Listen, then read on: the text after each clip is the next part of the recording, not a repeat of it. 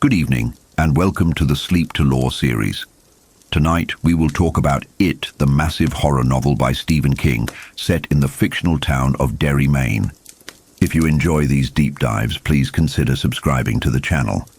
Before we begin, I have a question for you. Since the monster shapeshifts into your worst nightmare, what form do you think it would take if it appeared to you? Let me know in the comments below. Now let us transition into the darkness. Chapter 1. The nightmare began with the water. In the autumn of 1957, the small city of Derry, Maine, was drowning under a relentless deluge, a storm that felt less like weather and more like a curse. But to understand the horror that followed, we have to look past the rain and focus on a small, paraffin-sealed boat made of newspaper. It is the artifact that launches the terror, a child's toy navigating the swollen, treacherous gutters of Witcham Street. This moment is the inciting incident of a tragedy that spans decades. We find 6-year-old George Denbrough running through the storm, chasing the boat his older brother Bill had crafted for him. There is a profound melancholy here, because Bill, Stuttering Bill, as the schoolyard cruelty named him, is sick in bed with the flu. He isn't there to protect his little brother. He is the architect of the toy that leads George to his doom. This guilt will later become the engine that drives the entire narrative, the psychological scar tissue that binds the Losers Club together. George runs with the innocent abandon of childhood, clad in a yellow slicker that beams like a beacon against the grey afternoon. He is happy. He loves his brother. He loves the rain. He has no concept of the ancient malice festering beneath the pavement. The boat, moving with a surprising speed, is swept toward a storm drain at the intersection of Jackson and Witcham. It is a maw, a dark throat swallowing the runoff. And in a moment of childish dismay, George watches his boat tumble into the abyss. Now we must pause to consider the psychology of fear. George, like many children, held a secret terror of the basement, the irrational but paralyzing belief that something inhuman waited in the dark to snatch him. He had spent his life dreading the dark spaces inside his own home. But the horror didn't wait in the basement. It waited in the public street, in the banal infrastructure of the city. Peering into the drain, expecting only darkness, George sees eyes. Not the reflective shine of an animal, but the bright dancing blue of a human or something wearing a human shape. It is a clown. This is the entity's primary camouflage, Pennywise the dancing clown. It uses the imagery of joy and childhood wonder to disarm its prey. The cognitive dissonance is staggering. A clown in a storm drain is absurd, impossible, and yet, to a 6-year-old mind, it is mesmerizing. The entity speaks with a voice that sounds like a pleasant memory, smelling of roasted peanuts, vinegar, and cotton candy, the scents of the circus. But beneath that sensory lure lies the wet, rotten stench of the grave. The exchange that follows is a masterclass in predatory grooming. The creature introduces itself, bridging the gap between stranger and friend with a terrifyingly whimsical logic. It offers George his boat. It offers balloons. It asks the iconic question, do they float? George, compelled by the hypnotic power of the creature, reaches into the drain. The facade drops instantly. The clown's face undergoes a monstrous transformation, revealing the alien geometry beneath the grease paint. The predator strikes. It seizes George's arm, not with a hand, but with a thick, worm-like appendage. The iconic line is delivered, a promise that down in the darkness, all things defy gravity. And then the violence erupts. George is pulled toward the darkness. His arm is ripped from his body with the force of a machine. The brutality is necessary to the law. It establishes that It is not a ghost, but a physical, devouring monster. A neighbor, Dave Gardner, finds the boy moments later, bleeding out in the rain. But the entity is gone. The boat, carrying the innocence of the 1950s, drifts away into the floodwaters, eventually reaching the river. The cycle of hibernation ends. The feeding has begun. Chapter 2. We flash forward 27 years. It is 1984. The cycle of the monster is precise, operating on a rhythmic hibernation that mimics the seasons. Derry is celebrating its Canal Days festival, a veneer of civic pride painted over the town's rotting history. The festival is a success, bringing money and tourists, but as the festivities wind down, the town demands a blood sacrifice to close the curtains. The victim this time is Adrian Mellon. Adrian is a synthesized character of tragedy, a gay man living in a town that aggressively rejects him. Yet he retains a naive love for Derry. He wears a paper top hat won at the fair, emblazoned with "I love Derry." The irony is thick and suffocating. Adrian believes in the goodness of the place, ignoring the malignancy that permeates the soil. His partner, Don Haggerty, knows better. Don sees Derry for what it is, a predator disguised as a city, a place where the bad vibes are a tangible pressure. The antagonists here are human: John Webby Garton, Stephen Dubé, and Christopher Unwin. They are the conduits for the town's evil. In the lore of it, the entity often works through the citizens, amplifying their prejudices and hatred until they commit acts of violence that feed the monster. These three young men, fueled by bigotry and perhaps a subtle psychic nudge from the creature, target Adrian and Don near the canal. The confrontation is brutal. It starts with slurs and escalates to physical assault. The hat, that symbol of Adrian's affection for the town, becomes the focal point of their rage. They beat Adrian, breaking his body, but the human violence is merely the appetizer. They toss him over the railing of the Main Street Bridge, sending him plummeting 20 feet into the water. This is where the true horror reasserts itself. The human bullies believe they have committed a crime of hate, but they have unknowingly served dinner to a god. Don Haggerty, watching from the embankment, witnesses the impossible. He sees a clown down by the water's edge. It is the same entity that took George Denbrough, unchanged by the passing decades. The creature is not hiding. It drags Adrian's broken body out of the water. What makes this scene so terrifying is the juxtaposition of the mundane and the supernatural. Haggerty watches as the clown smiles at him, its eyes shining with a silver alien light. It holds Adrian close like a lover, and then bites into him. The creature devours the young man's armpit, seeking the soft meat, seeking the heart.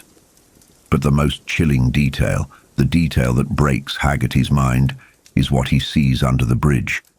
It isn't just darkness, it is a forest of balloons, thousands of them, bobbing against the underside of the concrete, defying the laws of physics.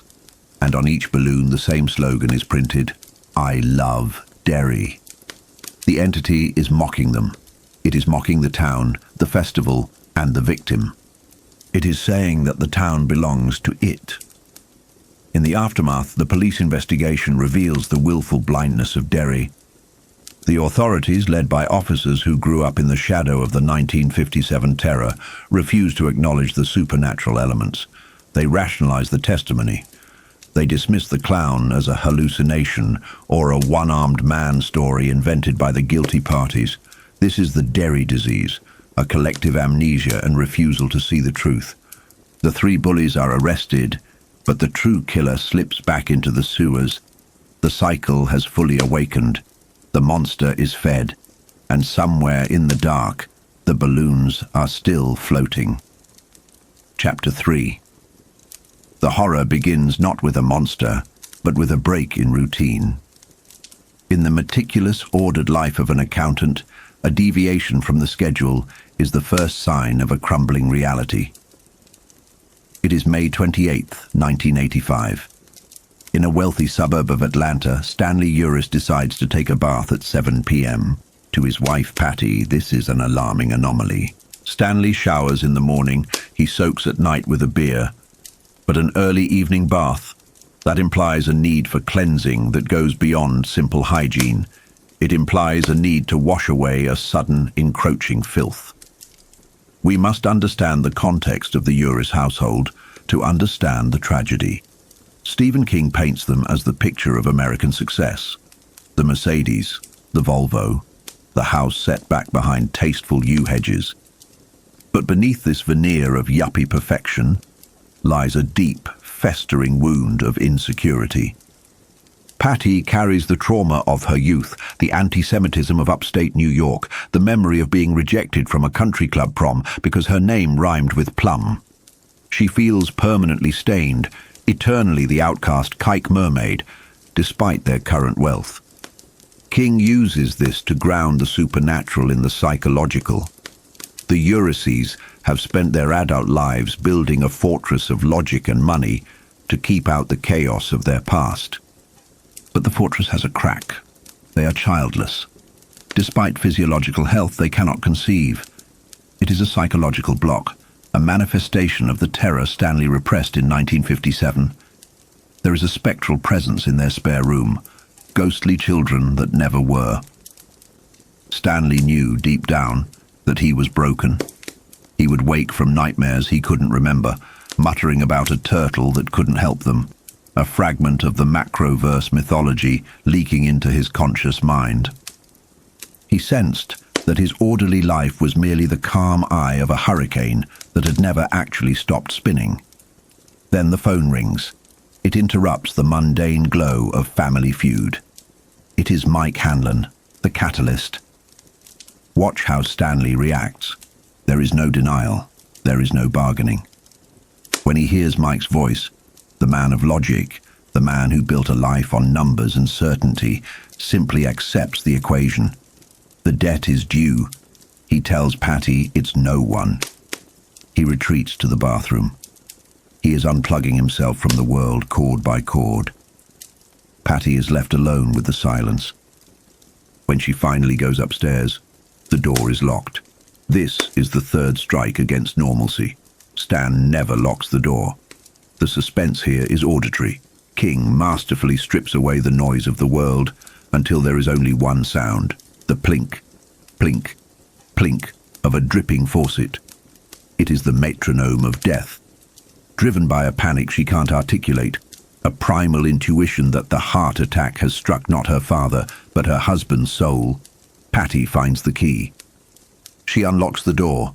The scene she finds is a tableau of absolute despair.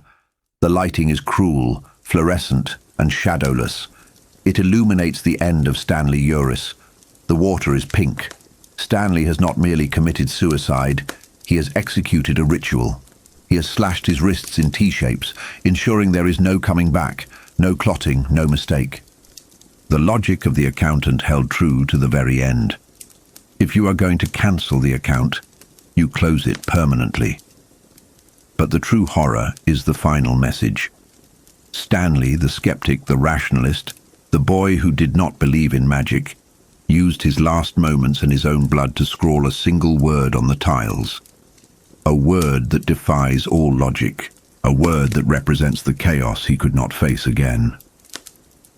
It. In the end, Stanley Uris looked into the void of his returning memories, saw the shape of his childhood terror, and chose the only escape his orderly mind could conceive. He chose death over Derry. The physiological reaction to terror is often the first betrayal of the body. For Richard Tozier, the facade of the successful, wisecracking radio DJ crumbled the moment he hung up the phone with Mike Hanlon. He had played the part perfectly during the call, using his voices, those audio masks he wore to keep the world at a safe distance.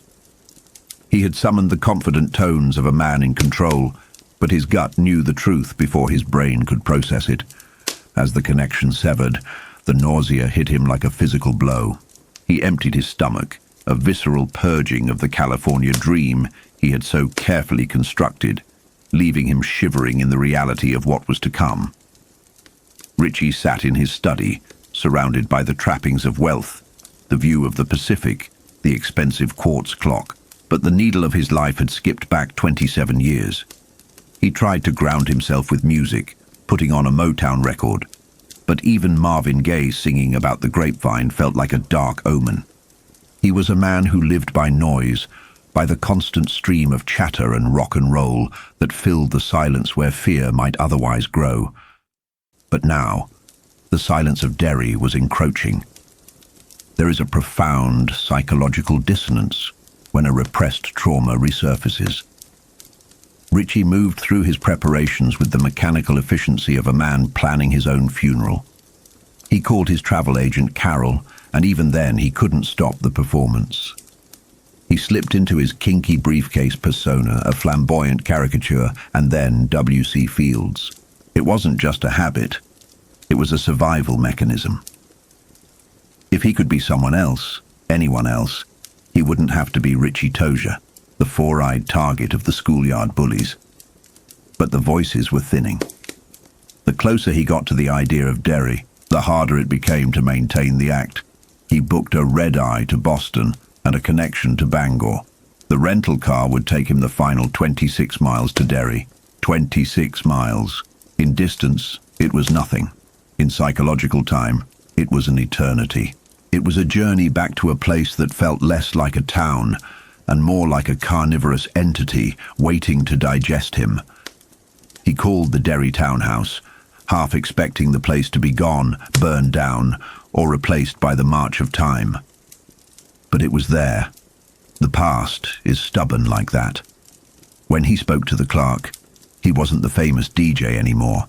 He was the boy running from Henry Bowers and Belch Huggins. He could almost hear their taunts echoing in the static, the phantom pain of punches thrown decades ago. He remembered the feeling of being prey. This is the insidious nature of childhood trauma. It doesn't vanish.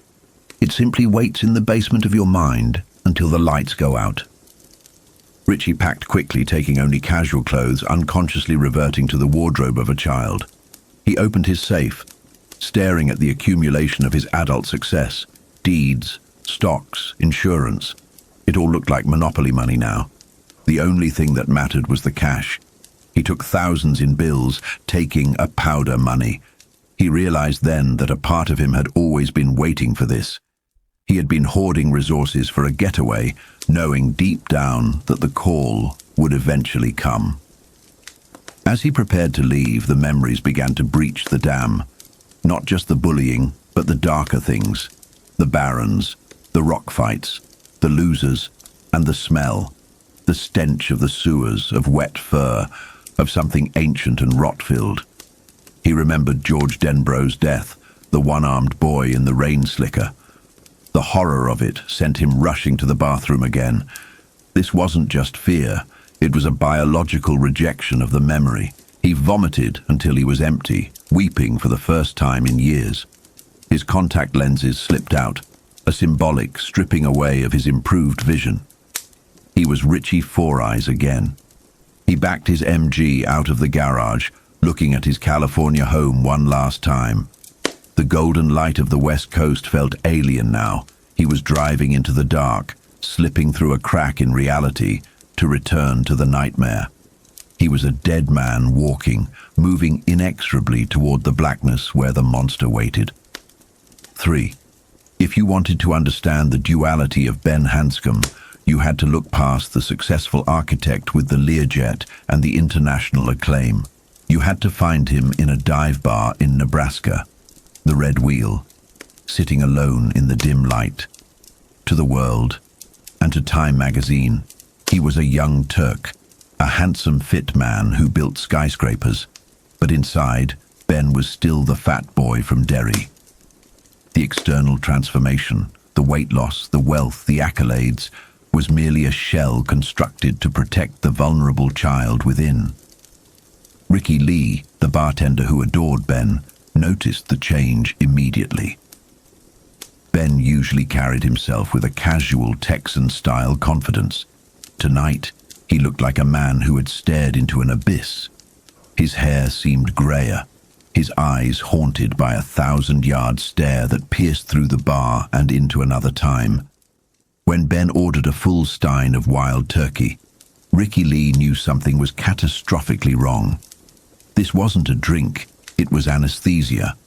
Ben proceeded to perform a ritual he'd learned in Peru, squeezing lemon juice directly into his nose before downing the whiskey. The pain of the acid distracted from the burn of the alcohol, a perfect metaphor for his life. He used physical sensation to numb emotional agony. As the liquor hit his system, the barriers of his memory began to dissolve. He spoke to Ricky Lee not of architecture, but of scars. He opened his shirt to reveal a puckered white H carved into his stomach. Henry Bowers. The name hung in the air like a curse. Ben Hanscom had designed buildings that scraped the sky, yet he still carried the brand of a psychopathic bully on his skin. It was a testament to the fact that we can never truly outrun our history. We carry it etched into our very flesh. He spoke of the losers, his old friends, Stuttering Bill, Beverly. He remembered being the fat kid, the slow target, the one who had to bleed to learn the world's hardest lessons. The fear radiating off Ben was palpable, terrifying the bartender. This wasn't just anxiety. It was the dread of a condemned man. Ben placed $3 silver on the bar, old, heavy coins from the 1920s. He told Ricky Lee to give them to his children. It was a gesture of finality, the act of a man settling his affairs before walking to the gallows. He mentioned a $4, one that had saved his life, or perhaps Beverly's life. The memories were flooding back now. An amnesia he hadn't even known he suffered from was breaking apart. This is the cruelty of the memory hole Derry induces. The subjects forget they have forgotten. But when the call comes, the bubble bursts. Ben realized he hadn't thought of his childhood in years, and now it was all he could see. He was terrified, scared to the point of madness, but the compulsion to return was absolute. It is the magnetic pull of unresolved trauma and blood oaths. Ben Hanscom drank enough whiskey to kill a horse, yet he stood with terrifying sobriety. "I'm going home," he said, and the word home sounded less like a sanctuary and more like a grave. He walked out into the Nebraska night, leaving Ricky Lee shivering in his wake. The bartender watched the taillights of the Cadillac fade, convinced he had just served a ghost. Ben was driving away from his success, away from the safety of the present, speeding back to the place where he had once been a victim, to see if he could finally stop running. 4. To understand Eddie Kasprak, one needed only to examine his medicine cabinet. It was a shrine to psychosomatic terror, a cathedral of hypochondria. Shelves groaned under the weight of aspirins, laxatives, ointments, and vitamins. It was an arsenal against a world Eddie perceived as fundamentally hostile and infectious. He was a man who had been taught, systematically and from birth, that he was fragile. Eddie stood before this altar, frantically sweeping bottles into his bag. He was moving with the desperation of a refugee. His wife, Myra, called to him from downstairs. Myra was a woman of immense proportions, a physical and psychological echo of Eddie's dead mother. Freud would have wept at the precision of Eddie's trap. He had married the very woman he had spent his youth trying to escape. She was kindness weaponized. Her love, a suffocating blanket of concern that kept Eddie small, sick, and dependent. As he packed, Eddie's mind fractured with memories of his mother. He could hear her voice, shrill and domineering, arguing with gym coaches, insisting on his delicate nature. She had invented his asthma, cultivated his fear, and pruned his confidence until he believed he was broken. This is the horror of Munchausen by proxy, the theft of a child's reality.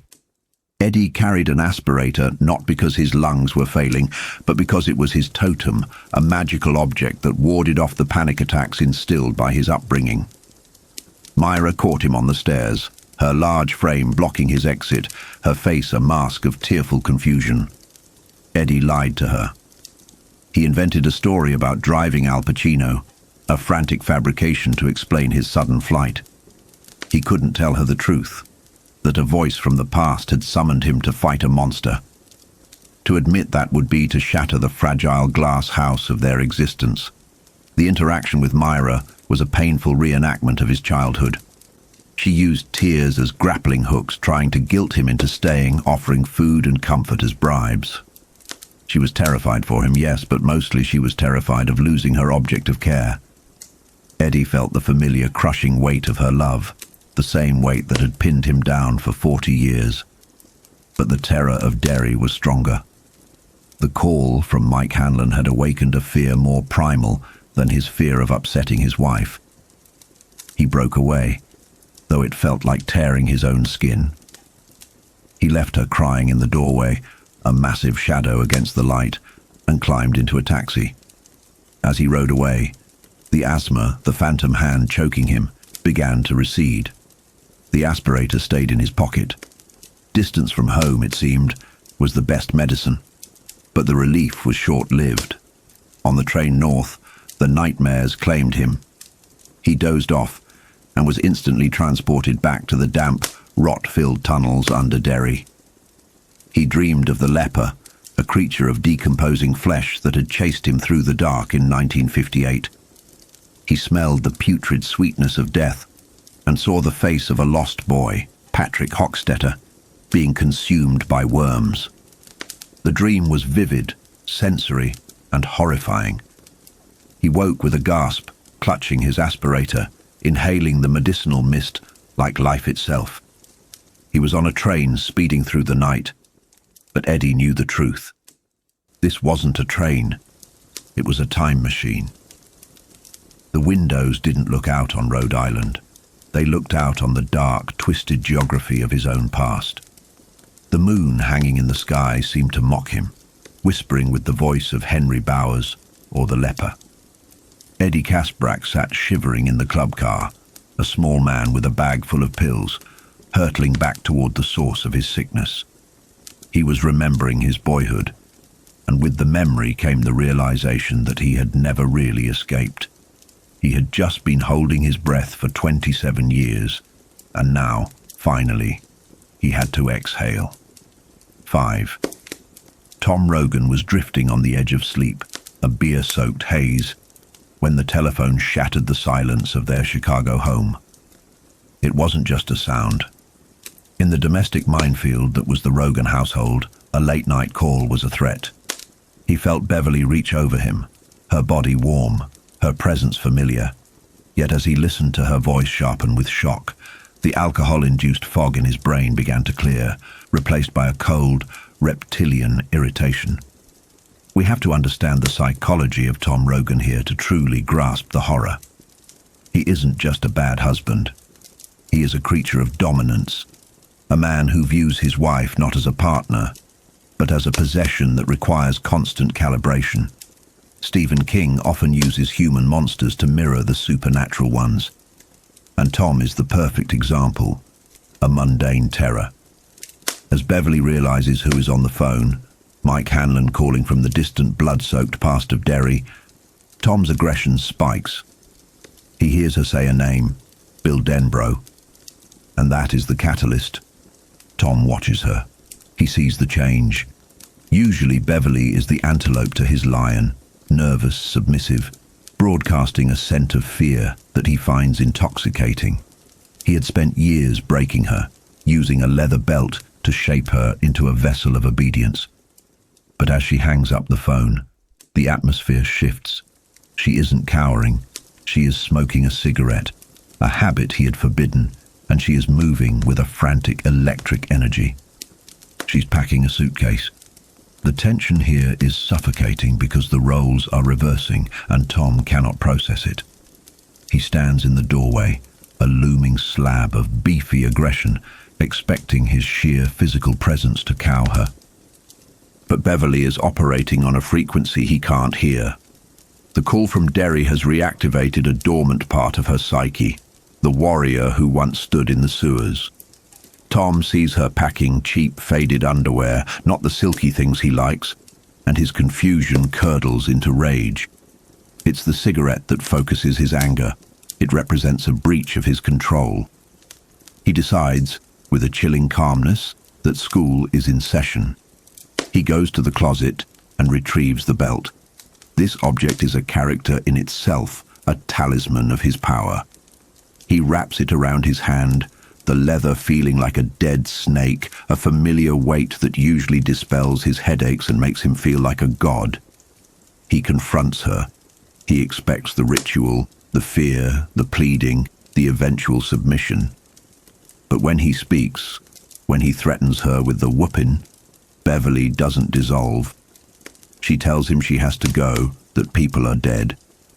She's talking about a reality far larger than his petty domestic tyranny, but Tom is deaf to anything but his own ego. He swings the belt. The violence that follows is visceral. King writes these scenes not for shock value alone, but to show the breaking point. Tom strikes her, the leather cracking against her skin, but for the first time, she doesn't scream. She doesn't beg. She grabs the belt. This act of rebellion is so alien to Tom that it momentarily paralyzes him. It's as if the furniture suddenly decided to fight back. The scene explodes into chaos. Beverly retreats, but not in defeat. She hurls perfume bottles, creams, anything she can reach from the vanity. It's a desperate, frantic defense. When a bottle of Chantilly strikes him, the absurdity of the weapon contrasts with the lethality of the intent. Tom is bleeding now, confused, his worldview shattering along with the glass on the floor. He charges her, terrified now, not of physical harm, but of the sudden realization that he does not exist to her. Her fear is directed at Derry, at the promise she made, not at him. To a narcissist like Tom, being ignored is worse than being hated. Beverly creates a barrier with the vanity table, shoving it over. The mirror smashes, a heavy symbolic gesture of her old self-image fracturing. She screams that she is leaving, that she will kill him if he tries to stop her. And then, in a moment of transcendent fury, she gets the belt. She lashes out, striking him across the face, breaking his lip, shattering a tooth. The predator becomes the prey. She strikes him again, a low, vicious blow to the groin that drops him to his knees.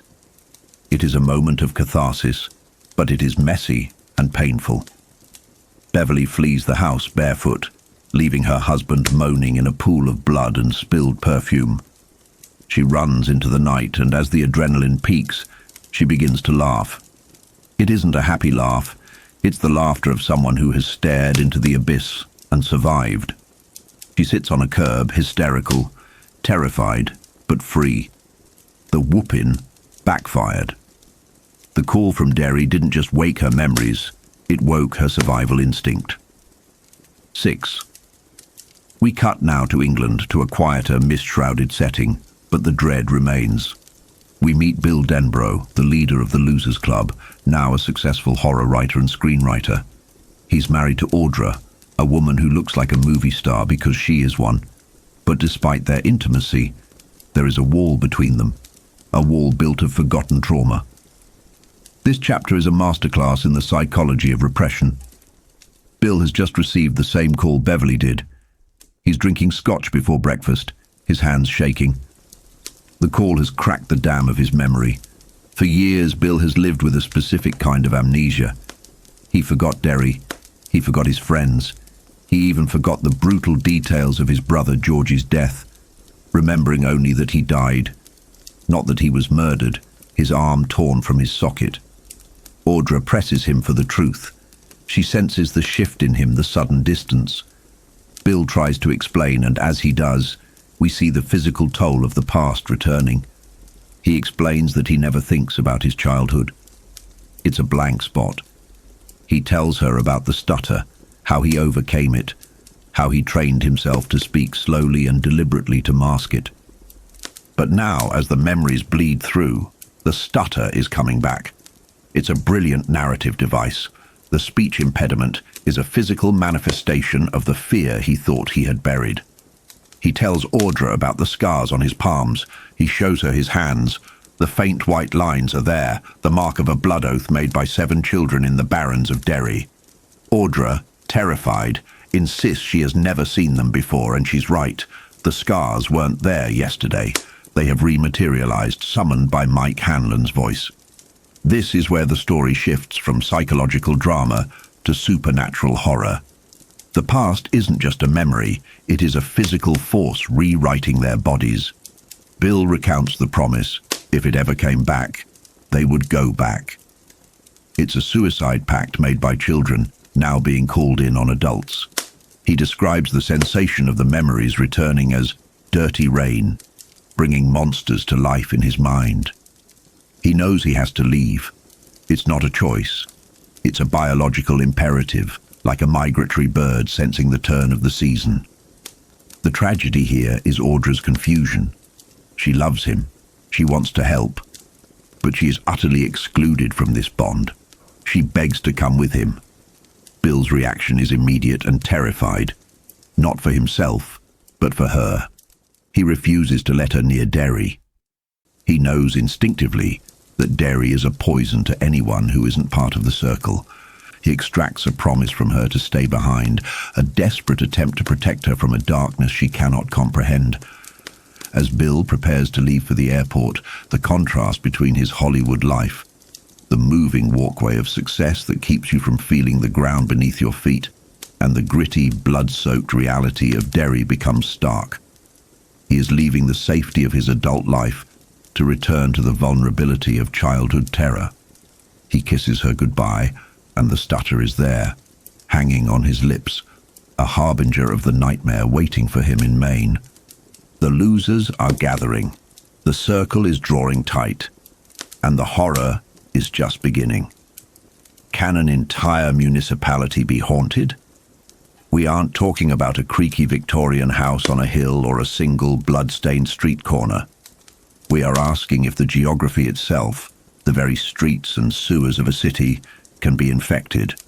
Mike Hanlon, the only member of the Losers Club to remain in Derry, suspects the answer is a terrified yes. He suggests that we look at the dictionary definition of a haunt. We usually think of ghosts, but the secondary definition is the one that freezes the blood. A feeding place for animals. That is what Derry is. It isn't just a town. It is a digestive tract. It is January 1985. Mike is writing in what he calls an unauthorized history of the town, but it reads more like a transcript of a man staring into an abyss. The trigger for this renewed terror was the death of Adrian Mellon, a young man thrown from a bridge and consumed by something waiting in the water below. To the police, it was a hate crime. To Mike, it was the alarm clock ringing.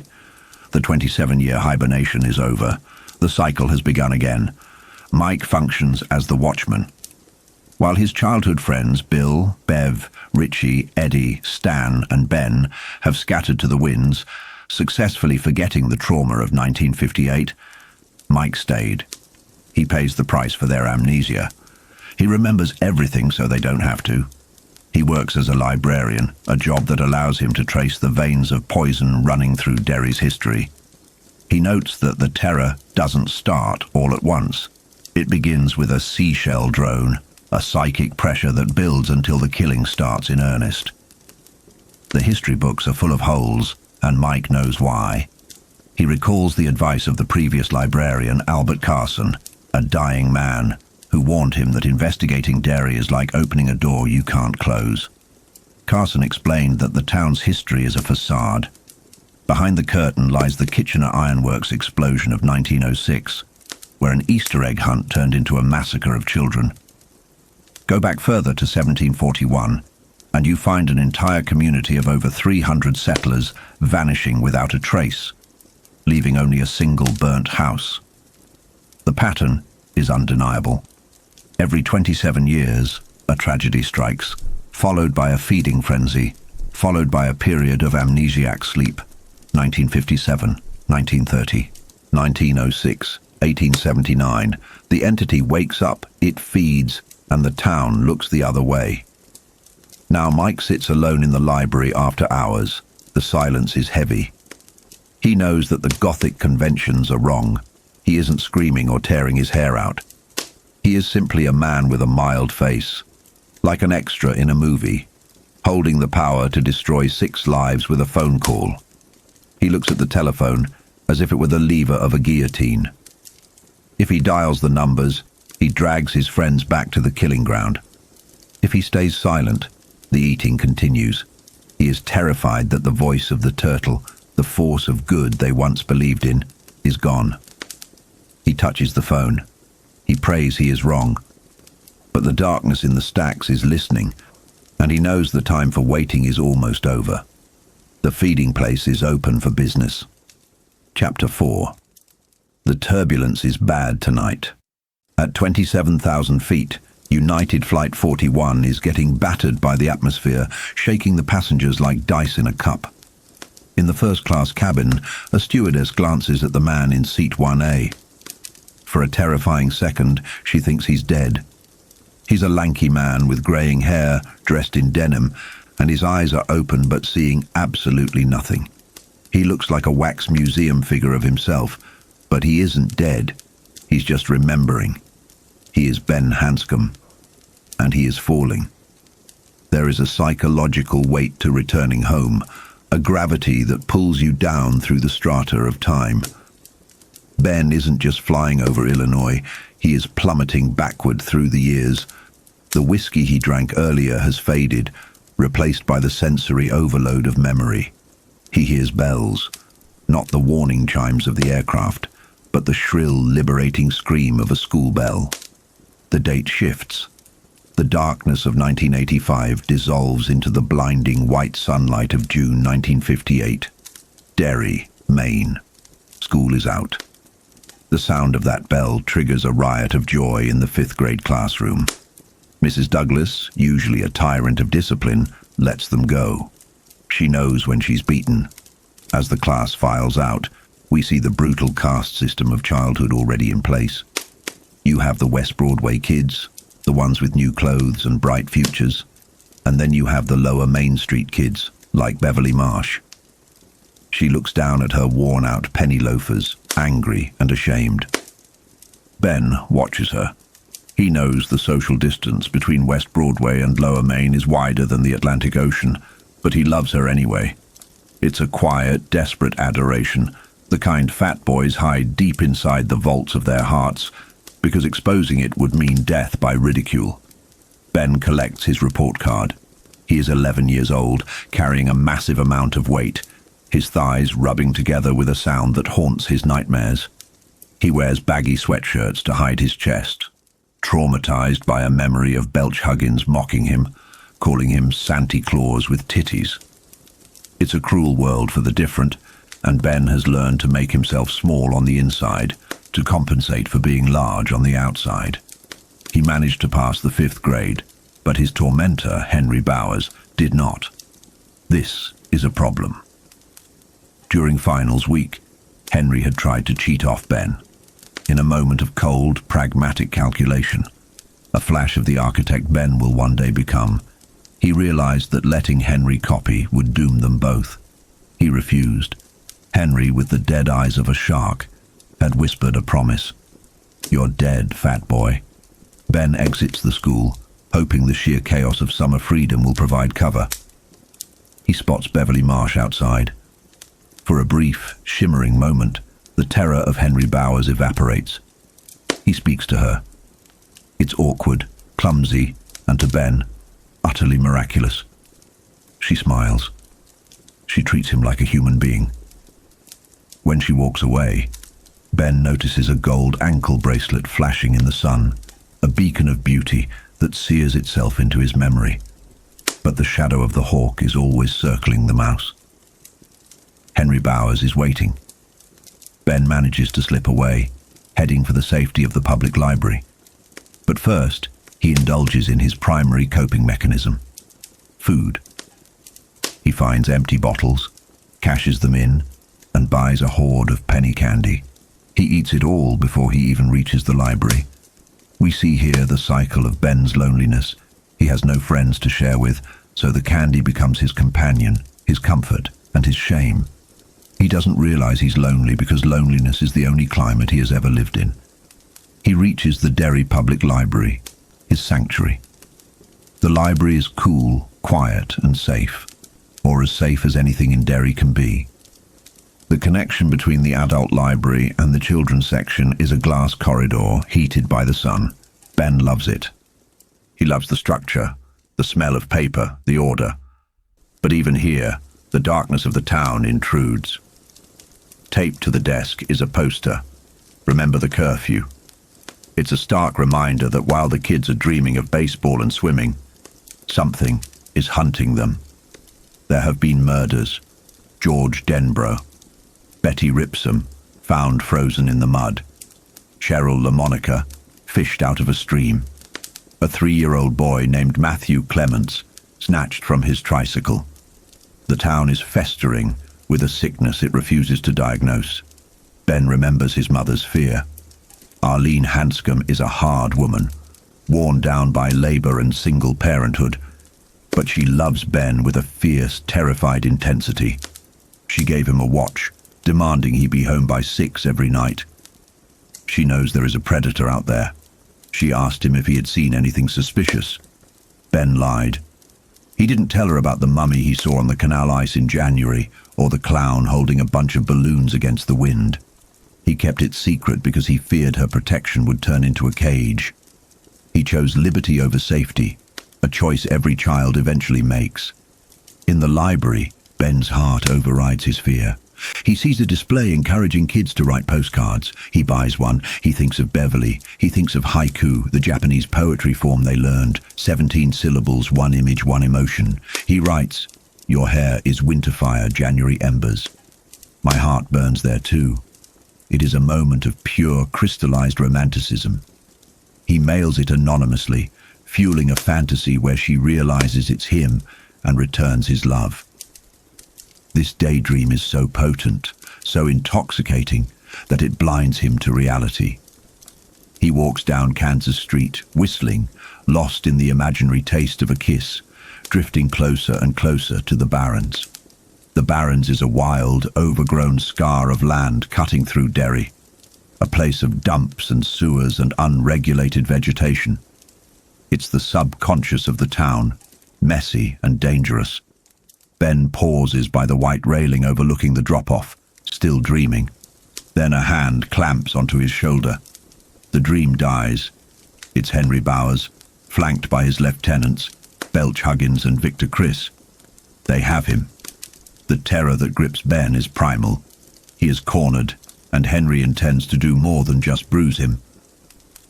Henry pulls a switchblade. This isn't a schoolyard scrap. It's a torture session. Henry mocks Ben, asking him what he'll say next time someone asks to copy his work. Ben, weeping, agrees to anything. But Henry isn't satisfied with submission. He wants to brand his property. He puts the knife to Ben's stomach. The violence is intimate and horrific. Henry begins to carve his name into the fat of Ben's belly. He cuts an H. The pain is cold, then hot. Blood soaks Ben's waistband. But in this moment of violation, Ben undergoes a transformation. The panic burns off, replaced by a cold, survivalist clarity. It's a dissociation, a mental retreat to a place where he can calculate the physics of escape. When Henry moves to carve the next letter, Ben doesn't pull away. He pushes. He kicks Henry in the gut, sending him stumbling back, and Ben throws himself over the railing. He tumbles down the steep embankment of the Barrens, crashing through sumac and thorns, rolling like a barrel. He hits a fallen tree, nearly breaking his leg, but he's alive. He looks up to see Henry Bowers launching himself off the cliff edge, knife in teeth, eyes wide with the madness of a rabid dog. Henry looks like he's trying to fly, a psychotic Superman diving for prey. The chase is on. Ben scrambles deep into the brush, bleeding, his clothes shredded. He reaches the stream, but Henry is relentless. He catches Ben again in the water. Henry is damaged, dazed from his own fall, but his hate powers him through. He grabs Ben. Ben, pushed beyond the point of fear into pure rage, kicks Henry squarely in the groin. It's a brutal, effective blow. Henry collapses, screaming, the sound tearing through the summer air. But the other two, Victor and Belch, are coming down the hill now, throwing rocks like primitive artillery. Ben scrambles up the far bank, fueled by adrenaline and the agony of his ruined library books.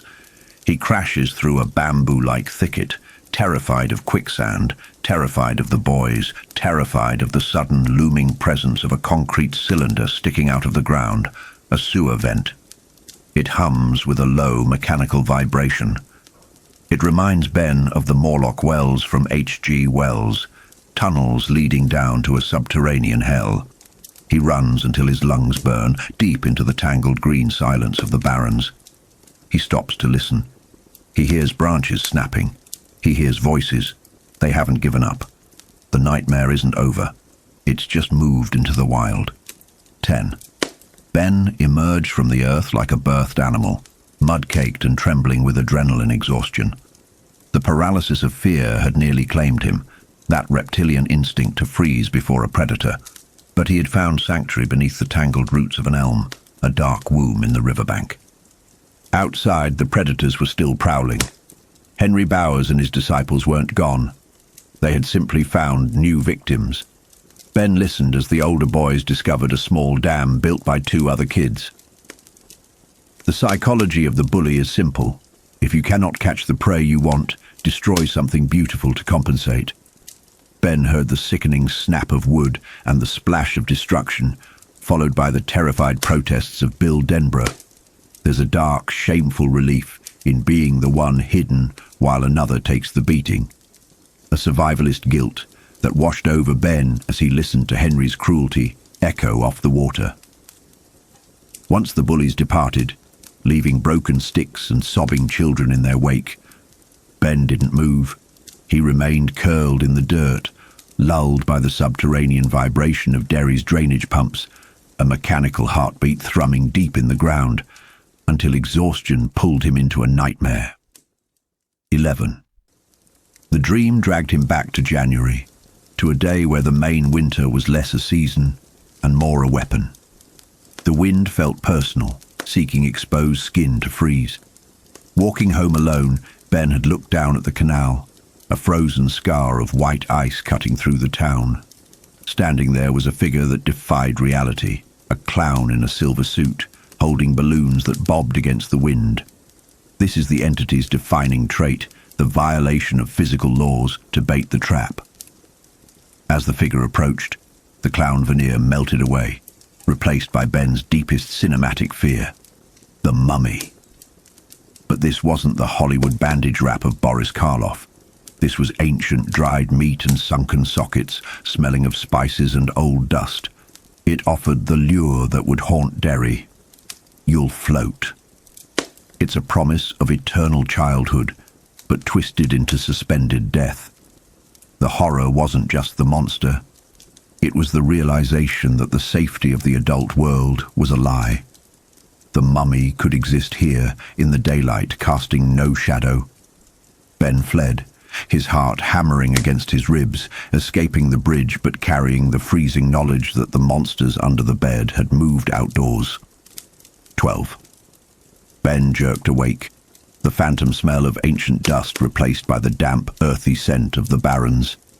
The mummy was gone, but the aftermath of violence remained. Limping downstream, his body a map of bruises, Ben stumbled upon the scene he had heard earlier. Bill Denbrough was there, pale and stuttering, kneeling beside a smaller boy who looked like he was drowning in the open air. This was Eddie Kasprach, propped against the mud, gasping for oxygen that wouldn't come.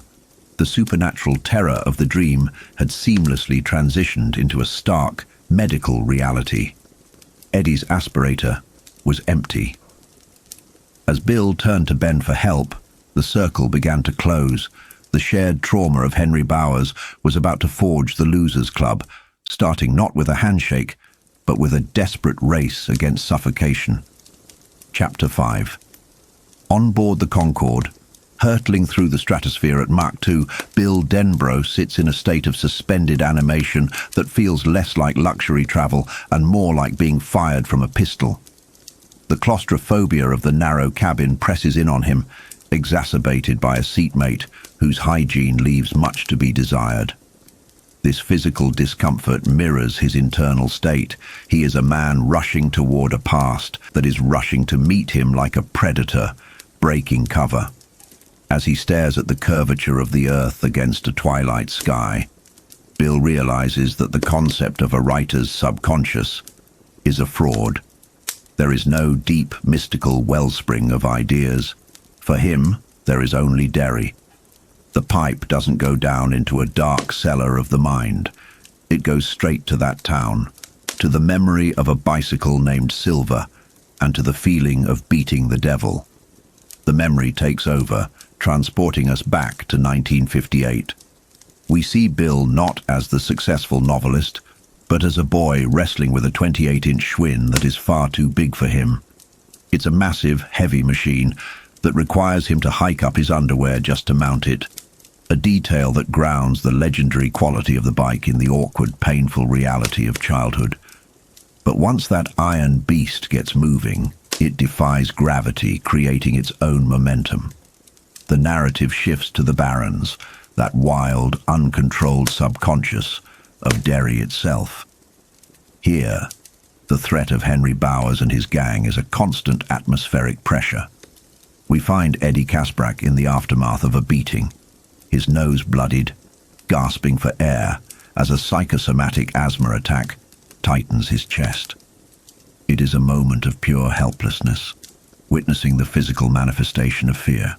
Ben Hanscom is there too, fresh from his own brutal encounter, looking like a war refugee.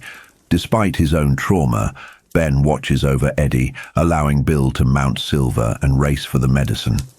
This ride is the emotional centerpiece of Bill's memory. It isn't just a commute to the pharmacy, it is a defiance of mortality. Bill pedals down Up Mile Hill, transforming into something greater than a stuttering boy. He becomes a force of nature. The writing here highlights the psychological necessity of speed for Bill. If he moves fast enough, he isn't the boy whose brother was murdered.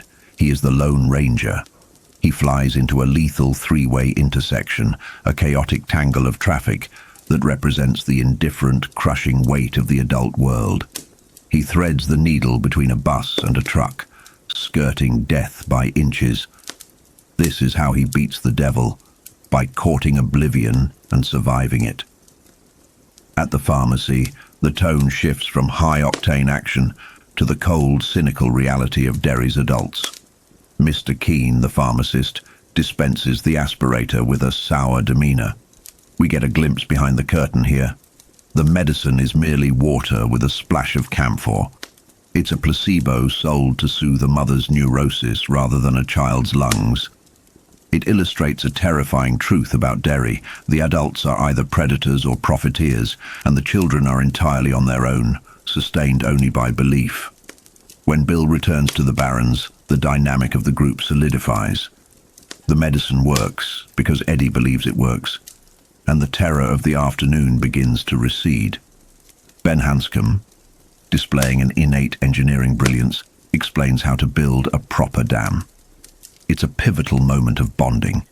They are moving from passive victims of Bowers to active creators of their own world. They even share a cathartic moment of laughter, mocking Henry Bowers.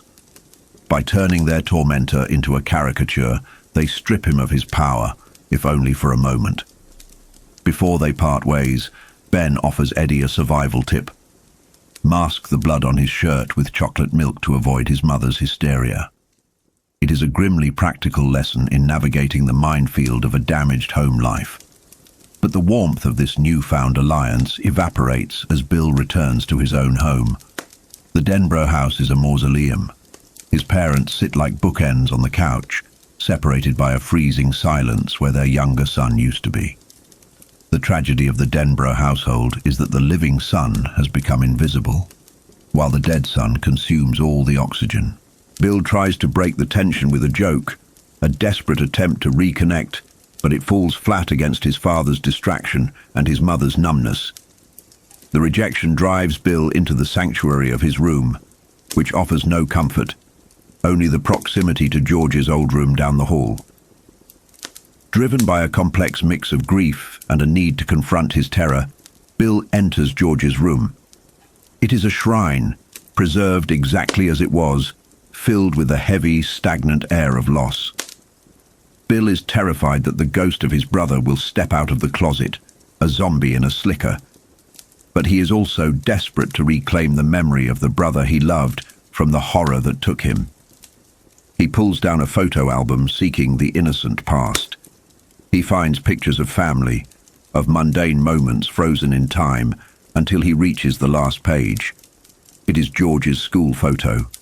And here, the reality of Derry's evil pierces the domestic quiet. The image of the dead boy changes. The eyes roll up to meet Bill's, and the frozen smile twists into a wink. It is a communication from the other side, a promise of continued torment. Then the picture begins to bleed. This is not a hallucination. It is a violation of the laws of nature, happening in the safety of a suburban bedroom. The blood flows from the book, dripping onto the floor, shattering Bill's composure and sending him fleeing into the hall. The chapter closes on this visceral note of horror, confirming that for Bill Denbrough, there is no escape. The devil he thought he outran on his bicycle has been waiting for him at home all along. Chapter 6. We begin this chapter by delving into the cold, hard documentation of tragedy. Stephen King opens this segment not with immediate action, but with a series of newspaper clippings from the Derry News in the summer of 1958. This narrative device serves a crucial psychological function. It establishes the bureaucratic indifference of Derry. We learn about the disappearance of 10-year-old Edward Corcoran and the dark history of his family.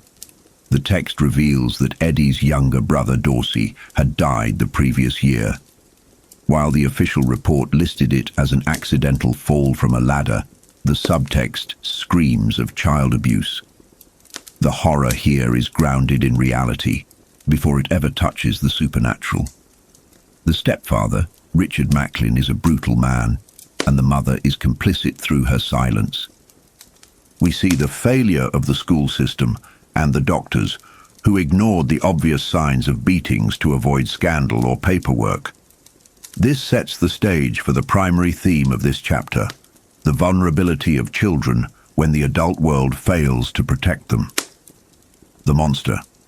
It is able to thrive because the human monsters, like Macklin, have already done the work of isolating the prey.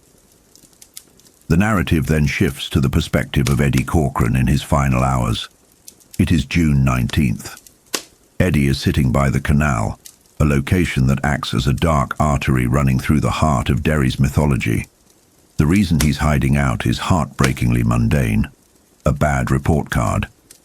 He knows his stepfather will use it as an excuse to unleash violence, perhaps the same violence that killed his brother Dorsey.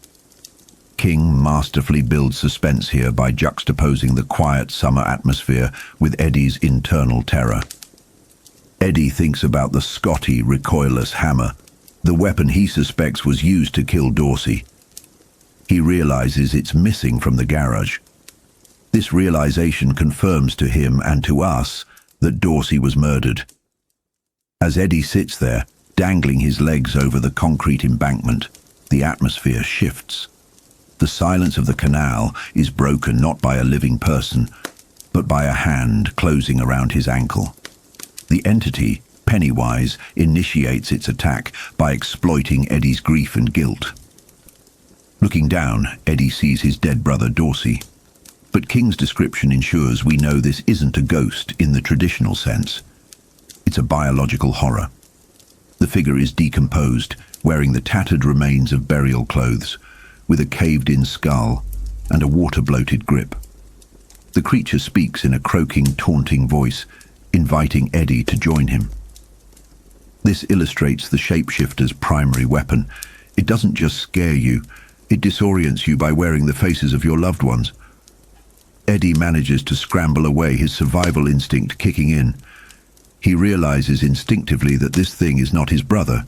He runs blindingly and slams into a tree. When he recovers, the psychological assault shifts. The entity realizes that the image of the dead brother didn't work effectively enough, so it pivots to a fear drawn from Eddie's imagination. Eddie suddenly smells a rotting aquatic stench, the smell of a dead ocean. Emerging from the shadows is not the clown, but the creature from the Black Lagoon. This transformation is significant because it highlights how the entity plucks imagery from the pop culture the children consume. Eddie had been thinking of horror comics earlier, and now he is being chased by a B-movie monster brought to terrible life. The chase is visceral. Eddie trips over a park bench, and the creature descends. The death is brutal and devoid of hope. The creature tears Eddie's head from his shoulders. As Eddie dies, his final perception is the creature shifting forms again, proving that the shape was merely a tool for the kill. The car traffic on the nearby road continues uninterrupted, emphasizing how close death walks beside the mundane world in Derry. The chapter then transitions to Mike Hanlon, introducing us to the final member of the Losers Club. This section provides a stark contrast to the Corcoran household. Mike rises early on a foggy summer morning. We get a detailed look at his life on the farm with his parents.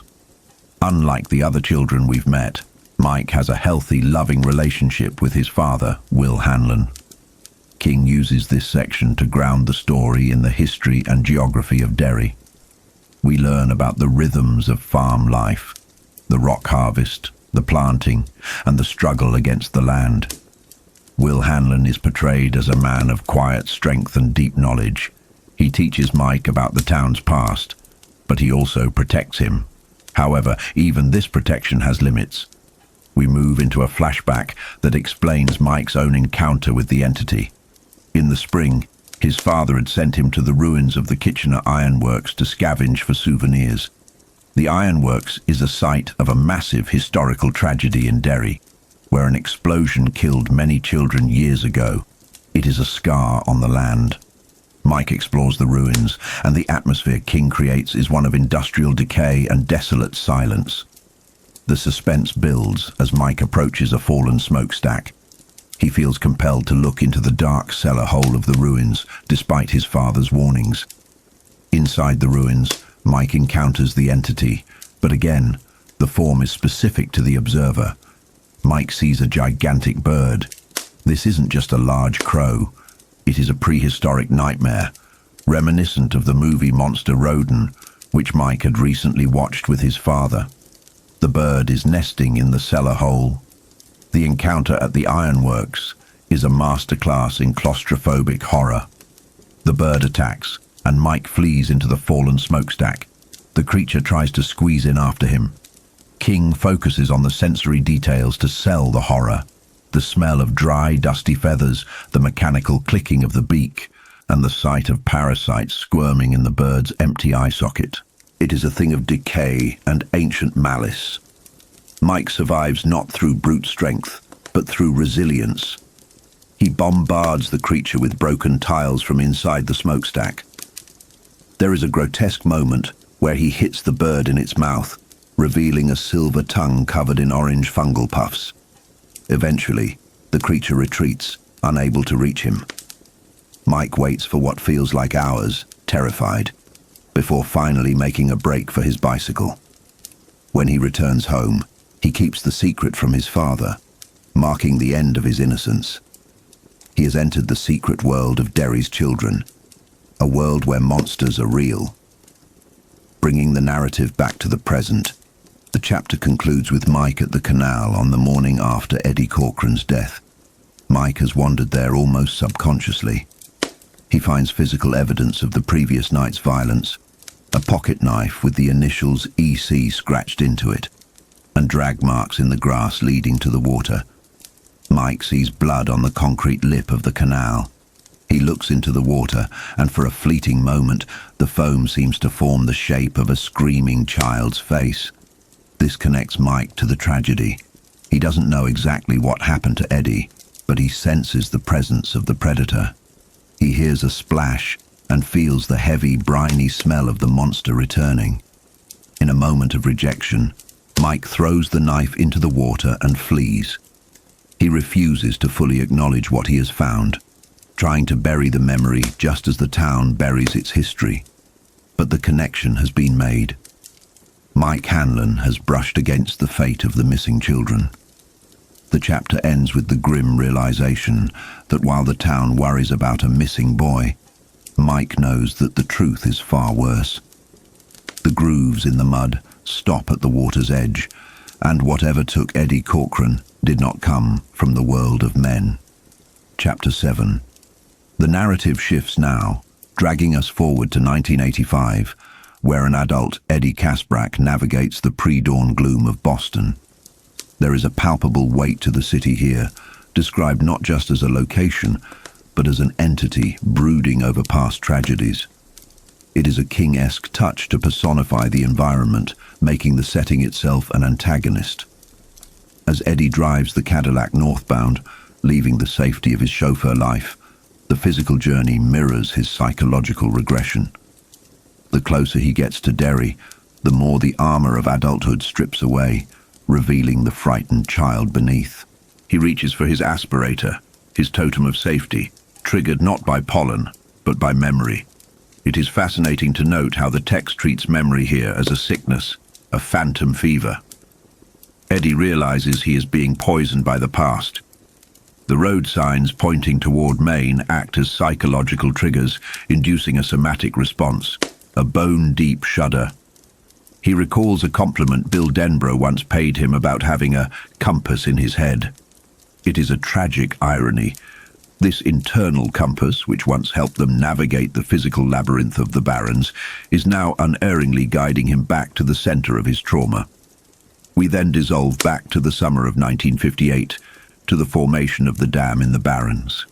This scene is crucial because it establishes the Losers Club not just as victims, but as agents of change.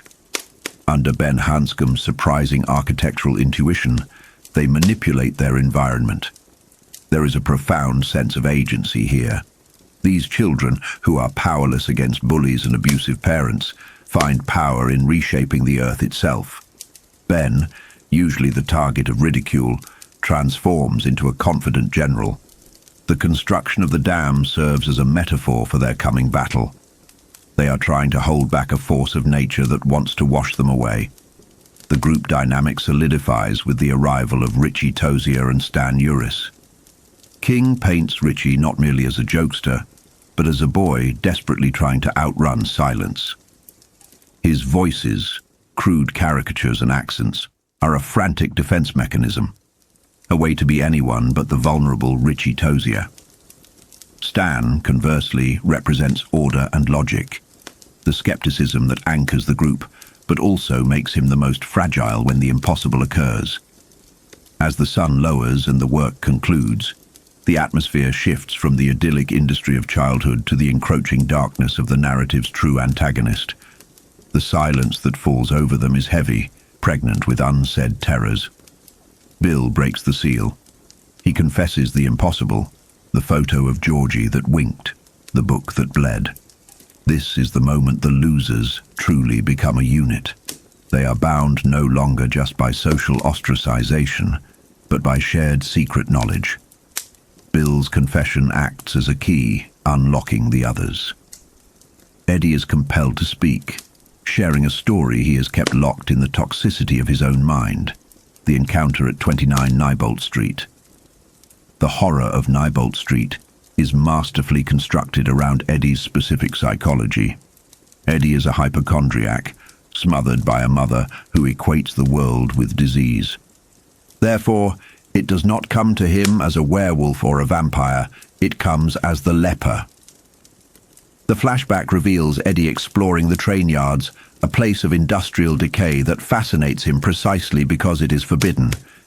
He encounters a hobo, a figure of pity and revulsion, who offers a sexual transaction that confuses and horrifies the young boy. This encounter lays the groundwork for the supernatural manifestation. When Eddie later approaches the abandoned house on Neibolt Street, the entity capitalizes on that specific memory.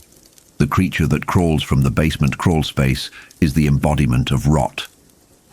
King's description here is visceral: a melting nose, weeping sores, a suit of silver disintegrating into filth. But the true horror lies in the creature's dialogue. It taunts Eddie with the same sexual proposition the hobo used, twisting a moment of real-world discomfort into a nightmare of corruption. The leper represents the loss of innocence in its most putrid form, the idea that growing up or knowing things inevitably leads to disease and decay. When the leper chases him, transforming into a clown with a lolling party-favor tongue, it creates a surreal nightmare logic. Eddie's escape on his bike, breathless and wheezing, underscores his fragility, yet he survives. The commentary here is subtle but vital. The monster feeds on fear, but it didn't kill him physically. It planted a seed of terror, ensuring Eddie would remain vulnerable. Back in the Barrens, the recounting of this story breaks Eddie down, but the group's reaction is not ridicule. It is recognition. Ben Hanscom whispers that he too has seen something. For Ben, the lonely boy who seeks refuge in the library, the horror manifested as a mummy on the frozen canal, a dry, dusty contrast to Eddie's wet, rotting horror. It is the same entity, the same silver suit with orange buttons, but wearing a different mask tailored to the viewer. The scene reaches a fever pitch of tension. They turn to Stan Uris. Stan, the logician, the bird watcher who categorizes the world to make it safe, refuses to speak. He is terrified, perhaps more than any of them, because admitting the existence of the supernatural requires him to shatter his entire understanding of reality. He is on the verge of cracking, of revealing his own encounter when the spell is violently broken. Not by a monster, but by authority. The voice of Mr. Nell, the cop, booms out, shattering the intimacy of their fear. It is a jarring return to the mundane world, leaving the children and us suspended in the moment between the confession of nightmares and the punishment for their minor real-world transgression of building the dam. The horror has been acknowledged, the circle formed, and the true shape of the enemy is beginning to coalesce in their collective mind. Chapter 8. Georgie's Room and the House on Neibolt Street. 1.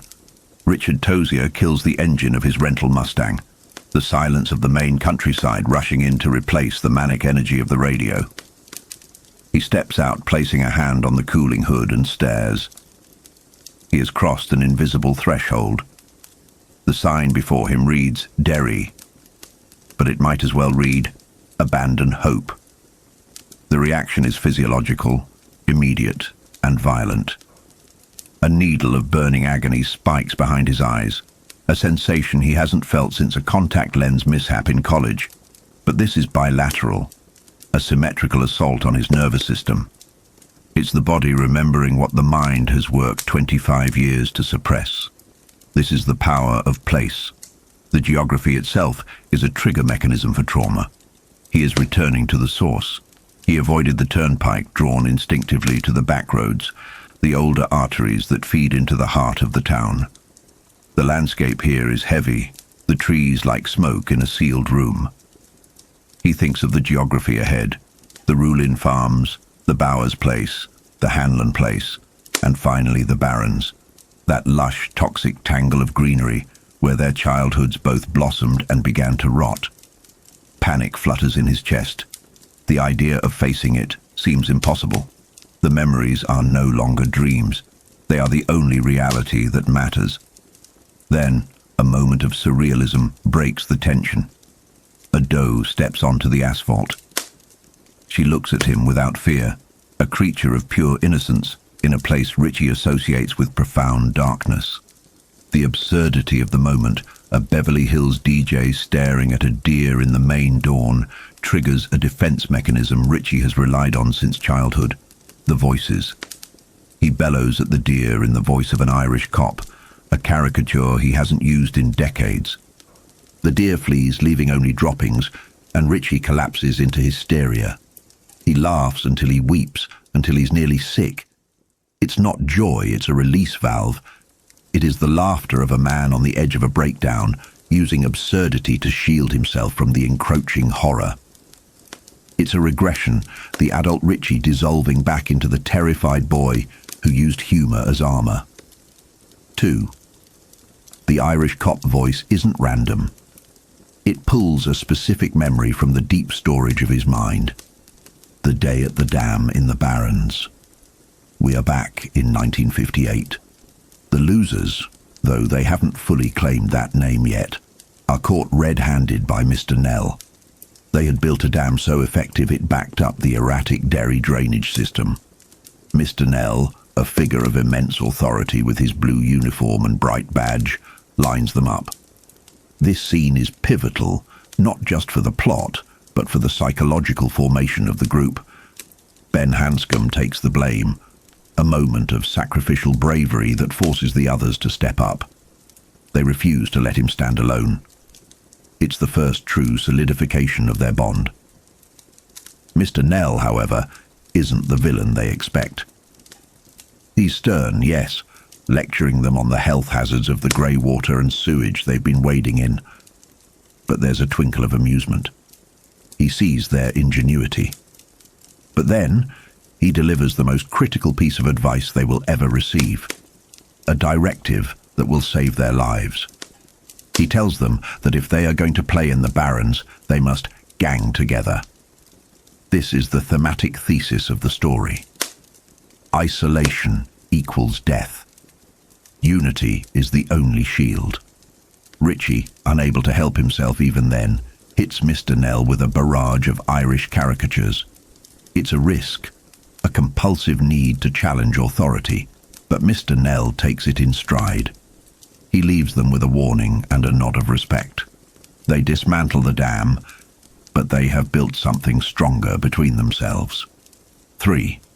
Later that day, the exhaustion of the labour sets in. Richie and Bill Denbrough walk toward Bill's house.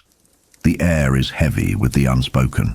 Richie, usually the loudmouth, is processing the stories he's heard. Eddie's leper, Ben's mummy. His mind, saturated with the logic of horror comics and the Bible, seeks a pattern. He suggests they go to George's room. It's a violation of the highest order. George's room is a shrine, preserved by parents paralyzed by grief. But Richie needs to see the picture Bill talked about. He tries to rationalize the haunting. He argues that if it is Georgie's ghost, it shouldn't be feared. He uses a crude but touching logic. Bill didn't murder Georgie. He just made him a boat. There was no malice. Bill breaks down. It's a raw, visceral release of the survivor's guilt that has been eating him alive. He confesses he didn't want Georgie to die, a fact that should be obvious, but to a traumatized child feels like something that must be proven. Richie, awkward but genuine, comforts him. This is the function of Richie's character. He is the grounding wire for Bill's high-voltage emotions. They agree to enter the room. Richie claims he wants to see the photo to find clues, but deep down, he admits the truth. He is terrified. 4. The Denbrough house is quiet. They slip upstairs, past the living, breathing silence of Bill's parents, and enter the dead boy's room. The atmosphere is stifling. The air in Georgie's room is stale, a time capsule of a life cut short. The presence of death is heavy here, the folded clothes, the toys, the silence. Richie is struck by the idiot truth of mortality. Seeing the rank cards that will never be updated, he realizes that death is not just something that happens to old people. It is a yawning abyss that can swallow a 6-year-old. They turn to the photo album. It falls open to the back, where the pages are blank, save for one photo of downtown Derry. But it's not just a photo.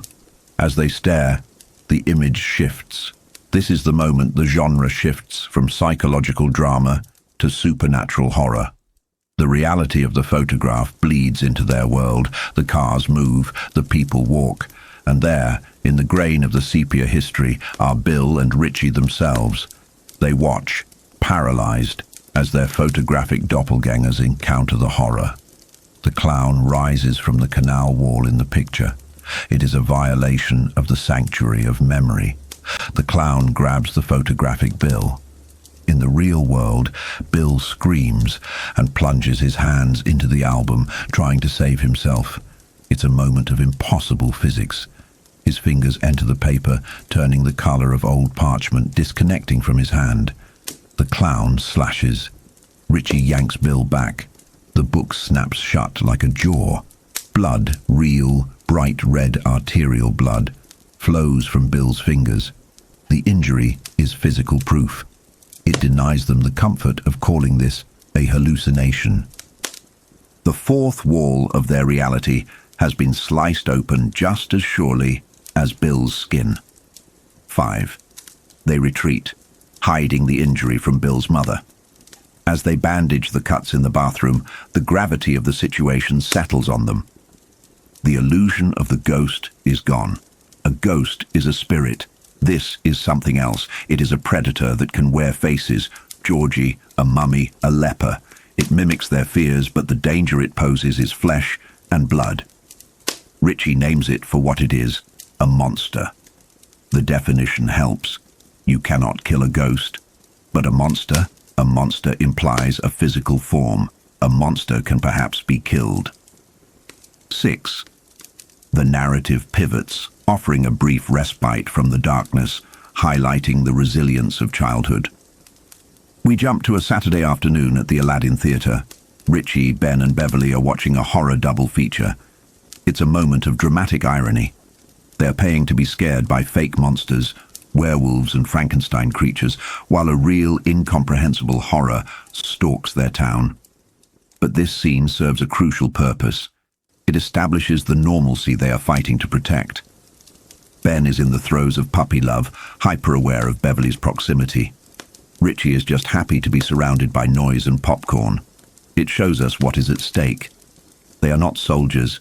They are children, trying to live their lives in the shadow of the abattoir. 7. We flash back slightly to how this movie date came to be. It highlights the socio-economic texture of their lives. Richie, needing money, enters a playful negotiation with his father. This interaction with his father, the blackmail over mowing the lawn, is charming, warm, and heartbreakingly normal. It stands in stark contrast to the cold, silent grief of the Denbrough household or the abusive atmosphere of Beverly's home. Richie's home is a safe harbor, which makes his involvement in the danger even more brave. He has a safe place to retreat to, but he chooses to stand with his friends. Richie mows the lawn, earning his keep. He calls his friends. Bill and Eddie are unavailable, trapped by family obligations. He calls Stan, who is grounded. Finally, he calls Ben Hanscom. Ben is broke and ashamed of it. Richie, flush with his lawn mowing fortune, immediately offers to pay. "Gimme OCs," he says. It's a casual gesture, but it cements Ben's place in the group. Richie bridges the gap of loneliness. As Richie cycles toward the theatre, comics in hand, we see the duality of his existence. He is a boy worried about money and movies, whistling in the sunshine, completely unaware that he is pedaling toward a destiny that will demand everything he has. The monster is real, the clock is ticking, but for this one afternoon, the only horrors are on the silver screen. 8. The narrative picks up on a day that feels almost aggressively perfect. Sunny, cool, the kind of summer afternoon that feels infinite. Richie Tozier is strutting down Center Street, feeling the particular high of having escaped chores. While his friends are stuck with speech therapy or aggressive aunts, Richie is free, heading toward the escapism of the movies. He's trying to master the yo-yo, a simple toy that frustrates him because it refuses to sleep at the end of the string. It's a small detail, but it highlights Richie's restless energy. He wants mastery over things he can't quite control yet. He spots Beverly Marsh sitting on a bench, and here we get a pivotal shift in Richie's perception. He's always seen Bev as one of the guys, a tough kid who smokes and holds her own. But today, noticing the way the sun hits her auburn hair, he realizes she is actually beautiful. However, this realization is shadowed by the darkness that haunts Derry. She has a fresh purple-black bruise on her cheek. King often uses this juxtaposition, the innocence of childhood beauty marred by the violence of the adult world. Richie, hiding his sudden vulnerability behind a Humphrey Bogart impression, approaches her. There's a tragic maturity to their interaction. Bev sees through Richie's voices immediately, but welcomes the distraction. She takes his yo-yo and performs the tricks he couldn't master, sleeping, walking the dog around the world, with casual grace. It's a moment that cements her status within the group. She isn't just a girl, she's competent and cool in a way the boys aspire to be, but the illusion of safety is pierced when local bullies walk by, taunting them with schoolyard chants about marriage and baby carriages. Bev's reaction is cynical, a defense mechanism born from a hard life. She dismisses the nice girls of the town who have money and protection, knowing she'll never be a cheerleader. She's already learned that the game is rigged. Richie, flustered by his attraction to her, noticing the slip strap, the curve of her legs, retreats into absurdity, dramatically asking her on a date to the movies. It's a defense mechanism, a way to express genuine affection without risking rejection. She accepts, and for a moment the darkness of Derry recedes, leaving only two kids enjoying the clarity of a summer afternoon. Chapter 9. At the Aladdin Theatre, the atmosphere is sticky with popcorn grease and anticipation. They are waiting for Ben Hanscom, Haystack. When Ben arrives, the dynamic shifts again. There is a palpable, silent electricity between Ben and Beverly. Richie feels a twinge of jealousy, not necessarily romantic, but the fear of being excluded, of a bond forming that he isn't part of. It's the subtle pain of a trio where two share a secret frequency. Ben reveals that Henry Bowers and his gang are already inside. This is the constant low-level dread of being a loser in Derry. You are never truly safe. Ben, usually passive, is emboldened by Beverly's presence. He doesn't want to look like a coward in front of her. Richie, ever the strategist, decides they should sit in the balcony, literally rising above the threat. It's a tactical move, but also symbolic. They are separating themselves from the herd. They brave the wrath of Mrs. Cole, the ticket taker who despises children, and enter the dark. 10. The safety of the balcony is temporary. They enjoy the monster movies, Teenage Frankenstein and Teenage Werewolf, which serve as a safe, fictionalized rehearsal for the real horror they are about to face. Richie notes the sadness of the werewolf, a victim of his own inner rage, paralleling the real-world uncontrolled rage of Henry Bowers. When the lights come up, reality crashes back in. Bowers and his crew spot them. The exit is blocked. The confrontation in the alleyway is a defining moment for the Losers Club. Usually the script dictates that the victims take their beating. But today, the script flips. Beverly stands her ground, and when the violence starts, the boys don't cower. Richie trips Henry. Ben, tapping into a berserker rage, hurls a garbage can. They fight back with dirty, desperate intensity. There is a psychological shift here. By fighting together, they break the isolation that Henry relies on to terrorize them. They escape, adrenaline-fueled and laughing hysterically, collapsing in front of the police station. It's the laughter of survivors. They retreat to the Barrens, their sanctuary. This descent into the wild green space marks the solidification of their group. Even when Bill Denbrough arrives later, the circle closes. Richie feels an intuitive, almost supernatural realization. They are being gathered. This isn't accidental. The group is forming a collective immune system against the town's disease. Bill, the knight of their round table, radiates a quiet strength that anchors them all.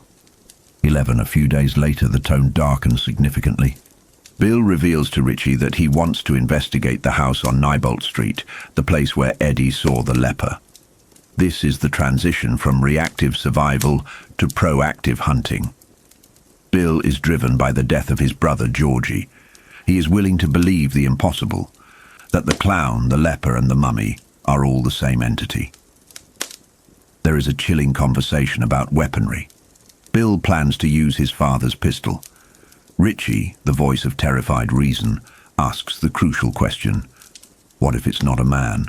What if bullets don't work? It's the clash between adult logic and the supernatural reality of IT. Bill's determination is terrifying. He is a boy willing to kill to stop the monster. They agree to go, binding themselves in a pact of blood and fear. 12. The preparation for the expedition highlights the heartbreaking mix of childhood and lethal danger. Bill brings the Walther pistol, a weapon of war. Richie brings sneezing powder. It seems ridiculous. A laugh riot packet against a shape-shifting demon. But this is King's brilliance. In the world of IT, belief matters more than ballistics. A child's totem might have as much power as a gun if the belief behind it is strong enough. They ride double on Silver, Bill's massive bike. The journey to Neibolt Street feels like crossing a threshold between worlds. The infrastructure of the town falls away, replaced by the decay of the train yards.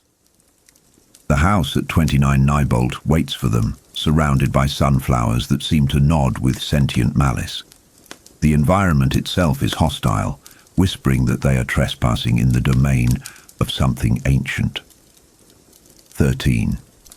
The exploration of the house is a masterclass in suspense. They crawl under the porch, entering the dark, mouldy underworld. They find evidence of Eddie's story, the broken window, the glass. They break into the cellar, the archetypal dungeon of the subconscious. Then the trap springs. The door crashes open and IT comes for them. But IT doesn't appear as a clown this time. It pulls from their recent collective memory, taking the form of the teenage werewolf. But it's a warped version, wearing a Derry high school jacket with orange pom-poms instead of a zipper. The horror lies in the details. The creature is a mockery of reality. The confrontation is chaotic and brutal. The gun goes off, deafening in the enclosed space. Bill screams that the monster killed his brother, confirming that he sees the entity behind the mask. But the gun isn't enough. The werewolf lunges and Richie, in a moment of sheer panic and inspiration, utilizes his weapons. He uses his voices, channeling the Irish cop to assert authority, and deploys the sneezing powder. And it works. The monster reacts to the powder. It sneezes, it bleeds, it feels pain. This is a critical revelation. It is not invulnerable. It can be hurt. However, the creature is resilient. It lunges again, and Richie freezes, mesmerized by the name stitched onto the werewolf's jacket. Richie Tozier. This is a psychological assault specifically tailored to him. It is telling Richie, I am you, and I am your death. Bill saves him, dragging him out the window, and they scramble for the bike. 14. The escape on Silver is one of the most kinetic sequences in the lore. It's a race against death. The werewolf is right behind them, its buttons indistinguishable from the monster, its fur bursting through the seams of jeans. Richie is terrified to the point of numbness, accepting that he's about to die. But Bill communes with the bike. He urges Silver to fly, treating the machine as a living partner. This belief, the glamour of childhood imagination, infuses the bike with impossible speed. They outpace the monster, but just barely. Richie takes a glancing blow to the head, a physical token of how close they came to the abyss. When they finally stop, safe on the main road, the relief is shattering. The monster is gone. The adrenaline crashes, leaving them weeping in the middle of the street, hugging each other. It's a raw, intimate moment of trauma bonding. They have looked into the face of the nightmare, wounded it, and survived. They are no longer just kids playing in the barrens. They are soldiers in a war they are just beginning to understand. Chapter 9. Cleaning up. The narrative arc shifts now, moving us away from the isolated introductions and into the terrifying convergence of the Losers Club. We begin in the adult timeline, high in the air on May 29th, 1985. Beverly Rogan, formerly Beverly Marsh, is seated on a plane, and she is laughing. It is not a sound of joy, but a jagged, hysterical release, the kind of laughter that bubbles up from a psyche under siege. She is fleeing a life of domestic terror and the absurdity of her situation, whizzing through the sky toward a town she had forgotten, escaping a husband who promised to kill her, manifests as uncontrollable mirth. She sits beside a handsome young man who attempts to engage her. There is a tragedy in this interaction. This stranger treats her with a casual kindness and interest that highlights the brutality of the man she just left. When she laughs about the emergency folder, the Kiss Your Ass Goodbye or KY-AG folder, it is a moment of dark camaraderie. But the laughter is brittle. It shatters the moment she looks at her own hands. Her fingernails are torn, ripped down to the quick from when she tipped a vanity over on her husband Tom in a desperate bid to escape. Here, King draws a sharp, painful parallel that defines Beverly's existence.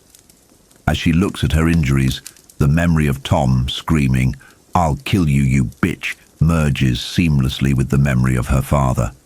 The abuse is cyclical.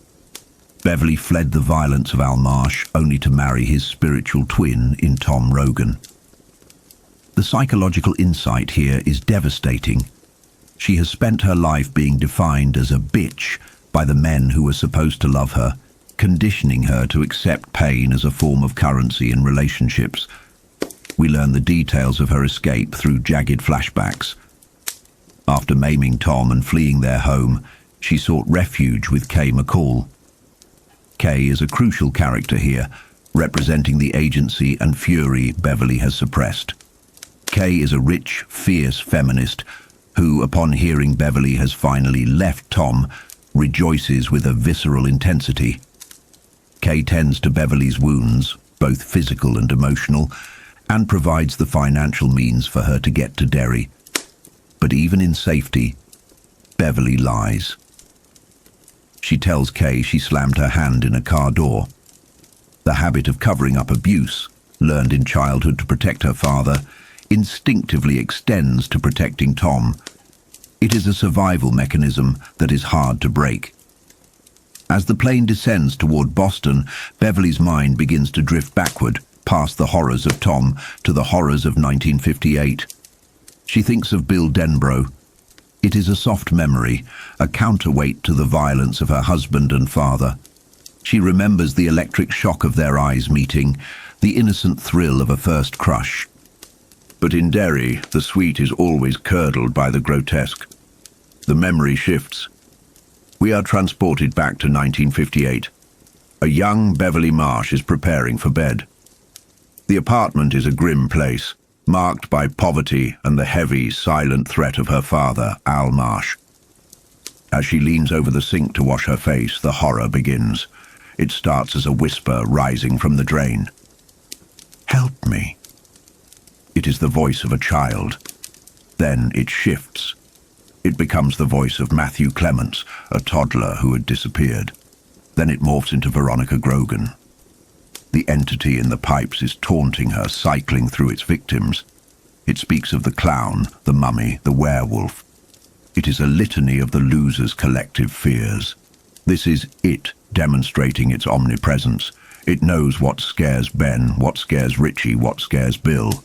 Then, the auditory hallucination becomes a physical assault. A bubble of red blood swells from the drain and bursts. It is an explosion of gore. Blood sprays the mirror, the wallpaper, the light bulb. It is a scene of absolute carnage. Beverly screams. This is the moment where the supernatural horror collides with the domestic horror. Her father, Al, charges in, but he is not concerned with the blood. He is concerned that she is having vapors, that she is acting out. When he looks into the blood-drenched bathroom, he sees only a sink. He washes his hands in the basin, and Beverly watches in paralyzed terror as he rubs the blood into his skin, completely unaware of its existence. This scene is one of the most chilling in the entire saga because it illustrates the power of it over the adults of Derry. It is not just that they are indifferent, they are perceptually blinded.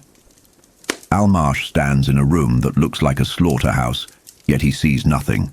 He strikes Beverly, blaming her hysteria on a spider, reinforcing the gaslighting.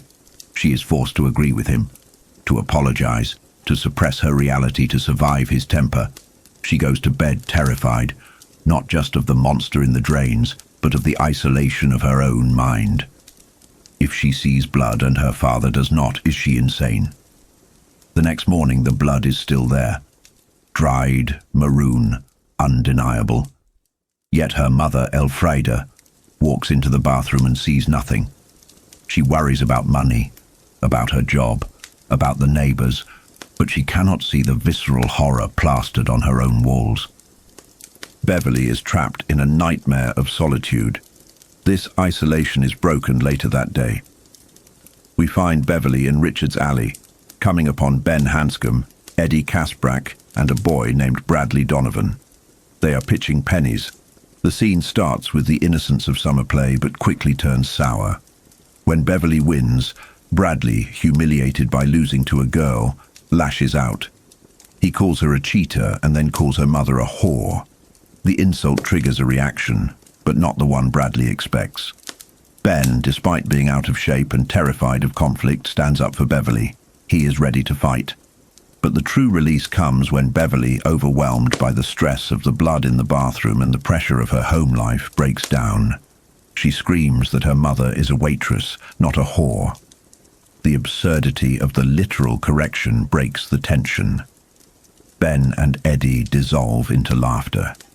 It is a moment of pure connection, a bonding ritual that solidifies their group dynamic. They are outcasts, finding solace in their shared oddity. They retreat to the park to drink fraps, and there they are joined by Stan Uris. Stan is the final piece of this specific puzzle. He is neat, logical, small, and adult-like in his seriousness. Beverly, emboldened by the camaraderie and desperate for validation, decides to tell them about the bathroom. She recounts the voices. She describes the blood. She waits for the mockery, for the skepticism that defines the adult world. Instead, she finds belief. Ben, Eddie, and Stan do not laugh. They are terrified, but they believe her. This is the turning point for Beverly. The realization that she is not Looney Tunes, that the horror is external and real, is a massive psychological relief. Ben suggests they go look. They return to Beverly's apartment while her parents are out. This scene is a masterclass in tension. The boys enter the bathroom, and the question hangs in the air. Will they see it? They do. Ben touches the dried blood on the mirror. Here, here, here. With those words, Beverly is saved. She is no longer the hysterical daughter of Al Marsh. She is a witness to a reality that others share. The blood is real. The monster is real. What follows is a scene of profound intimacy and care. They decide to clean it up. Stan, the pragmatist, organizes the effort. They scrub the walls, the floor, the basin. It is an act of defiance against the entity. By removing the physical evidence of the haunting, they are reclaiming the space. They are imposing order on chaos. They work like grim elves, washing away the horror that the adults couldn't even perceive. After the bathroom is clean, they take the bloody rags to the local laundromat. It is here, amidst the hum of the dryers and the smell of detergent, that the scope of the horror widens. Stan Uris, the skeptic, the boy who clings to logic like a lifeline, reveals that he too has seen something. Stan's story is critical because it introduces a different flavor of fear. He tells them about the Standpipe, a massive water tower in Memorial Park. It is a place of local legend where children have drowned in the vast internal tank. Stan went there to birdwatch, a hobby that relies on classification and order. He describes finding the heavy door at the base of the standpipe open. Inside, in the darkness, he heard music. Calliope music, the music of the carnival. It is an auditory lure, sweet and nostalgic, pulling him up the spiral stairs. But as he climbed, the music changed. It became discordant, a dirge. And then came the footsteps, wet, squelching footsteps, descending the stairs toward him.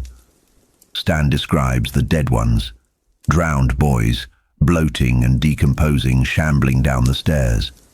The door slammed shut, trapping him in the dark with the approaching dead. Stan's escape is fascinatingly characteristic. He didn't use a cross or a prayer. He grabbed his bird book and began shouting the names of birds. Robins, grey egrets, loons. He used the taxonomy of the natural world as a shield against the supernatural. He insisted on reality in the face of unreality. The door opened and he fell out into the grass, safe. But the experience has marked him deeply. In the laundromat, Stan tries to explain his reaction. He tells the others that he isn't just afraid, he is offended. This is a crucial psychological distinction that King makes through Stan. Fear is a reaction to danger, but what Stan feels is a reaction to the violation of natural law. Dead boys should not walk. Calliopes should not play in the dark. The existence of it is an affront to the rational order of the universe. Stan's mind is rigid. It cannot bend to accommodate the impossible, and so it threatens to break. This offense is what makes Stan the most vulnerable of the losers. He understands the implications of the monster more deeply than the others. If it exists, then everything he knows about physics, biology, and God is wrong. This creates a crack in his mind that will eventually destroy him in the adult timeline. The group acknowledges that they are dealing with something massive. They agree that they need to talk to Bill Denbrough. Bill is the leader, the glue. If anyone knows what to do, it is Bill. The chapter closes with Beverly alone again. She returns home with the clean rags. The apartment is empty, but the silence is heavy. She tries to distract herself with television, but the lure of the drain is too strong. She needs to test the boundaries of this new reality one last time. She takes her father's measuring tape from the tool cupboard. She feeds the metal tongue down into the darkness of the sink drain. It goes down deep, past the trap, into the pipes that lead to the sewers. Then something grabs it. The tape begins to run out on its own, pulled by a force deep within the plumbing. It is a terrifying image, the inanimate object coming to life, the connection between the girl in the light and the thing in the dark. Voices rise from the drain chanting her name. Beverly, Beverly, die if you try. The tape snaps back, retracting violently. When the end flies out of the drain, it is covered in fresh clots of blood. Beverly is left trembling, holding the bloody tape. She cleans it frantically, terrified her father will find out. She burns the rags in the incinerator outside. She sits on the back steps and weeps. But the context has changed. She is weeping, yes, but she is no longer alone in the dark. She has Ben, Eddie, and Stan. She knows that the blood is real. The horror is no longer a question of her sanity, but a question of survival. And in Derry, survival is a team sport. This chapter serves as the solidification of the group's bond. We see the stark contrast between the blindness of the adults, willful or supernatural, and the terrifying clarity of the children. We see the different ways trauma manifests. Beverly's hysterical laughter, Stan's rigid offense, Ben's protective aggression. And beneath it all, the lore of Derry deepens. The standpipe, the drains, the history of drowned children. It is woven into the infrastructure of the town itself. The monster is not just in the house, it is the house. The calendar reads February 14th, 1985, Valentine's Day. But there is no love to be found in the frozen streets of Derry, Maine. Only silence and the heavy, suffocating blanket of fresh snow. 2 more people have vanished into that white void in the last week. Dennis Torrio, a 16-year-old honor student with a bright future, and Laurie Ann Winterbarger, a little girl of 5, snatched from her sled in her own backyard. This is the nightmare reality of Mike Hanlon. As the watchman of Derry, he sits alone in the library, tracing the patterns of a cycle that is beginning to spin faster. The local police chief, Rademacher, reacts with the typical Derry hostility, a mixture of incompetence and aggressive denial. He blames a custodial kidnapping for the girl and a runaway scenario for the boy. It is the classic psychological defense mechanism of this town. Rationalize the irrational, because the truth is too monstrous to comprehend. But Mike knows better. The lack of footprints in the snow around the little girl's sled speaks of something that doesn't walk like a man. Mike Hanlon is unraveling. You can feel the fraying edges of his sanity as he sits amidst the stacks. He is haunted not just by the monsters, but by the burden of memory. He considers calling them the old friends, the losers, but he hesitates. It is a profound psychological paralysis. Is he hesitating because he isn't sure, or because he is terrified of being the catalyst for their return? He describes a sensation of two great cosmic wheels grinding toward convergence, the friends on one, the town on the other. It is the first whisper of the metaphysical, the voice of the turtle, suggesting that this battle is written in the stars, inevitable and terrifying. But to understand the present horror, Mike retreats into the past, specifically to the memories of his father, William Hanlon. We dive into the journals, back to 1930.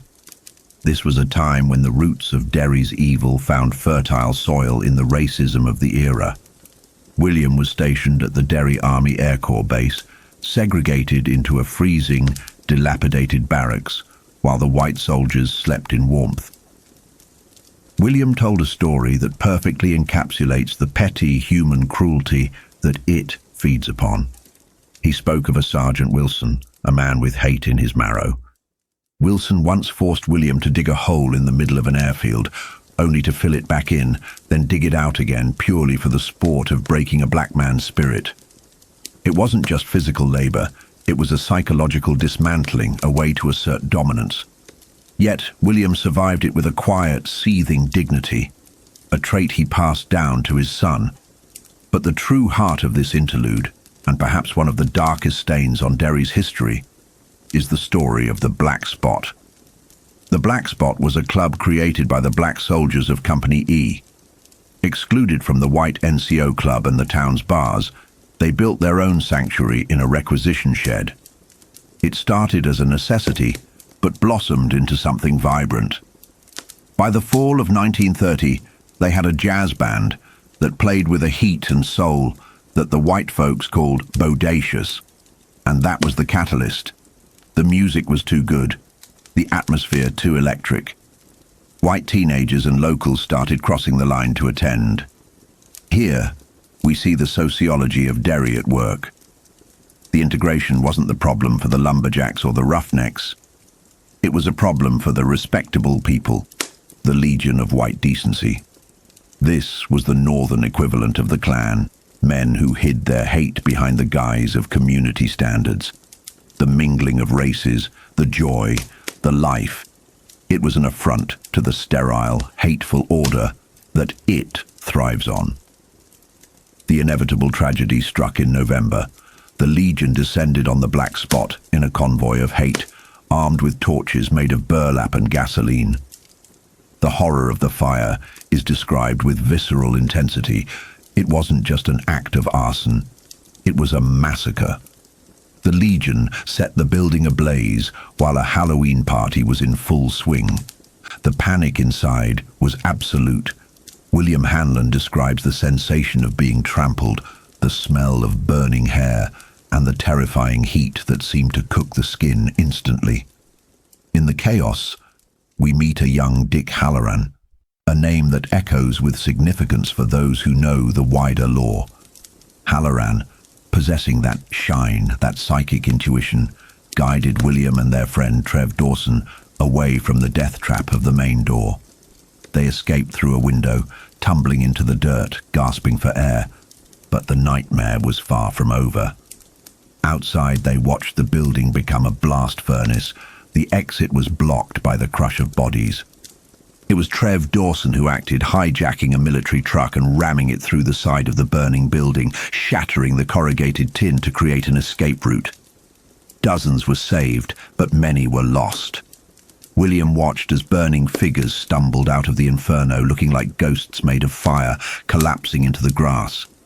The brutality of the scene is etched into the narrative, the specific smell of burning humanity, distinct and unforgettable. However, the true horror, the element that ties this historical tragedy to the monster of 1985, came from William Hanlon's deathbed confession years later.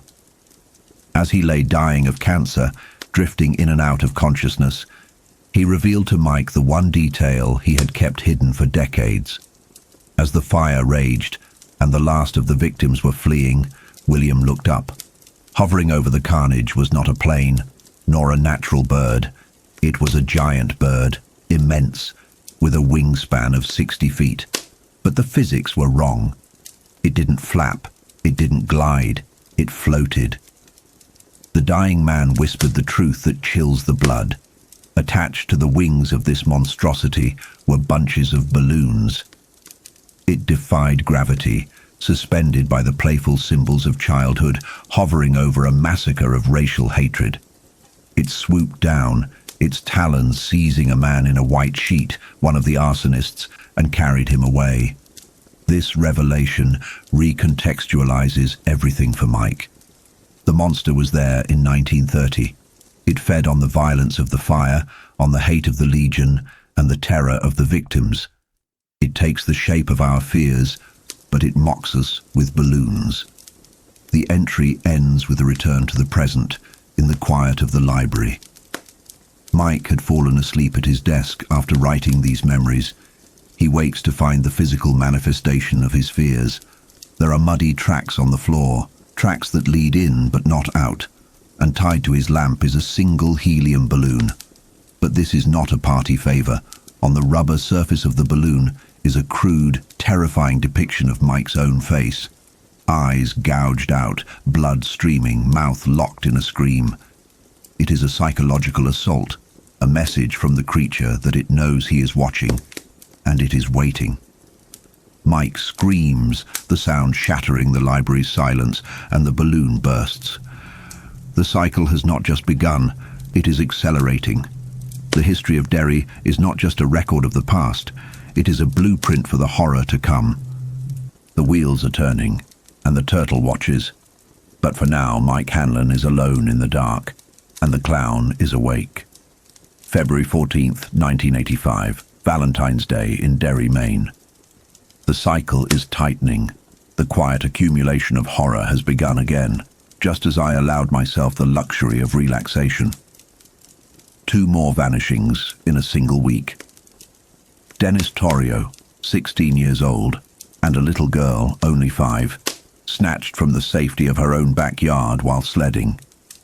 The snow was fresh, a pristine white blanket 4 inches deep, yet there were no tracks leading away.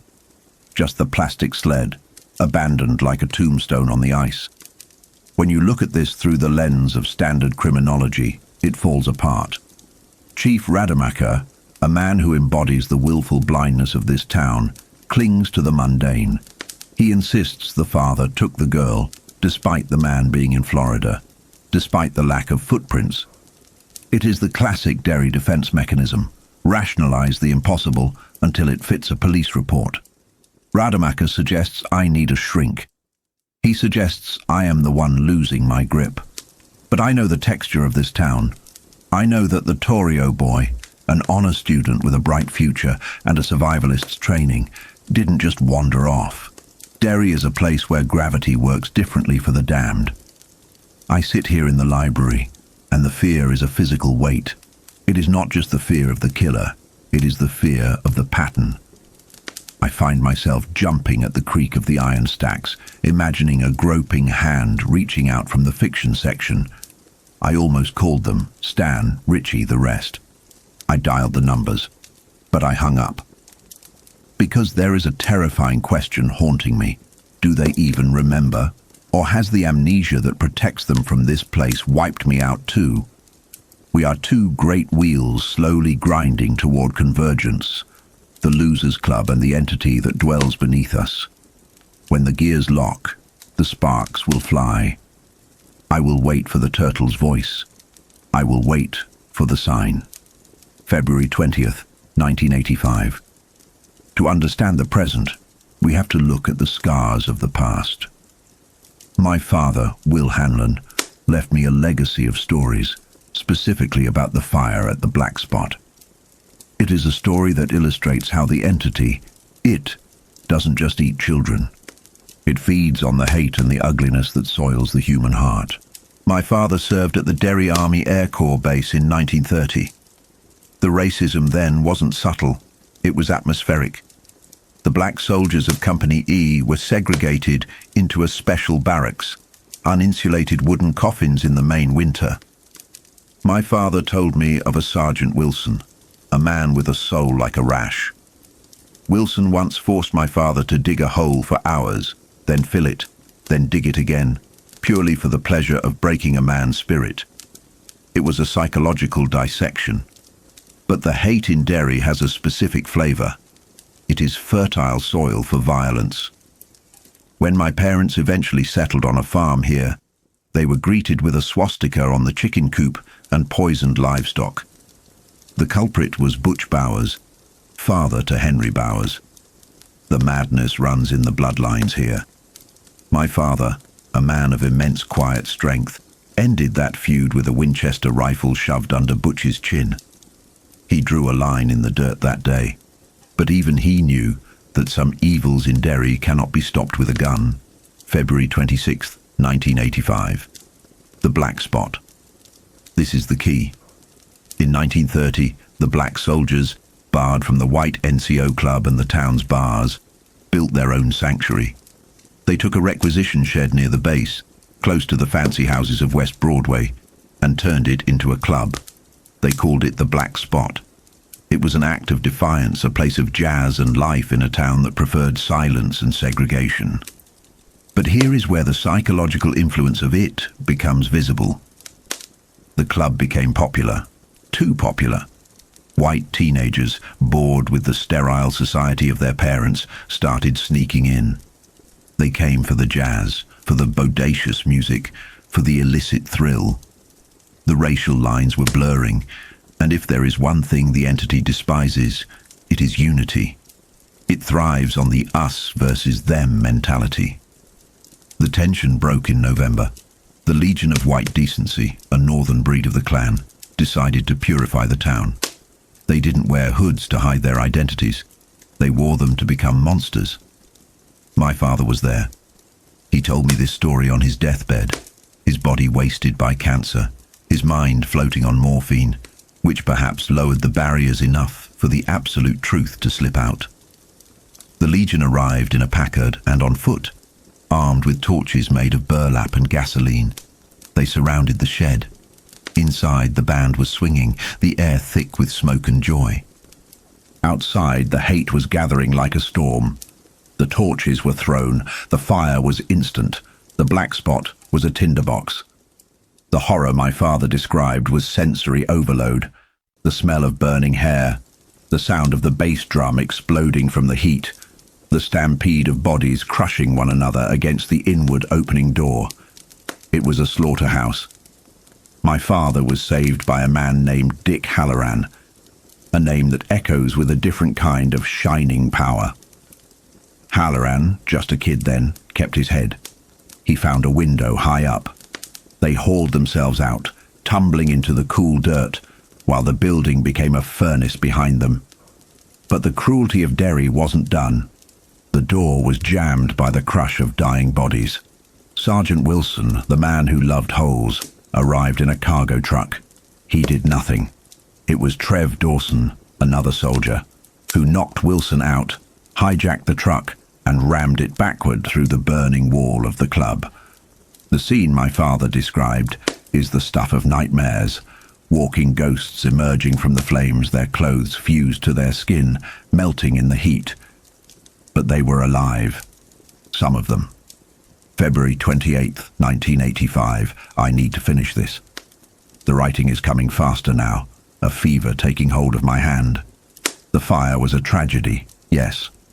But it is what my father saw over the fire that chills my blood and confirms everything I fear about what is waking up beneath us.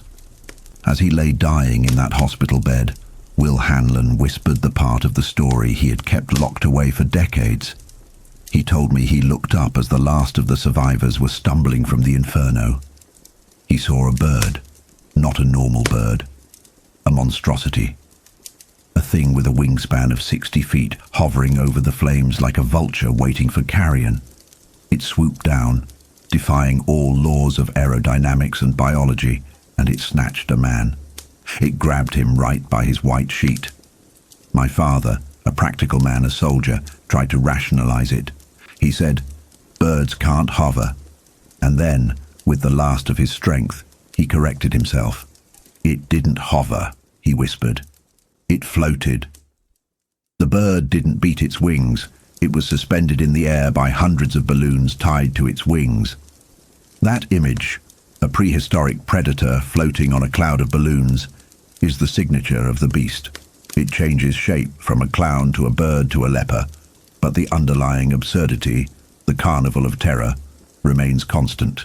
It was there in 1930. It is here in 1985, March 1st, 1985. I fell asleep in the library last night. I was exhausted, drained by the resurrection of these memories. I woke up to the morning sun slicing through the high windows, illuminating the dust motes dancing in the air. But I wasn't alone. There were tracks on the floor, muddy, indistinct prints leading from the locked front door right to the desk where I slept. They stopped right beside me. There were no tracks leading back out. Whatever made them had come to look at me, to breathe on me while I slept, and then vanished.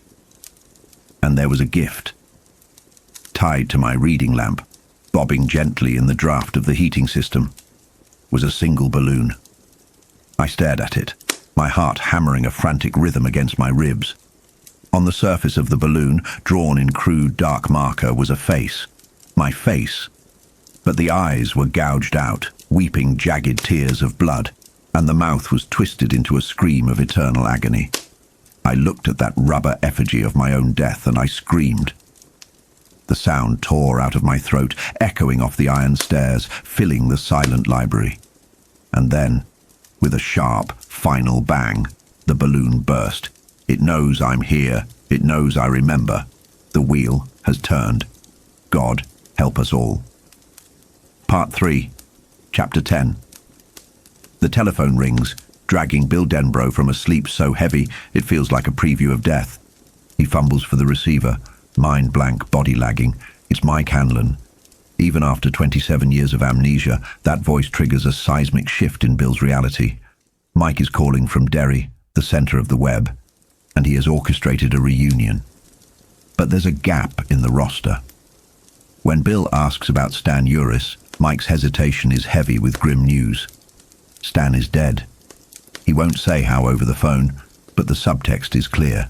The past didn't just knock on Stan's door, it kicked it in. Bill heads for the reunion, taking a cab through a town that feels like a hallucination. This is the psychological horror of returning home, the doubling effect. Bill sees the new Derry, the bland banks, the urban renewal, the plastic shopping malls, but his mind superimposes the ghostly architecture of 1958. He sees the shadow of the Kitchener ironworks behind the shiny new mall. The cab driver, a rough-talking local who punctuates every vulgar sentence with a quirky apology to God, serves as a grounded contrast to Bill's internal vertigo. They drive past the canal, that dark artery of the town, and Bill realizes that while the buildings change, the blood flow of Derry remains the same. Arriving at the Jade of the Orient, Bill meets Mike in the lobby. Mike is the lighthouse keeper who stayed behind while the others drifted away, and the toll is visible on his face, lines of fatigue and the weight of memories the others were allowed to forget. They embrace, a desperate clutch between survivors, before entering the private dining room. Stepping through that beaded curtain offers a moment of surreal dislocation. For a split second, the gloom of the restaurant tricks Bill's eyes, and he sees the losers not as adults, but as the children they were. It's a cruel trick of the mind, emphasizing what they've lost. Then the illusion shatters. Richie Tozier isn't wearing thick glasses anymore. He's wearing contact lenses and a tailored suit that screams money. Beverly Marsh has transformed from a battered girl into a radiant, breathtaking woman. Eddie Kasprack looks like a nervous, wealthy pharmacist, still clutching an aspirator like a security blanket. But the shocker is Ben Hanscom. The haystack is gone. In his place sits a lean, handsome man in cowboy boots, a physical transformation so complete it feels like magic. But there is a seventh presence in the room. It isn't human.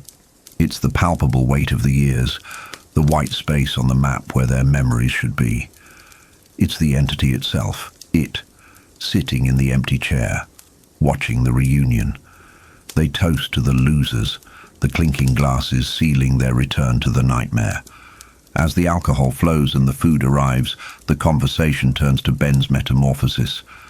This isn't a story of healthy living, it's a story of trauma response. Ben recounts the brutality of his adolescence in Nebraska. He speaks of a sadistic gym teacher, Coach Woodley, who humiliated him while the other boys fat-paddled him in the locker room. That shame was the forge. Ben didn't lose weight for vanity. He did it out of pure, distilled spite. He starved the fat boy to death to survive.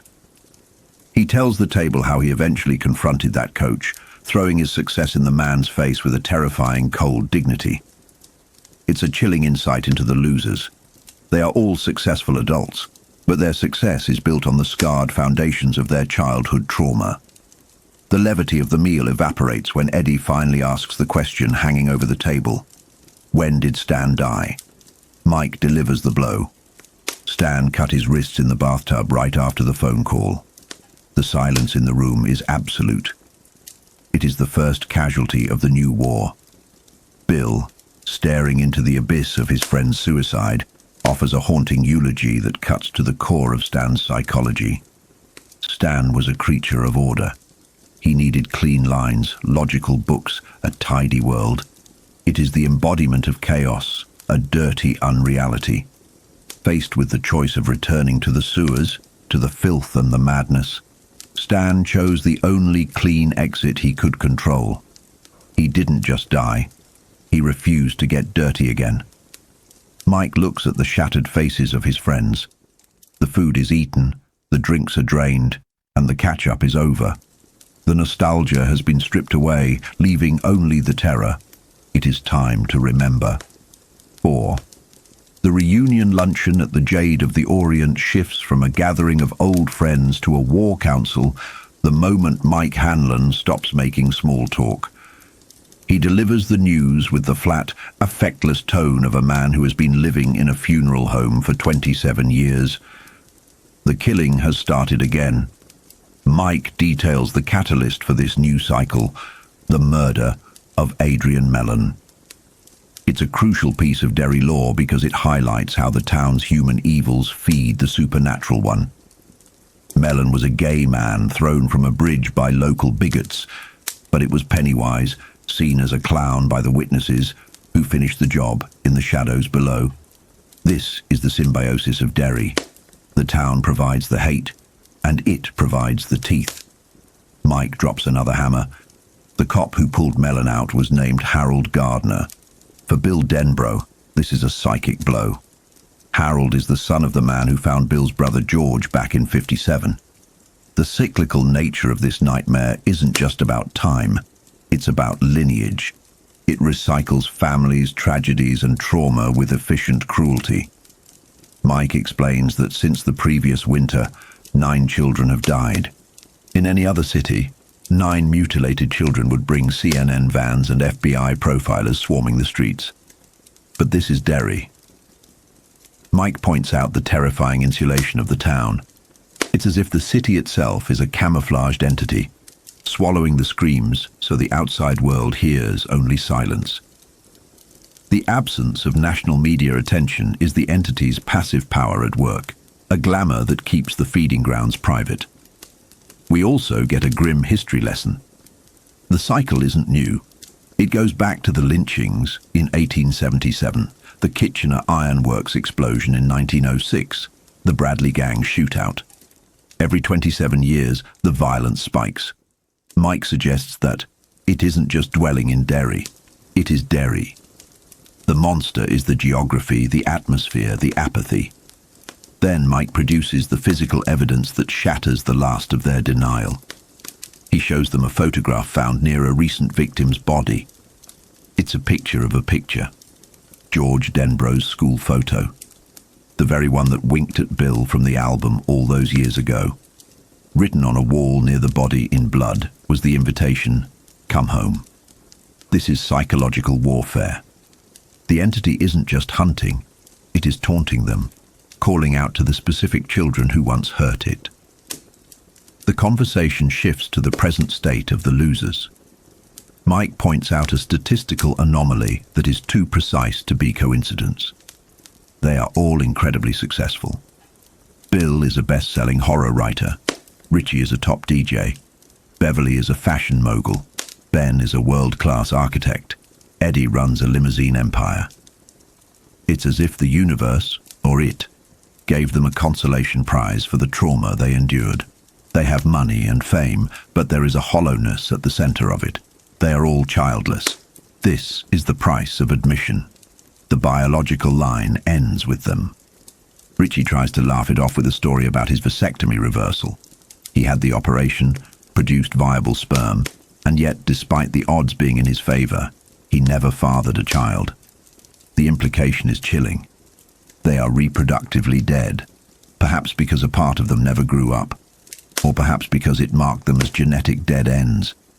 They are the only ones who can stop this, because they have nothing to leave behind. Mike calls for the vote. This is the moment of truth. They can walk away, keep their money and their hollow lives, or they can stay and face a creature that eats children. The tension in the room is palpable. It's not bravery that drives them. It's a mixture of guilt, destiny, and the old magic of the Losers Club. Bill raises his hand first, then the others follow. Even Eddie, terrified and clutching his aspirator, agrees. They are going to try to kill it, for real this time. But the entity doesn't wait for them to finish lunch. The hostess brings fortune cookies. In a normal story, this is the throwaway ending to a meal. In a Stephen King nightmare, it's a vehicle for psychological assault. Beverly opens her cookie, and it doesn't contain a slip of paper. It explodes with blood. A hot, red arterial spray coats her hands and the tablecloth. Eddie cracks his open, and a hideous mutated cricket crawls out, a manifestation of the bugs that haunt the basement of his subconscious. Richie's cookie reveals a human eyeball staring up at him from the pastry debris. Ben's cookie rattles. Inside are two human teeth, roots clotted with blood. Bill looks at his own plate. His cookie is pulsing, breathing. A giant mutated fly births itself from the shell, buzzing with a sick, wet sound. The genius of this scene lies in the isolation of the horror. When the hostess returns, she sees nothing. She sees a nice group of people finishing dessert. She doesn't see the blood soaking the linen or the monstrosities crawling on the plates. This confirms the adult blindness theory. The losers have crossed back over the threshold. They are seeing the world as it wants them to see it, a reality superimposed over the mundane. The town ignores the blood. Now, the losers are the only ones who can see the stain. Bill, acting on instinct, or the resurfacing intuition of his childhood leadership, orders them to keep cool. They mask the horror, pay the check, and get out. Outside in the rain, the reality of their situation sets in. The fortune cookies were a direct message. I know you are here, and I'm already inside your heads. Mike proposes a plan. They need to unlock their memories fully before they can fight. He suggests they split up for the afternoon. Each of them is to take a walking tour of Derry, to visit the places that haunt them, to let the town's atmosphere trigger the suppressed trauma of 1958. It's a dangerous gamble. Dividing the group makes them vulnerable, but they need the ammunition of memory to survive. They agree to meet at the library at 7 o'clock. As Bill walks away into the grey Derry afternoon, he feels the machinery of the story grinding into motion. The reconnaissance has begun. They are no longer just successful adults visiting their hometown. They are the losers again, and the monster is awake. Chapter 11. The reunion lunch ends not with coffee and mints, but with a psychic scream. The image of a mutated fly crawling from a fortune cookie has shattered the veneer of adulthood the Losers Club tried to wear. They separate, drawn inexorably to the specific geographies of their childhood trauma. This is the walking tour, a necessary pilgrimage where each member must confront the physical locations where their innocence was first butchered.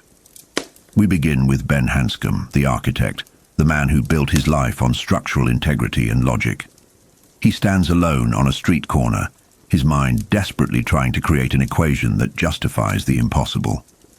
This is the fundamental struggle of the adult mind facing the supernatural.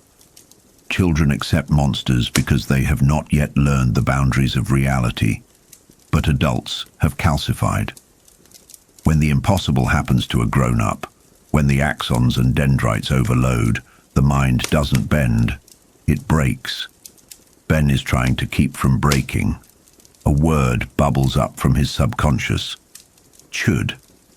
He doesn't know what it means yet, but it tastes like old iron in his mouth. He hallucinates a turtle on the sidewalk, but it resolves into a hopscotch grid. The bleed-through has begun. Ben drifts to the Derry Public Library. This was his sanctuary, a place of hushed reverence and structural beauty. He enters, and the sensory overload of déjà vu hits him like a physical blow. The smell of old paper and floor wax collapses time. He isn't sure if he is 38 or 11. He walks past the children's section, noticing the modernization, posters of Reagan instead of Eisenhower. But the atmosphere is heavy, with a dormant malice. He speaks to a young librarian, asking for Ben Hanscom, a ghost of his former self. It's a melancholy attempt to validate his own existence, to see if the fat boy he used to be is still hiding in the stacks. He retreats to the rotunda, the silence pressing against his eardrums. And then the silence is violated. A voice from the stacks above screams, "Ben Hanscom did it! Ben Hanscom killed the children!" It is the voice of the town itself turning against him. Ben looks up and sees the nightmare manifest. Pennywise the clown stands on the mezzanine, but it is a shapeshifter, a glamour that feeds on specific fears. The clown mocks him with Richie Tozier's pickaninny voice, stripping Ben of his dignity, reducing him to the scared victim of Henry Bauer's bullying. Then the glamour shifts. The clown vanishes, replaced by a cinematic monstrosity, Dracula. But this isn't the romanticized vampire of Hollywood. This is a creature of butchery. Its mouth is a gaping maw filled not with fangs, but with razor blades set at jagged angles. It is a machine designed for shredding meat. The vampire screams, and blood gouts from its mouth, splattering the railing. This scene is critical because it illustrates how it operates. It weaponizes pop culture. Ben fears the monsters from the movies he watched as a kid, so it wears those skins.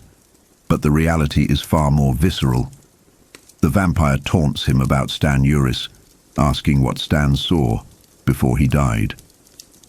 The psychological assault is precise, targeting Ben's guilt and his fear of mortality. In a moment of regression, Ben blurts out, "We made slugs out of it, silver slugs." He's talking about the silver dollar they used as a weapon in 1958, speaking aloud to the hallucinations. The patrons of the library look at him, seeing only a sweating, muttering man. The vampire is gone. A balloon remains tied to the railing, bearing the message, "Tonight you die." Ben flees, but not before checking out a book, Bulldozer.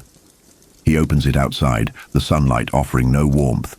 In the back, he finds the library card from 1958. His own childish signature is there, but stamped across it, in ink that looks suspiciously like dried blood, is a single bureaucratic command: cancel. His past, his membership in the living world, has been revoked. Meanwhile, Eddie Kasprak stands before the ruins of the Tracker Brothers truck depot. Eddie, the hypochondriac, the man whose life is defined by the fear of infection and suffocation, finds himself in a landscape of industrial decay. The depot is a skeleton of brick and weeds. He wanders to the back lot, the site of childhood baseball games. This was a place of rare normalcy for Eddie, where the rough affection of Tony Tracker gave him a glimpse of a father figure. He remembers Belch Huggins, a bully of immense size who could hit baseballs over the fence into the barrens, a feat known as the automatic. The silence of the afternoon is broken when a ball rolls toward him. Eddie catches it, a reflex from a dead past. The ball is a rotting sphere of string bleeding onto his hand. "Come on down and play, Eddie." The voice belongs to Belch Huggins, but Belch has been dead for decades. A creature climbs the chain-link fence, wearing a rotting New York Yankees uniform. It is a fusion of Eddie's worst nightmares. The physical rot of the leper he saw at 29 Neibolt Street, combined with the bullying menace of Belch. The horror here is deeply physical. The leper thing offers Eddie sexual acts in a voice that gargles with phlegm and decay. It is a grotesque perversion of intimacy designed to revolt Eddie's fastidious, sterile sensibilities. The creature's nose collapses, its skin sloughs off. It is a walking disease. Eddie tries to run, but the environment itself rebels. The canvas bases in the field animate, flapping like bats. The ground bulges as if something massive is tunneling beneath the gravel. The earth erupts at home plate, and Tony Tracker, or the reanimated husk of him, bursts forth like a corpse worm, screaming about having a ball. Then, the final layer of trauma.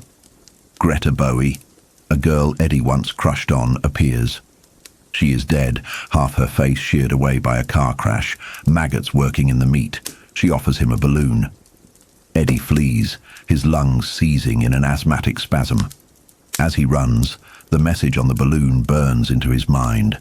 Asthma medicine causes lung cancer. It is the ultimate hypochondriac's paradox. The cure is the poison. It knows that to break Eddie, you must make him fear the very air he breathes. We turn to Beverly Rogan, who walks the streets of Derry not as the successful fashion designer, but as the terrified daughter of Alvin Marsh. She finds herself outside her childhood home on Lower Main Street. Her trauma is domestic. It lives in the memory of the belt, the bruising, and the confusing, incestuous undercurrents of her father's worry. She intends to leave, but the pull of the past is a gravity well. She rings the bell. The name on the slot reads, "Marsh, or does it?" An old woman answers. She introduces herself as Mrs. Kirsch. She is sweet, harmless, a grandmotherly figure who invites Beverly in for tea. Beverly enters the apartment, and initially it seems redeemed. The squalor of her childhood is replaced by clean lines, new appliances, and the smell of baking. It is a seduction of safety. Mrs. Kirsch speaks of her father, a man she calls Pennywise the Dancing Clown. The conversation takes a turn into the surreal. The old woman drinks her tea with a slurping, animalistic noise. Beverly notices the woman's teeth, long, yellow, and predatory. The transformation scene that follows is a masterclass in psychological horror, blending the fairy tale trope of Hansel and Gretel with the specific sexual predation Beverly feared from her father. Mrs. Kirsch begins to decompose. Her skin yellows, her clothes rot. She speaks of her father shitting her into existence. The tea in Beverly's cup is revealed to be liquid waste. The apartment dissolves. The illusion of safety melts away, literally. The furniture turns into candy, the floor becomes chocolate. It is the gingerbread house trap, symbolizing the lure of nostalgia. We want to believe the past was sweet, but it is a trap designed to consume us. The creature, now a fully revealed witch hag, lunges. Beverly scrambles backward, and the monster shifts again. Now it is her father, Alvin Marsh. But he's wearing the clown suit.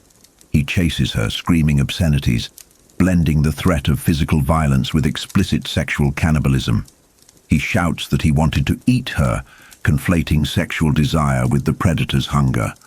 This confirms the subtext of Beverly's childhood, the fear that her father's love was a consuming, destroying force. Beverly bursts out of the house, tumbling onto the sidewalk. The hallucination snaps off. The house is a boarded-up ruin. There was no tea, no furniture, no Mrs. Kirsch. She's covered in dust and grime, but on her lips, the taste of chocolate lingers, a terrifying confirmation that the magic was real enough to touch. As she hurries away, shaken to her core, a yellow balloon bounces along the street after her. The message on its side mocks her escape with a cartoonish lisp. That's White Wobbit. The tour is complete. The losers have been welcomed home. They are isolated, terrified, and the town is waking up to digest them. The logic of adulthood has failed. Only the raw, irrational courage of childhood can save them now. But they have forgotten how to use it. And night is falling. 2. Richie Tozier is walking through Derry, and he is realizing that time is a flat circle, a trap that snaps shut the moment you cross the town line. He isn't just remembering the past. He is being physically shoved back into it. This is the psychological horror of the reunion, the terrifying realization that the grown-up version of yourself is just a thin coat of paint over the terrified child underneath. He finds himself drifting towards city centre, the site of the massive, garish Paul Bunyan statue.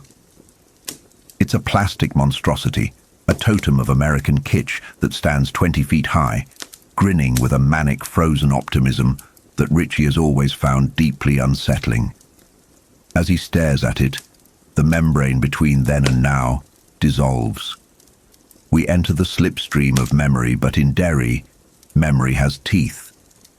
Richie recalls being chased by Henry Bowers and his goons, the predators of his youth. He remembers the sheer animal panic of bolting into Freese's department store, hiding in the toy section, heart hammering like a trapped bird. It's a scene of primal fear, the prey hiding from the wolf. But then, the memory shifts into something darker, something that sits on the boundary of hallucination and reality.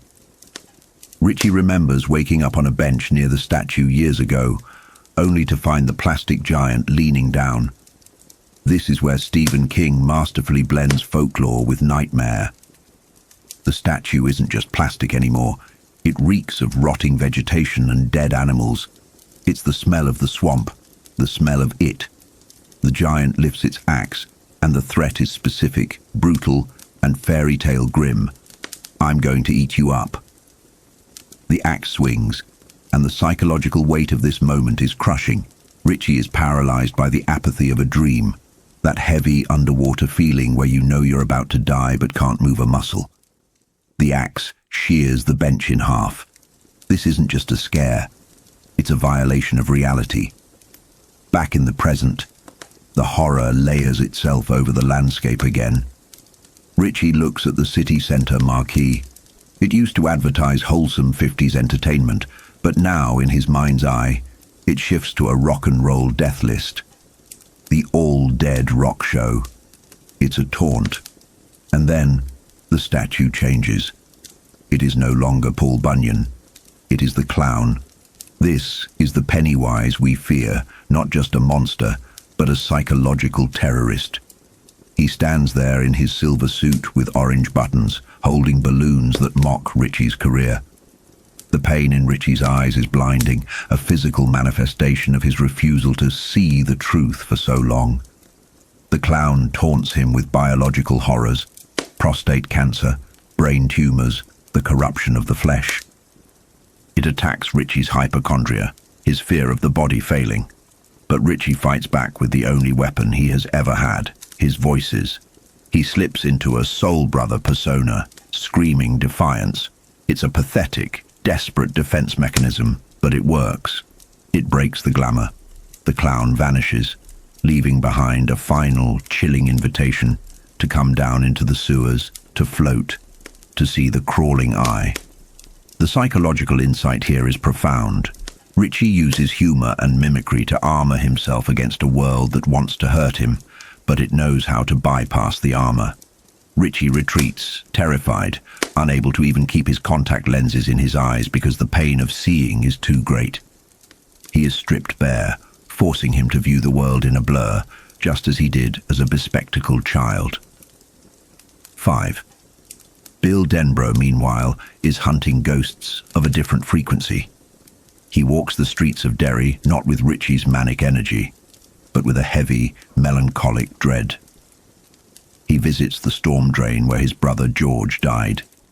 This is the wound that never healed, the source of the infection that destroyed his family. He whispers into the darkness, challenging the monster, but the sewers are silent. Instead of the monster, he meets a reflection of what was lost. A young kid with a skateboard. The interaction is poignant. Bill warns the boy about the sewers, a futile attempt to protect the innocents he couldn't save 27 years ago. The boy talks about toys in the attic, a euphemism for madness, and mentions a friend who thinks he saw a shark in the canal. Jaws. It's a crucial detail. The entity shapes itself to the fears of the zeitgeist. In 1958, it was movie monsters. In the 80s, it's the shark. The fear remains constant, only the mask changes. Bill feels a surge of longing to ride the kid's skateboard, to recapture the reckless immortality of childhood. But he knows he can't. Gravity and age have claimed him. He walks on, drawn by an invisible thread to a shop called Second-Hand Rose, Second-Hand Clothes. And there in the window he sees a ghost. Silver. It's his old bicycle, Schwinn, the Cadillac of bikes. It's rusty, the tires are flat, the seat is torn, but it is undeniably silver. The emotional impact is staggering. This bike was his steed, his escape pod, the only thing fast enough to outrun the darkness. Finding it here feels like destiny, or perhaps a trap. He enters the store, and suddenly his mind is hijacked. A phrase hammers into his skull, over and over. He thrusts his fists against the posts and still insists he sees the ghosts. This is a masterstroke of psychological terror. The phrase itself is a tongue twister, a speech therapy exercise. It represents Bill's stutter, his defining trauma, the glitch in his communication that George's death exacerbated. The entity is weaponizing Bill's own mind against him, forcing the stutter back into his throat, making him regress. He struggles for control, using a mental trick of translating the words into French to break the loop. It's a battle of wills, fought entirely in silence. He buys the bike. He has to. It's not a purchase. It's a retrieval of his sword. The shopkeeper, wary and possibly armed, senses Bill's instability, but makes the sale. Bill pushes the massive, flat-tired bike through town, a bald man in a sport coat, pushing a rusty relic. To an observer, he looks pathetic. To us, he looks like a knight reclaiming his mount. He calls Mike Hanlon, the keeper of the lighthouse, the only one who stayed. Mike isn't surprised. He knew. The pieces are moving themselves into place on the board. 6. Bill pushes silver to Mike Hanlon's house. Mike, the watcher, the historian, has a garage that is neat, ordered, a sanctuary against the chaos of Derry. They stare at the bike. It's a heavy moment, the acknowledgement that the madness has truly begun. Mike reveals a terrifying synchronicity. He bought a tire patch kit just last week, driven by a compulsion he didn't understand. He didn't own a bike. He just knew he would need it. This is the other force at work, the counterweight to it. The turtle, the universe, God, whatever you call it, it is arming them. They work on the bike, it's a ritual. The smell of oil, the tactile sensation of fixing the machine. It grounds Bill, but the supernatural intrudes again, sharp and undeniable. Mike produces a deck of playing cards and clothespins, the classic tools kids use to make their bikes sound like motorcycles. Bill takes the cards. His hands shake. He drops the deck and they scatter across the garage floor. But only 2 land face up. Both are the ace of spades. This is impossible. 1 deck, Two identical cards of the same suit. One has a blue back, one has a red back. It is a message. The Ace of Spades is the death card, the card of doom. But in the context of the Losers Club, it's also a sign of power. The magic is leaking through. The laws of probability have been suspended. They attach the cards to the spokes. The sound, that machine gun flutter, is the heartbeat of their childhood. It brings the memory rushing back. Mike explains the mantra Bill heard in the store. He thrusts his fists against the posts. It was what Bill's mother tried to teach him to cure his stutter. It represents the desperate desire to please her, to be normal, to fix the broken family dynamic that George's death shattered. Bill had repressed it completely. The chapter ends with the realization that they are being guided by forces they cannot comprehend. The bike is fixed. The cards are in the spokes. The ghosts are being summoned. Bill Denbrough isn't just seeing ghosts. He is preparing to ride one into battle. The stutter is back, but so is the magic. The circle is closing. Chapter 12. The narrative shifts focus now, moving away from the reunited losers to the external forces converging upon them. Stephen King often utilizes a gathering storm technique, and here we see the chessboard filling with three distinct threats, three uninvited guests drawn by the magnetic pull of Derry. We begin at Juniper Hill, a mental institution where Henry Bowers has rotted for over 20 years. It is crucial to understand that for Henry, time stopped in 1958. While the world moved on, Henry remained locked in the moment of his greatest failure. He is hearing voices, specifically from the moon, a ghost moon visible in the daylight sky. King uses the moon here as a classic symbol of lunacy, but in Derry's orbit, it acts as a transceiver for IT. The voices Henry hears are his dead friends, Victor Criss and Belch Huggins, alongside the mocking taunts of the losers. They torment him with his inadequacy. He isn't just a prisoner of the asylum. He is a prisoner of his own hatred. The orderlies, particularly a brute named Fogarty, abuse Henry, keeping him docile with rolls of quarters in their fists. But the voices from the moon escalate, morphing from his old gang into the voice of the clown itself. The entity commands Henry to return and finish the job. This is our first insight that IT is frightened.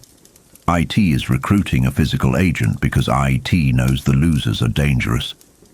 That night, the supernatural bleeds into the clinical reality of the asylum. Henry's nightlight burns out, his only totem of safety. From beneath his bed comes the voice of Victor Criss. This isn't a hallucination. This is a manifestation. Victor crawls out, appearing exactly as he did the day he died in the sewers, complete with the gruesome scar where his head was reattached. The interaction here is chilling. The undead Victor hands Henry a switchblade, though the text implies the weapon is a gift from the entity. When the sadistic guard Kuntz enters, expecting to punish Henry, he is met with a nightmare.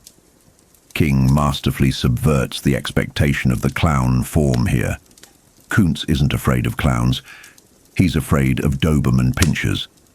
So IT manifests as a hybrid monstrosity, an 8-foot-tall figure in a silver clown suit, but with the snarling, rabid head of a Doberman.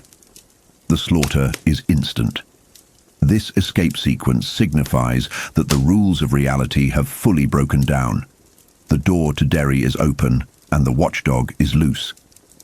We then cut abruptly to Chicago, trading supernatural horror for the terrifyingly mundane horror of domestic abuse.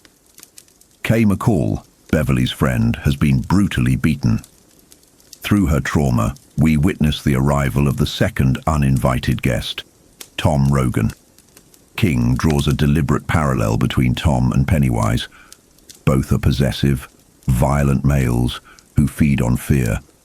Tom had invaded Kay's home, beating her systematically to force her to reveal Beverly's location. The scene is visceral, stripping away the fantasy elements to show that human evil is just as potent as the cosmic kind. During the assault, Tom discovers a paperback novel by Bill Denbrough.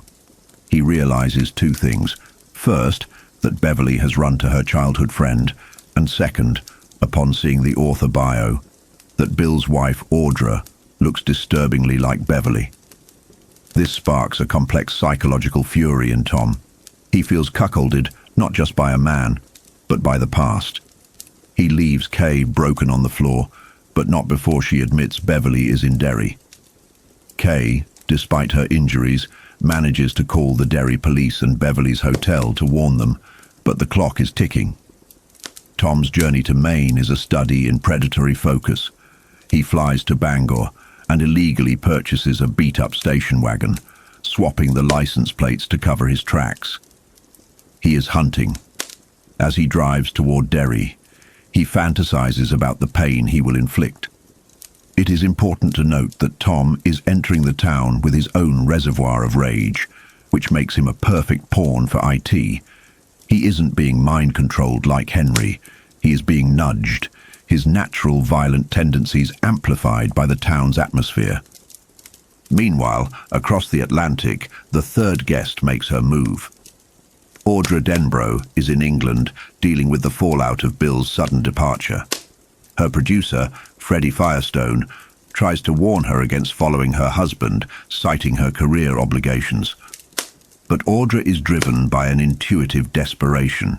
She senses that Bill is in mortal danger, spiraling into a past he can't remember. Audra's motivation serves as a foil to Tom and Henry. While they are driven by hate and madness, she is driven by love and concern. However, in the context of a horror story, love can be a vulnerability. She boards a plane to Maine, unknowingly placing herself on the game board. The chapter concludes with a coincidence that feels orchestrated by the dark force beneath the city. Audra arrives in Maine and rents a car. Tom Rogan arrives and drives his purchased heap.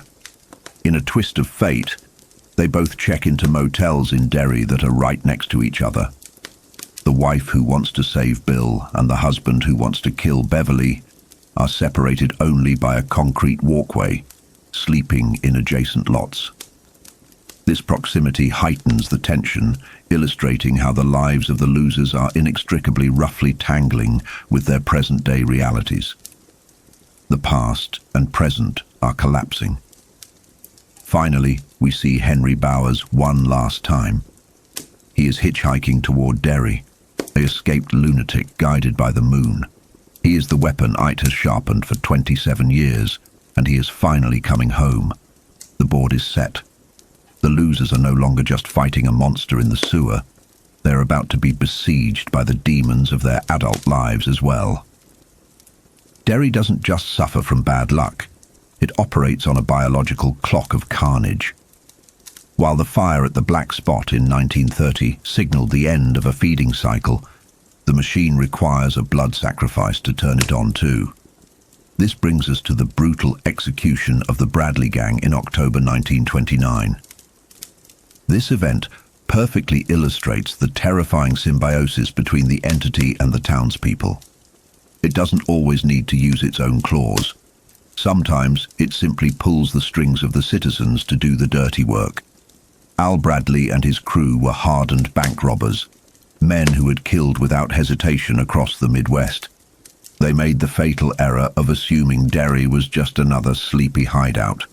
They were predators, yes, but they had unknowingly walked into the lair of an apex predator. When they walked into Lal Makan's store demanding thousands of rounds of ammunition, enough to start a small war, they sealed their fate. Here is where the psychology of Derry shifts into something hive-minded. Machen didn't contact the FBI. He didn't rely on the law. Instead, he quietly mobilized the town. He turned the shopkeepers, the pharmacists, and the butchers into a deputized death squad. This creates a suffocating sense of complicity. The evil here isn't an external force. It is the community itself.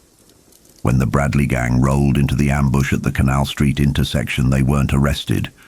They were annihilated. The townspeople opened fire from rooftops, windows, and storefronts. It wasn't a firefight, it was an extermination. The sheer volume of hate and violence released in those few minutes acted as a psychic battery charge for the town. But the most chilling detail isn't the vigilante justice. It's the anomaly witnessed by Norbert Keane and Biff Marlowe. Amidst the chaos of the shootout, there was a figure that didn't belong. A clown. Not the silver-suited entity of later years, but a figure in farmer's bib overalls, face painted white with a grotesque red smile and tufts of orange hair. This is a crucial piece of lore. It was participating. The entity wasn't just feeding on the fear, it was enjoying the tactile sensation of the violence, firing a rifle alongside the citizens. Witnesses described the clown leaning out of a window at an impossible angle, effectively floating, defying gravity. The true horror, however, lies in the final observation made by Biff Marlowe. On that bright, sunny afternoon, while every other man and car cast a sharp shadow on the pavement, the clown cast absolutely nothing. It was a visual void. This confirms its nature, a glamour, a projection of the deadlights that mimics human shape, but lacks the physical substance to block out the sun. The Bradley gang died not because they were criminals, but because Derry needed blood to wake the sleeper, and the sleeper was there, in broad daylight, pulling the trigger. Chapter 13. We begin in the quietude of the Derry Library years later, where the echoes of the past are always louder than the hush of the present. Bill Denbrough is watching Mike Hanlon close up shop. There's a moment here, a small but piercing intersection of time, where a young couple leaves the library, a boy named Billy and his girl. As they leave, the boy steals a kiss. It's a mundane, sweet moment, but for Bill, it triggers a cascade of memory, vibrating with that specific high-frequency nostalgia that Stephen King uses to peel back the skin of adulthood and reveal the raw nerves of childhood beneath. Bill's mind drifts back to July of 1958. The heat, the fear, and the desperate need for a plan. He remembers sitting on the bank of the Kenduskeag with the losers, Stan, Richie, Eddie, Ben, and Beverly. They were waiting for him to lead, to be Big Bill, the idea man. But the weight of that leadership was crushing. They were discussing the nature of the beast hunting them. Bill had done his research, digging into the folklore of the glamour or the Manitou. It's fascinating here how King roots the supernatural in the anthropological. Bill explains to them that this creature, this it, is a shape changer, a thing that pulls the image of your worst fear out of your mind and wears it like a mask. There's a psychological horror in that concept, the idea that the monster isn't an external invader but a reflection of your own internal trauma. To defeat it, Bill explains the ritual of Chud, a psychic battle of wills involving biting tongues and telling jokes. It sounds absurd, almost childish, and that's the point. In the world of it, the logic of children, the belief in magic, rituals, and riddles, is the only weapon sharp enough to cut through the darkness. But while the losers were grappling with ancient cosmic evils, a very human, very dirty evil was brewing on the other side of town. We have to talk about Henry Bowers. If the clown is the monster of the macroverse, Henry is the monster of the gutter. His hatred for the losers was specific and personal, but his hatred for Mike Hanlon was something else entirely. It was inherited. It was an infection passed down from his father, Butch Bowers. This serves as a grim contextual anchor for the story. Butch Bowers was a man consumed by paranoia and racism, blaming the Hanlon family for his own failures. He fed this poison to Henry daily. The most heartbreaking manifestation of this was the death of Mike's dog, Mr. Chips. Henry had poisoned the dog, watched it die, and then been congratulated by his father with a beer.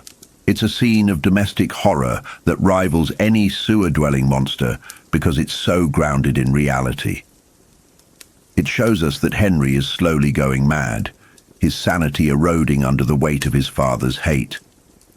Mike Hanlon, meanwhile, was growing up with a different kind of burden. His father, Will, taught him that he had to be careful where he made his stand. He couldn't just fight everyone, he had to choose his battles. But on this day, the 4th of July, the battle was coming to him. Mike was heading to the church school to prepare his trombone for the parade. He was proud, anticipating the music, completely unaware that he was walking into a trap. Henry, along with Victor Chris, Belch Huggins, Peter Gordon and Moose Sadler, were lying in wait. They had been working furiously at the Bowers farm, fueled by the promise of blowing up fireworks, specifically M80s. But when they saw Mike, the fireworks became secondary. The chase that ensues is kinetic and terrifying. Mike spots them and runs, his heart hammering against his ribs. This isn't a playground squabble, it's a hunt. Henry is armed with explosives and a Japanese sword his father claimed to have taken from a dead soldier. As Mike sprints toward the train yards, the narrative tension ratchets up. You can feel the heat of the cinders, the stitch in Mike's side. He's fast, but they are many. When they corner him at the chain-link fence of the train yards, we see the true depths of Henry's malice. He lights a cherry bomb and throws it, but the real blow comes with words. Henry looks Mike in the eye and tells him with gleeful cruelty that he was the one who killed Mr. Chips. This is the psychological pivot point for Mike Hanlon. The fear remains, but it is suddenly alloyed with a hot, white rage. The injustice of it, the murder of an innocent dog, snaps something inside him. He isn't just running away anymore, he's fighting back. Mike scrambles into the gravel pit, an old, abandoned scar in the earth filled with coal slag and weeds. He grabs handfuls of clinkers, hard chunks of coal residue. When Henry charges, Mike doesn't cower. He throws. The coal strikes Henry in the head, then the throat. It's a moment of visceral satisfaction, seeing the bully bleed, but it also signals a shift in the stakes. This is blood for blood now. But Mike is outnumbered. He takes a beating as he climbs over the fence, his own coal thrown back at him, an M80 exploding near enough to ring his ears. He stumbles into the barrens, bloodied and desperate, heading for the one place he might find sanctuary. Meanwhile, the other losers, Bill, Ben, Bev, Richie, Eddie and Stan, had arrived at that same gravel pit from the other side. They were there to shoot off firecrackers, trying to grasp a few moments of normal childhood joy amidst the nightmare summer. But Bill, ever the sensitive antenna for the group's collective destiny, felt it coming. He sensed the shift in the air, the jungle danger of the barrens. He told them to put the firecrackers away and gather rocks. It's a haunting detail, Bill's intuition. He knew they were soldiers before they even heard the war cry. They gathered ammunition, filling their pockets, standing in a line. When Mike Hanlon comes crashing down the side of the pit, bleeding and exhausted, he doesn't fall among strangers. He falls among allies who were waiting for him, even if they didn't know who they were waiting for.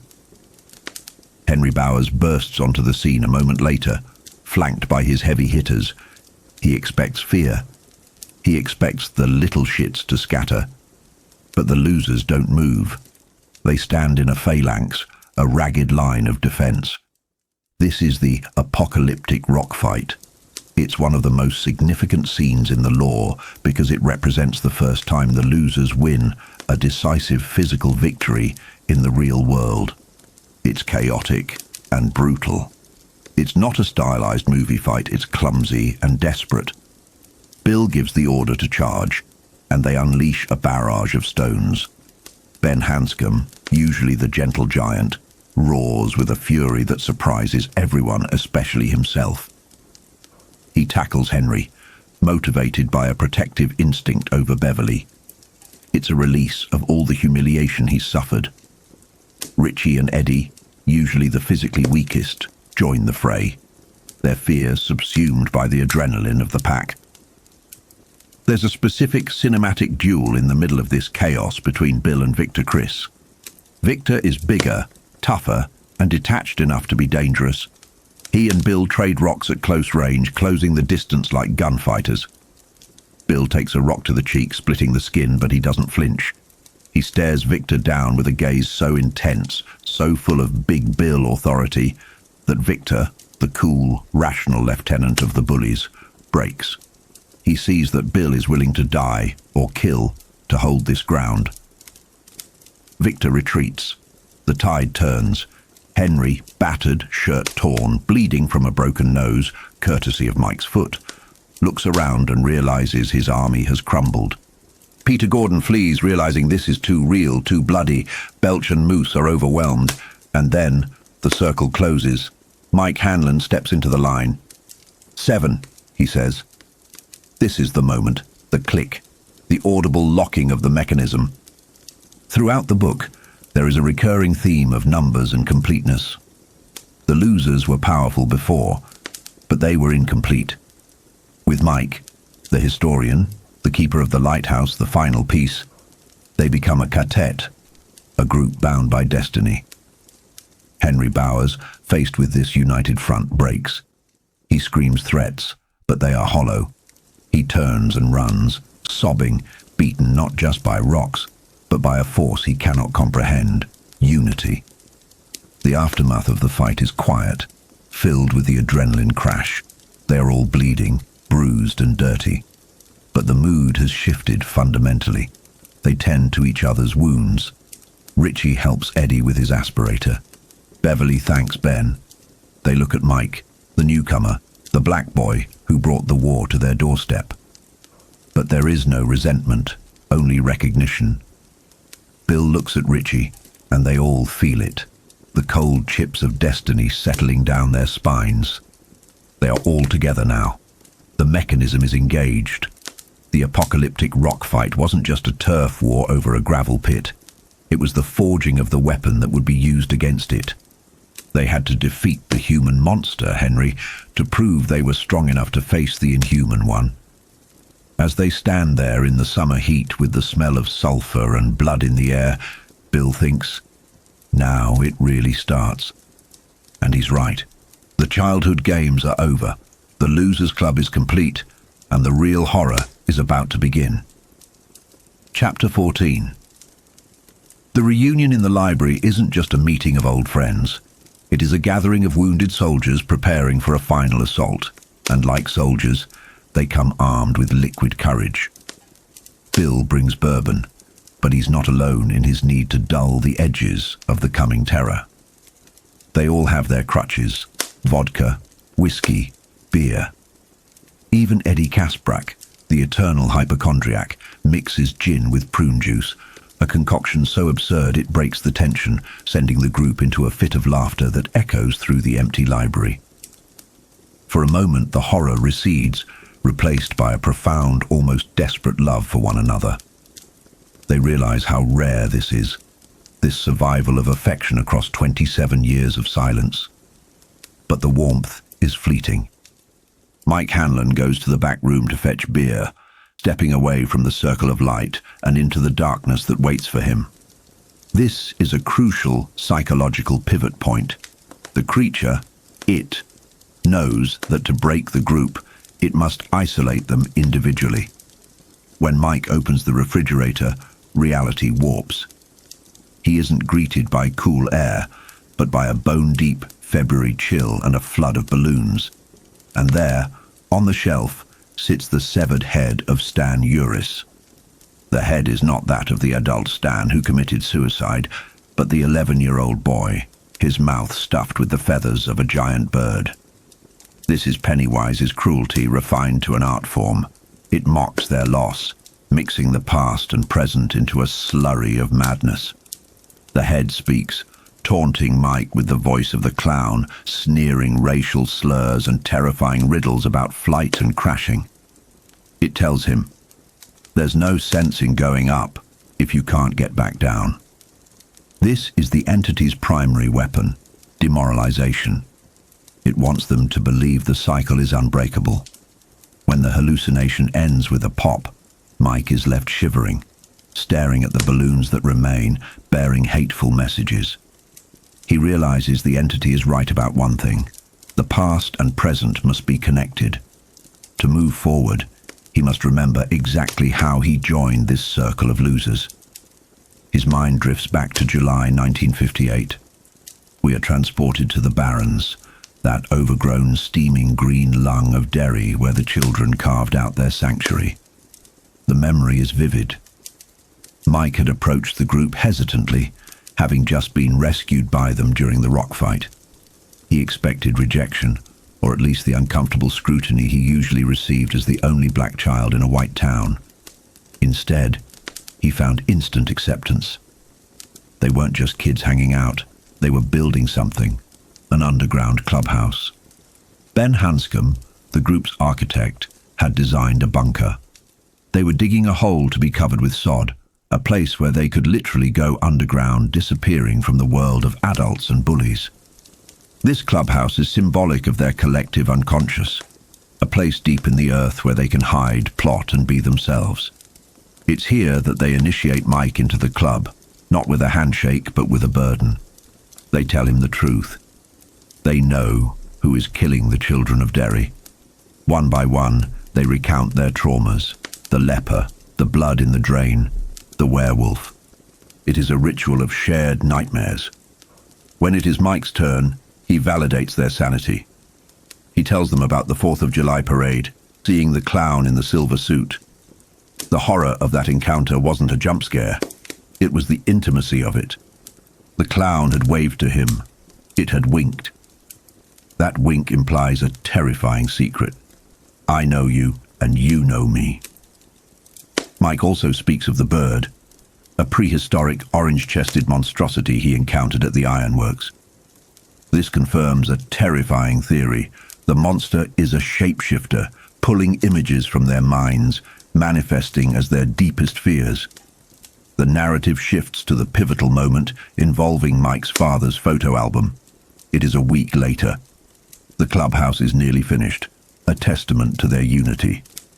While Richie plays the court jester, cracking jokes and singing rock and roll to keep the darkness at bay, the reality of Derry's rot is never far.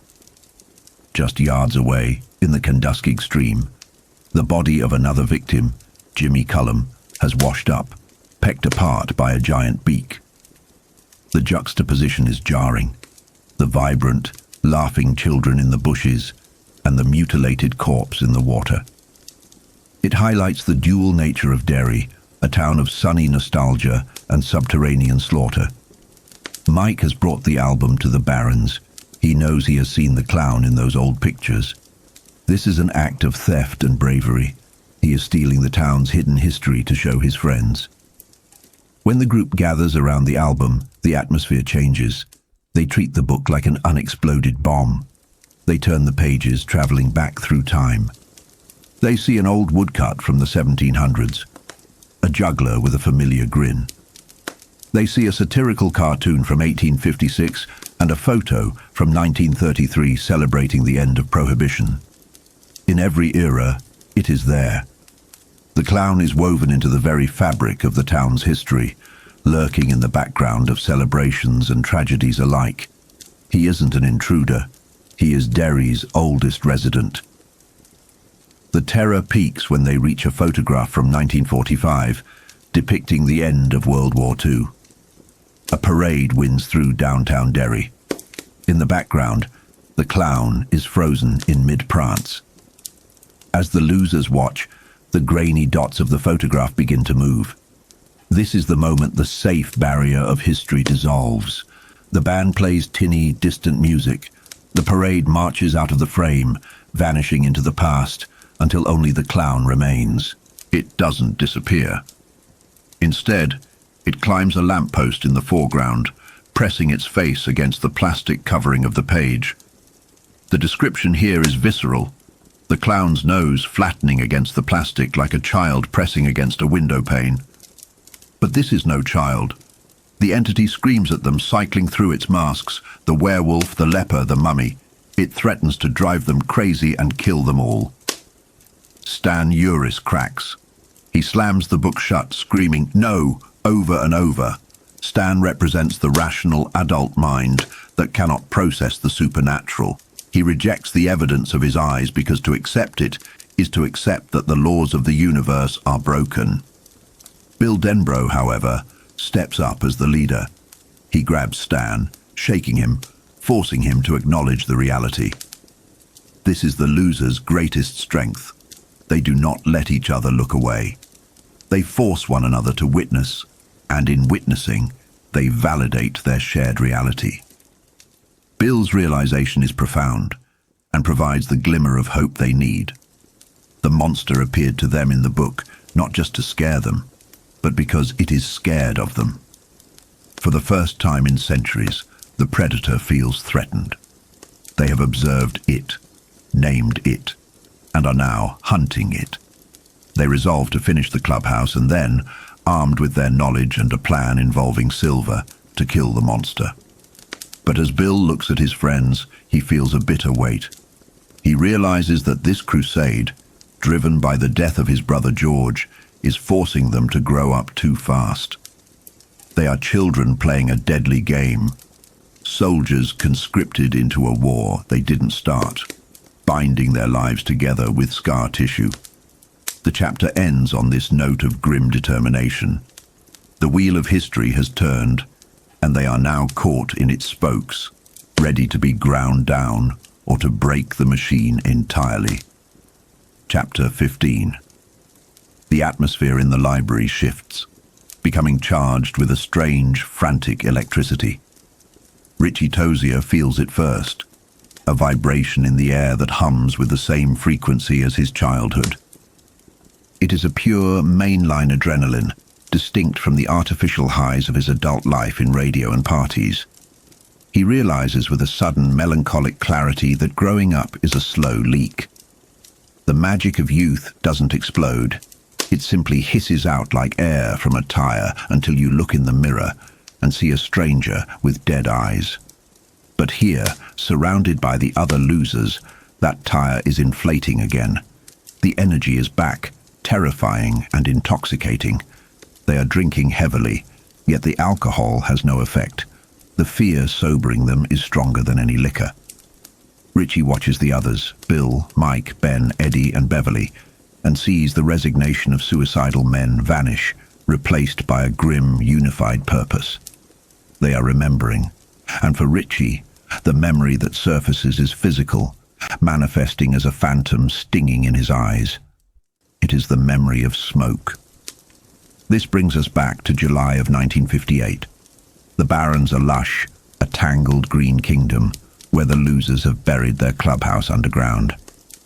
It is Ben's engineering marvel, hidden beneath sod and camouflage, invisible to the adult world. But on this humid, overcast day, the clubhouse transforms from a sanctuary into an oracle. Ben shares a concept from a library book about indigenous plains tribes, the smoke hole ceremony. The premise is simple but dangerous. You fill a subterranean chamber with green wood smoke. The participants endure the suffocation, the heat and the stinging blindness. Those who break flee. Those who remain are granted a vision. It is a trial by asphyxiation, a desperate attempt by these children to force a glimpse of the future, or perhaps a way to understand the monster hunting them. Here, King masterfully blurs the line between a boy's adventure and a deadly ritual. These children are grasping at straws, turning to ancient mysticism, because the adult world offers them no protection.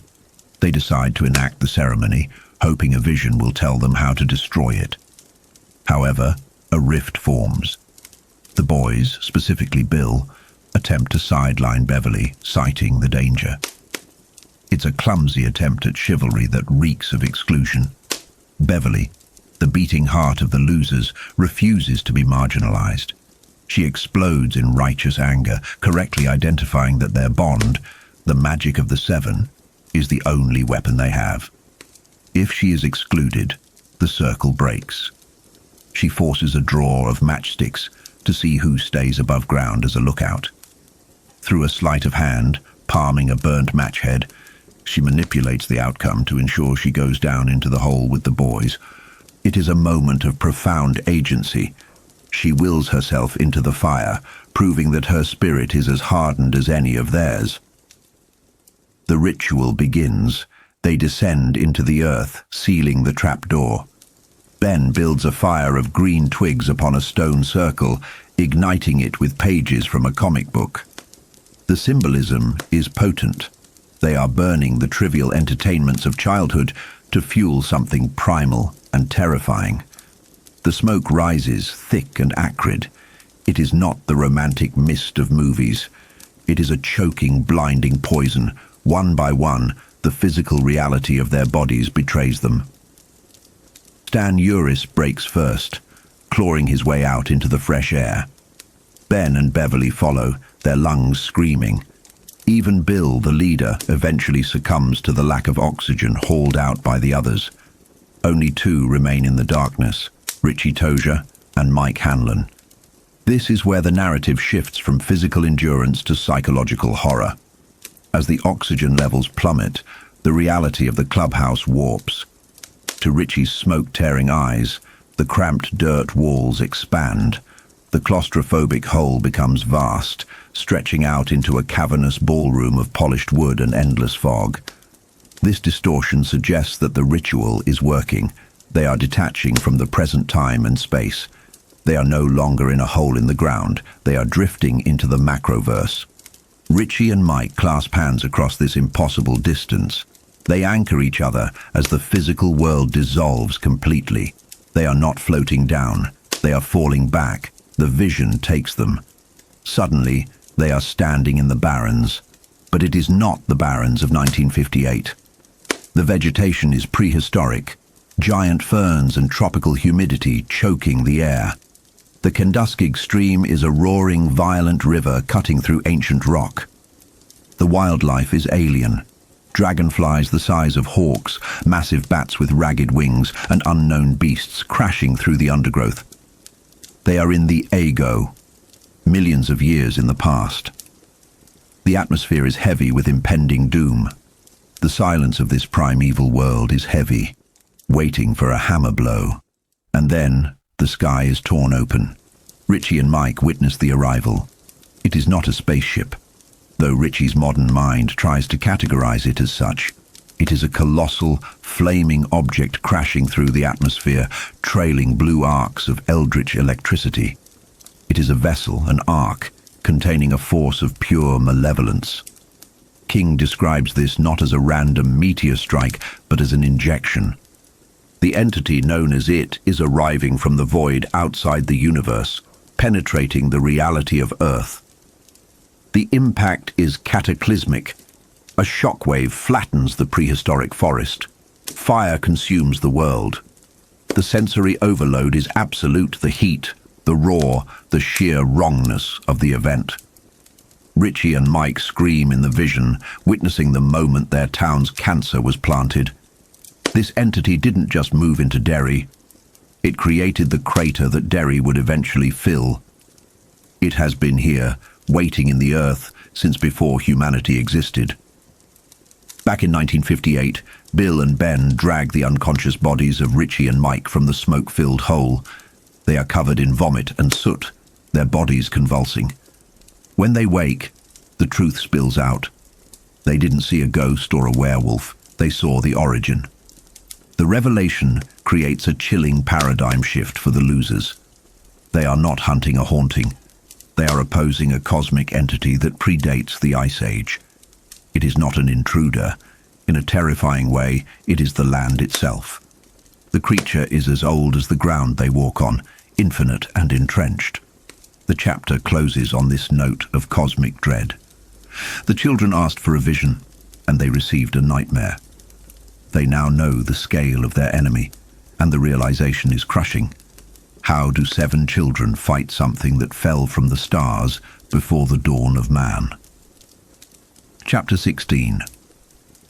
We return to the reunion lunch in 1985, where the air is thick with the smoke of old memories and the weight of returning trauma. As the group reminisces, Eddie Kasprach isn't just listening. He is feeling the past physically manifest within his own body. It starts as a dull ache in his left arm, but quickly escalates into a sensation that feels less like a cramp and more like a rusty saw blade grinding against the bone. This creates a fascinating psychological bridge between the past and present. Eddie reaches for his medication, Excedrin this time, washing it down with his drink. He realizes that this pain isn't just bursitis or a reaction to the damp weather. It is a somatic memory, a physical echo of a trauma he had buried deep beneath the floorboards of his mind. The body keeps the score, as they say. 5 years prior, a doctor had noticed the old calcification on the bone and asked if he'd fallen from a tree. Eddie had agreed, accepting the lie because the truth was locked away. But now, amidst his friends, the mental block crumbles. It wasn't a tree. It was the summer of 1958. We slide back into the heat of that July. Eddie is at the drugstore, a place that usually represents safety and health to him, or rather to his mother. But today, the atmosphere shifts. Mr. Keane, the pharmacist, calls Eddie into his back office. Now, in the landscape of Derry, evil takes many forms. It isn't always a clown in a sewer. Sometimes it is the dry, skeletal cruelty of a bitter old man. Keane offers Eddie a soda, but the hospitality is a thin veneer over a sadistic impulse. He reveals the secret of the aspirator.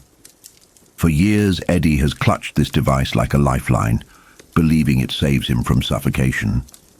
Keane, with a smile that resembles sun glinting off mica, tears that security blanket to shreds. He tells Eddie that the medicine, branded as Hydrox, is nothing but water with a dash of camphor for taste. It is a placebo. Keane explains that the asthma exists only in Eddie's mind. Or perhaps, he suggests with a serpentine insinuation, it exists in his mother's determination to keep him invalid. This moment is a profound violation. Keane isn't trying to liberate Eddie from a psychosomatic illness out of kindness. He is stripping a child of his armor just to see him shiver. He is essentially telling a drowning boy that the life preserver he's holding is made of lead. Eddie, feeling the phantom constriction of his throat, barely manages to escape the shop, clutching his medicine that he now knows is a lie. But here is the tragedy of Eddie Kasprek. He uses the aspirator anyway. He chooses the lie because the lie allows him to breathe. It's a masterful depiction of how we cling to our coping mechanisms, even when we know they are hollow. Eddie wanders out into the blinding summer heat, his world destabilized. He feels betrayed by his mother and humiliated by Keane. He wants to find his friends, the losers, to ground himself. But fate, or the dark will of Derry, has other plans. He arrives at the market and stumbles directly into a nightmare. Henry Bowers, Victor Chris, Moose Sadler, and the deeply disturbed Patrick Hochstetter are waiting. This isn't just schoolyard bullying. This is a predatory encounter. The tension here is suffocating. Eddie tries to retreat, but the trap snaps shut. They corner him. The violence that ensues is frantic and brutal. Henry Bowers, whose own home life is a cauldron of abuse, projects all his rage onto the smaller boy. He demands to know where the rocks are, referencing the rock fight from earlier in the summer. And when Eddie can't produce them, Henry produces his own. He shoves gravel into Eddie's face, rubbing the grit into his eyes and mouth. The scene escalates when a store clerk tries to intervene, but is quickly cowed by the sheer ferocity of Henry's defiance. The adult authority figure crumbles, a recurring theme in this story. In Derry, the adults are either complicit, useless, or willfully blind. Eddie runs, his lungs screaming, his mind racing. He almost makes it to safety, but a trivial obstacle, a child on a tricycle, trips him up. This is the cruelty of chaos. Henry descends on him like a hawk. He twists Eddie's arm behind his back, applying leverage with sickening intent. The sound of the bones snapping is described like dry winter wood giving way. The pain that follows is absolute. It washes the color out of the world. Eddie lies on the pavement, looking up at his tormentors who now loom like giants or pallbearers. Patrick Hochstetter, whose brand of evil is colder and more alien than Henry's hot rage, spits a glob of phlegm onto Eddie's face as a parting gift. But in the aftermath, as the bullies scatter at the sound of a siren, Eddie discovers a strange resilience. He is broken, bleeding, and humiliated, but he is alive. He realizes that pain is a place you can exist inside of. It doesn't obliterate you. This is a crucial step in his evolution from a protected victim to a warrior. He has faced the worst physical trauma of his life and survived. He wakes up in the hospital, and the psychological warfare continues. His mother, Sonia Kasprak, arrives like a hurricane. She is a massive, overwhelming presence, her love a suffocating blanket.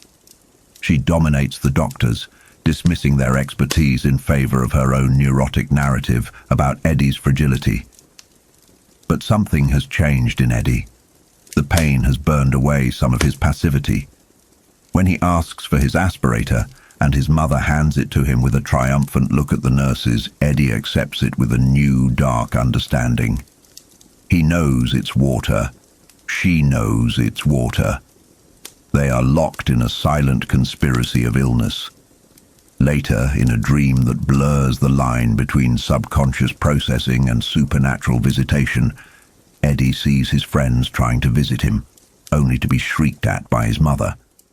But in the dream, Pennywise is there too, capering in the background, miming applause for the mother's destructive protectiveness. The entity thrives on this isolation. It wants Eddie alone. It wants the losers separated. The dream shifts into a nightmare where Eddie realizes he is a ghost, screaming unheard as the clown transforms into his mother's face. This imagery suggests that to Eddie, the monster and the mother are two sides of the same coin. Both are forces that threaten to consume him. When he wakes, the real confrontation begins. Sonia Kasprak has indeed sent his friends away, viewing them as the cause of his injury rather than his support system. She sits by his bed, expecting the usual capitulation, but she finds a stranger in her son's bed. Eddie looks at her with eyes that are described as sharp, devoid of their usual soft timidity. He confronts her with the truth about the placebo. This scene is tense, not because of shouting, but because of the shift in power dynamics. Eddie presents her with an ultimatum. He tells her he knows the medicine is fake. He knows she has been complicit in the lie to keep him dependent. He essentially blackmails her. He will continue to play the game. He will continue to use the aspirator and pretend he is the delicate invalid she needs him to be, but only if she allows him to keep his friends. It is a deal with the devil, or perhaps a deal with a jailer. He trades his physical autonomy for social freedom. Sonia is terrified. She sees a new strength in him that she cannot control, an adult sorrow that threatens her role as the eternal protector. She crumbles, retreating from the room, and Eddie is left alone with his victory. He takes a hit from the aspirator, breathing in the camphor-scented water, knowing it's a lie, but using it to breathe anyway. It works because he needs it to work. The chapter closes with the return of the losers.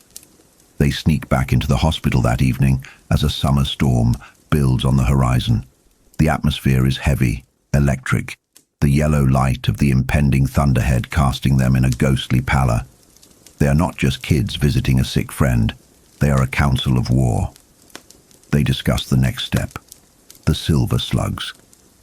Ben Hanscom has the silver dollars and they plan to melt them down to create ammunition for the slingshot. It is a desperate, magical logic, the belief that silver kills monsters.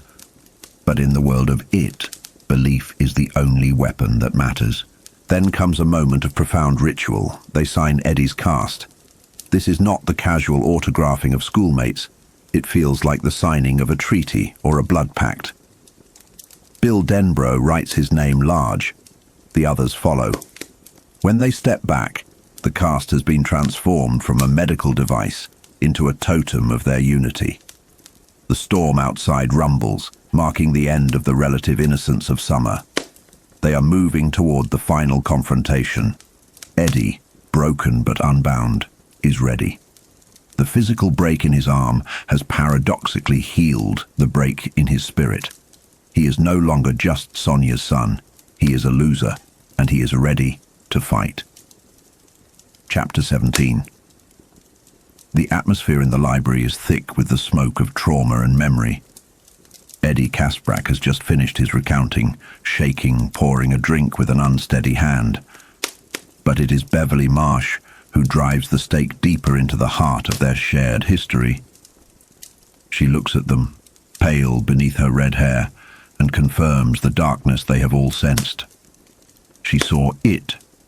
She saw it take Patrick Hochstetter. We have to understand the gravity of this moment. Henry Bowers was a bully, yes, deteriorating into madness as the summer of 1958 wore on, but Patrick Hochstetter, he was something else entirely. Patrick was a void in the shape of a boy, a creature of such profound emptiness that even Henry found him unnerving. By August, the dynamic had shifted. Henry was losing his grip, his charisma corroding into paranoia, while Patrick's silent, heavy presence grew. Beverly's memory takes us back to the Barrens, to the heat of July. She was alone, armed with the bullseye slingshot Bill Denbrough had given her, a talisman of affection and protection. She was hunting, trying to prove to herself she could kill something small, like a rat, preparing herself for the unthinkable war ahead. But instead of prey, she found the predators. She stumbled upon the Bowers gang at the dump, Henry, Victor Chris, Belch Huggins, and Patrick. And here, the narrative peels back the curtain on the grotesque absurdity of evil. They weren't plotting world domination. They were engaging in a crude, primitive ritual of lighting flatulence on fire. It is a scene of jarring contrast, the innocent, overgrown vegetation of the Barrens and the utter vulgarity of the boys. Beverly, hiding in a junked Ford, witnessed this, but she also witnessed the terrifying undercurrent of sexuality and power that pulsed within Henry's circle. When Victor and Belch left, the dynamic between Henry and Patrick curdled into something darker. Patrick, the silent observer, manipulated Henry into a sexual act. This is a crucial psychological beat in the story. Henry, the tyrant, the alpha, was suddenly vulnerable, his repression clashing with Patrick's complete lack of inhibition. Patrick performed a handjob on Henry, a moment of dominance masquerading as servitude. When it was over, Henry's reaction was immediate violence and denial, the classic response of a fragile ego threatened by its own desires. He threatened to kill Patrick if he told, threatened to expose Patrick's own dark secrets, the killing bottle and the refrigerator. This brings us to the true horror of Patrick Hochstetter. To understand why his death matters, we must understand his mind. Patrick was a high-functioning solipsist. In his mind, he was the only real person in existence. Everyone else, his parents, the teachers, the losers, were merely furniture, automatons put there for his use or amusement. This psychological defect made him capable of monstrous acts without a flicker of conscience. At age 5, Patrick had murdered his infant brother, Avery. He hadn't done it out of jealousy in the traditional sense, but because Avery was a noisy thing that disrupted his routine. He smothered the infant with a pillow, fascinated by the mechanics of death, feeling a rush of adrenaline that was the only thing that made him feel alive. He learned then that he could violate the rules of the universe and, if he was careful, suffer no consequences. This terrifying apathy is what made Patrick a human reflection of it. Like the entity under the city, Patrick fed on the suffering of lesser creatures. He had escalated from flies to larger prey, using an abandoned Amana refrigerator in the dump as his killing jar. He would trap neighborhood pets inside, dogs, cats, pigeons, and let them suffocate or starve, returning to view the corpses with a detached scientific curiosity. After Henry stormed off, leaving Patrick alone in the dump, Patrick felt a flicker of anxiety. Not fear, he didn't really feel fear, but a concern that Henry might expose his secret refrigerator. He decided to move the latest evidence, a dead pigeon. He approached the Amana, the white monolith standing amidst the rust and weeds. But when he opened the door, Reality warped. The pigeon was gone, replaced by something that defied biological logic. The interior of the fridge was pulsating with flying leeches. These were not natural creatures. They were manifestations of the entity, tailored specifically to Patrick. Years ago, Patrick had been traumatized by leeches at a lake. One of the few times he had felt genuine repulsion. It, the great shapeshifter, knew this. It reached into the few cracks in Patrick's armor and pulled out his specific nightmare. The leeches swarmed him. They were winged, fleshy sacs that turned from translucent pink to engorged red as they drained him. This is where the horror becomes visceral. Patrick, the boy who inflicted death with zero empathy, was now being consumed by hunger personified. The creatures latched onto his arms, his face burrowing into his skin. One flew into his open mouth, bursting inside, choking him with his own blood. Beverly, watching from the bushes, saw Patrick dancing a macabre jig, thrashing in silence as the wind picked up. She didn't understand what she was seeing at first, only that Patrick was being hunted. Then the entity revealed itself. A shape stepped out from the shadows of the junked cars. It was a fluid nightmare, a face made of running wax, unstable and shifting. It spoke with a bubbling, inhuman voice. "Hello and goodbye. This is the entity in its rawest form, predatory, mocking and overwhelmingly powerful. It grabbed the leech-infested boy and dragged him into the darkness of the barrens to feed. Patrick Hochstetter, the boy who believed he was the only real thing in the universe, died in the realization that he was merely meat for a greater hunger. Beverly, terrified, realized she was next. A leech, a straggler from the swarm, latched onto her arm. In a moment of pure survival instinct, she ripped it off and fired her slingshot at another one buzzing toward her. And here the law deepens. She felt the shot curve. It was a physics-defying movement, a subtle intervention by the other, the turtle, the counterweight to it. The universe was tipping the scales, aiding the losers in their defense. She fled, blood running down her arm, escaping the dump just as the skies opened up. Later that afternoon, the losers returned to the site. The rain was torrential, a summer storm washing away the heat but not the horror. They found the refrigerator empty, but the message was clear. Written in blood on the inside of the door were the words, "It came from outer space." It was a taunt. A film title, yes, but also a literal truth about the entity's origins. Bill Denbrough, seeing the sight of this atrocity, didn't break. He solidified. The sorrow for his brother George transmuted into a cold, hard rage. He screamed into the storm, challenging the monster, demanding it come out and face them. It was a pivotal moment for the leader of the losers. He realized that the entity was aware of them, perhaps even afraid of them. The chapter ends with a profound image of unity. The losers, Bill, Beverly, Ben, Richie, Stan, and Mike, huddled together in the lashing rain. They held onto one another, physically grounding themselves against the supernatural terror. They were children, small and fragile against an ancient cosmic evil, but in that circle of arms, they found a strength that Patrick Hochstetter, in his lonely solipsistic universe, could never comprehend. They had love, and that, ultimately, was the only weapon that could wound the dark. Chapter 18. The Bullseye. The grown-up losers are gathered in the library, the hour late, the air thick with smoke and memories that cut deeper than skin.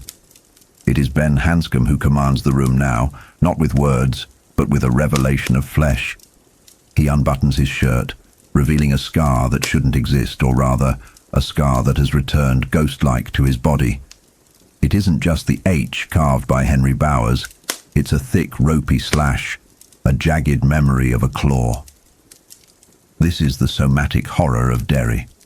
The past doesn't just haunt your mind, it reinscribes itself upon your body.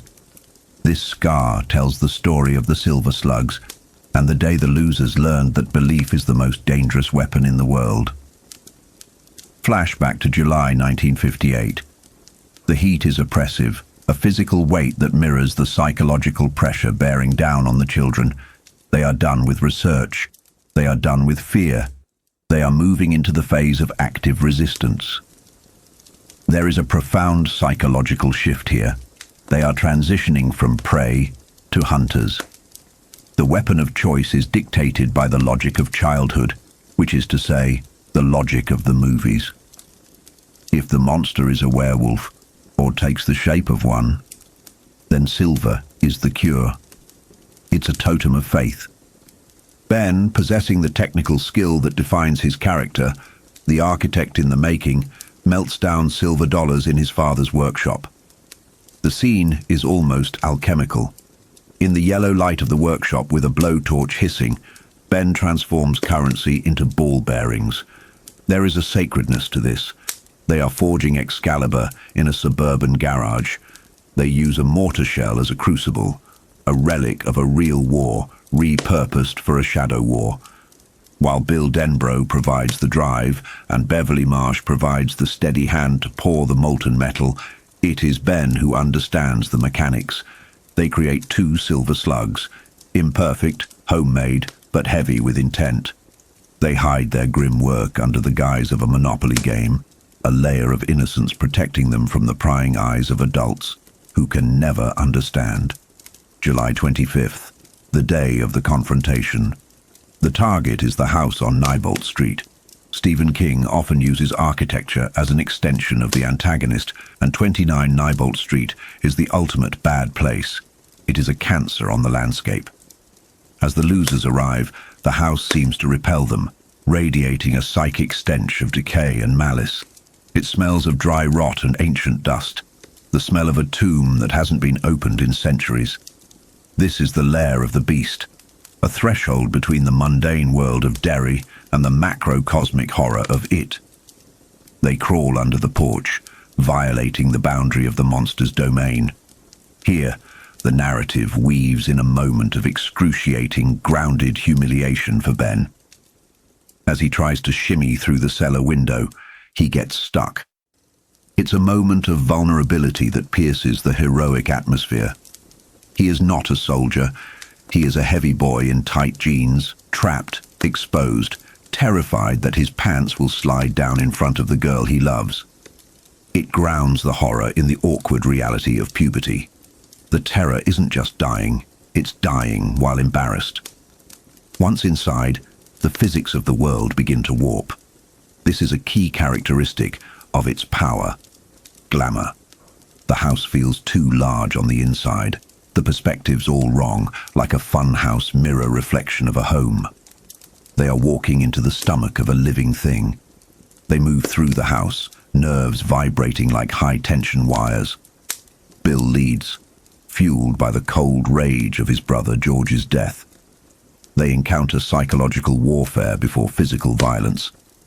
A buzzing noise behind a door terrifies them, sounding like a mutant insect, only to be revealed as a moose blower, a harmless prank device.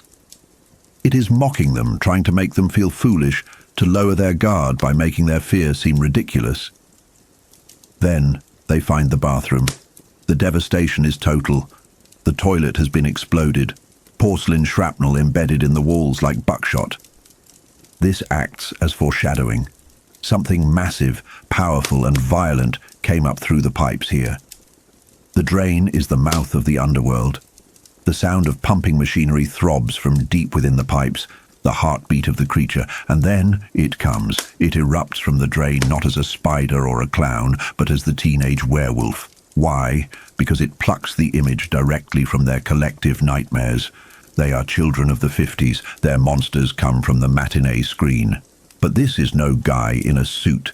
This is a hulking, feral reality, wearing a high school letterman jacket, possessing mass and musk and murderous intent.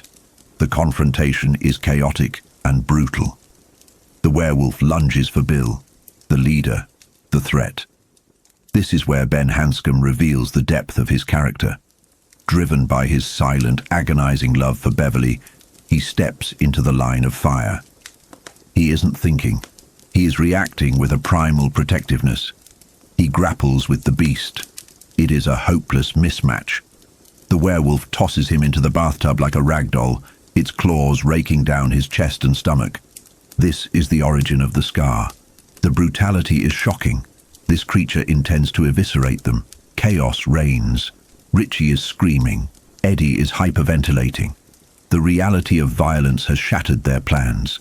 It falls to Beverly Marsh. She is the warrior of the group, the one with the eye. She loads the bullseye slingshot with a silver slug. The first shot misses. The monster turns its green, predatory gaze upon her. This moment is pivotal. Ben, bleeding in the tub, watches Beverly. He sees a change in her. The fear evaporates, replaced by a cold, crystalline focus. It is a dissociation survival mechanism, or perhaps something divinely inspired. She loads the second, final slug. The werewolf lunges. Beverly fires bullseye. The silver bearing strikes the werewolf in the left eye, obliterating it. The reaction is instantaneous. The monster screams, a sound of pain and genuine shock. It has been hurt. The mythology of the silver works, not necessarily because of chemical properties, but because the children believed it would work so intensely that their will overrode the monster's reality. Blinded and bleeding, the werewolf retreats. It collapses back into the drain, its form destabilizing, melting from the solid muscularity of the wolf into something fluid and protoplasmic. It flees, leaving behind a threat to kill them all, but the threat rings hollow. It was beaten. The aftermath is a quiet devastation. The adrenaline crash leaves them trembling. The house shrinks back to normal proportions, the glamour fading with the monster's retreat. But the dynamic of the group has shifted forever. As they tend to Ben's wounds, a subtle, heartbreaking tragedy unfolds for him. Beverly's blouse was torn in the struggle. She is exposed, vulnerable. Bill gives her his shirt. In the exchange of glances between Bill and Beverly, Ben sees the truth. He sees the electric connection between them, a mutual recognition of survival and attraction. Ben realizes he is the odd man out.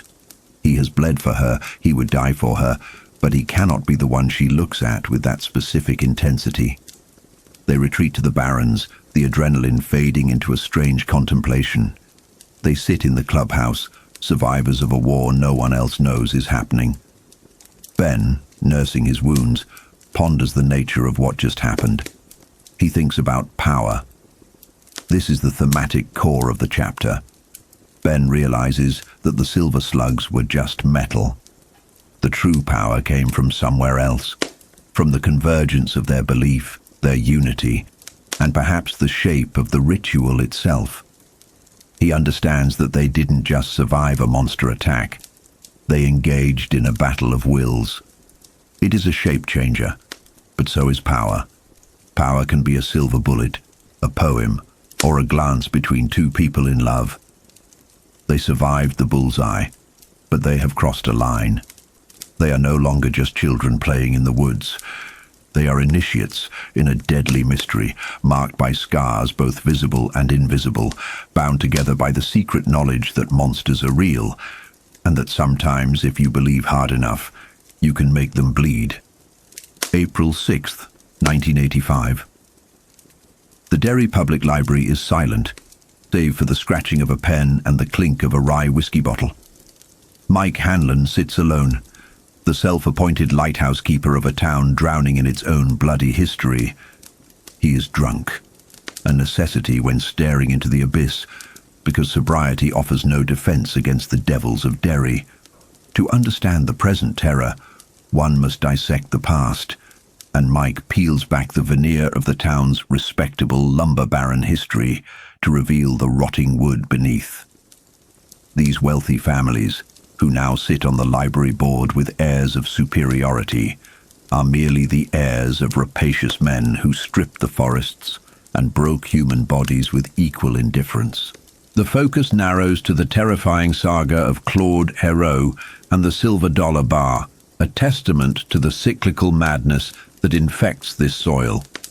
In 1905, The lumberjack era was ending, but the violence was peaking. Hero, a union organizer, had been pushed beyond the brink. His friends had been butchered by the lumber company enforcers, men like Davy Hartwell, found dead with his own toes stuffed into his mouth. It wasn't just murder, it was a message. But in Derry, messages are answered with axes.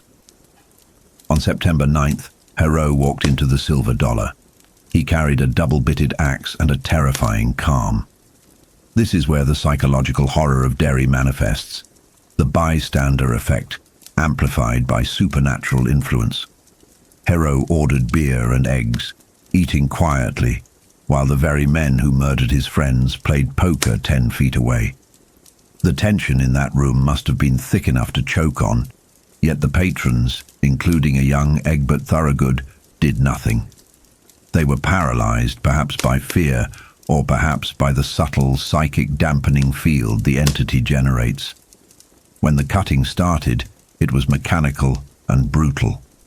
Hero didn't just kill, he dismantled them. He severed Floyd Calderwood's hand, buried the axe in Tinker McCutcheon's skull, and hacked Eddie King into kindling while the man begged for his life. The sheer gore is Stephen King at his most visceral, but the true horror is the audience. The bar patrons continued to drink and chat about the weather while blood sprayed the rafters. They viewed the slaughter as town business, a dissociation that suggests the entire population was under a collective hypnosis. Later that night, the spell broke, shifting into a frenzy. A mob dragged Hero from jail and lynched him, but the puppet master was watching. Thorogood recalls seeing a comical fella at a nearby bar that very night, a juggler doing tricks. Pennywise. The entity was there, not participating but conducting the symphony of violence, feeding on the chaos. Mike Hanlon finally connects these red threads. He realizes that it doesn't just eat flesh, it feeds on faith and imagination. Children are delicious because their belief is pure. But adults are spiritually arthritic, crippled by skepticism. This leads to a chilling conclusion about why the losers are being called back now. It slept for 27 years, waiting for their childhood magic to fade, waiting until they forgot how to believe in the monsters under the bed. They aren't being summoned to fight a fair battle. They are being lured back to a slaughterhouse, stripped of the only weapon that ever hurt the beast, their faith. Chapter 19. The Derry Public Library stands as a fortress of silence in the early morning hours of 1985, a place where history is stored. But tonight, it becomes the stage for a renewal of blood oaths. Following Ben Hanscom's recounting of the Silver Slugs, a memory retrieved from the darkest recesses of their childhood amnesia, the Losers Club is exhausted. Mike Hanlon, the watchman who stayed behind while the others forgot, sees the physical toll this anamnesis is taking on them. He urges sleep, but the energy in the room is frantic, a mixture of terror and the desperate need for closure. There is a psychological weight here, the crushing realization that remembering is an act of violence against their own peace of mind. They agree to meet later, not at the library, but at the edges of the barrens, the wild heart of their childhood geography. It is a decision that acknowledges they must return to the source. As they prepare to leave, the atmosphere shifts. The library, usually a sanctuary, feels porous, as if the entity they are hunting is seeping through the walls. Beverly Marsh screams. It is a sound that shatters the scholarly quiet, triggered by a sudden visceral manifestation of their bond. The old scars on their hands, remnants of the pact made with a jagged Coke bottle in 1958, rip open. This is not merely stigmata, it is a physical receipt of their contract. One by one, Bill, Eddie, Richie, Ben and Mike look down to see fresh blood welling in their palms. The entity is listening, the entity is responding. In a moment of instinctual defense, they join hands.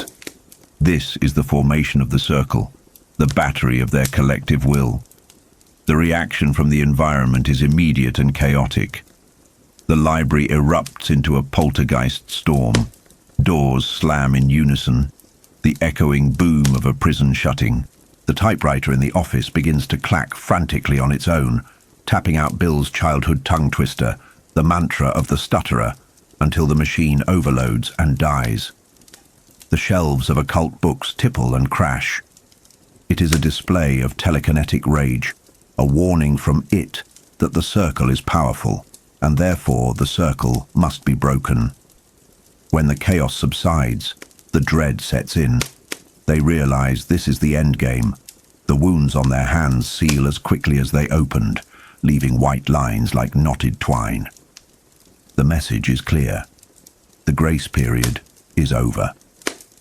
As they depart, leaving Mike alone to lock up, the narrative bleeds backward, pulling us into the psyche of Beverly Marsh, not as the woman of 1985, but the terrified girl of 1958.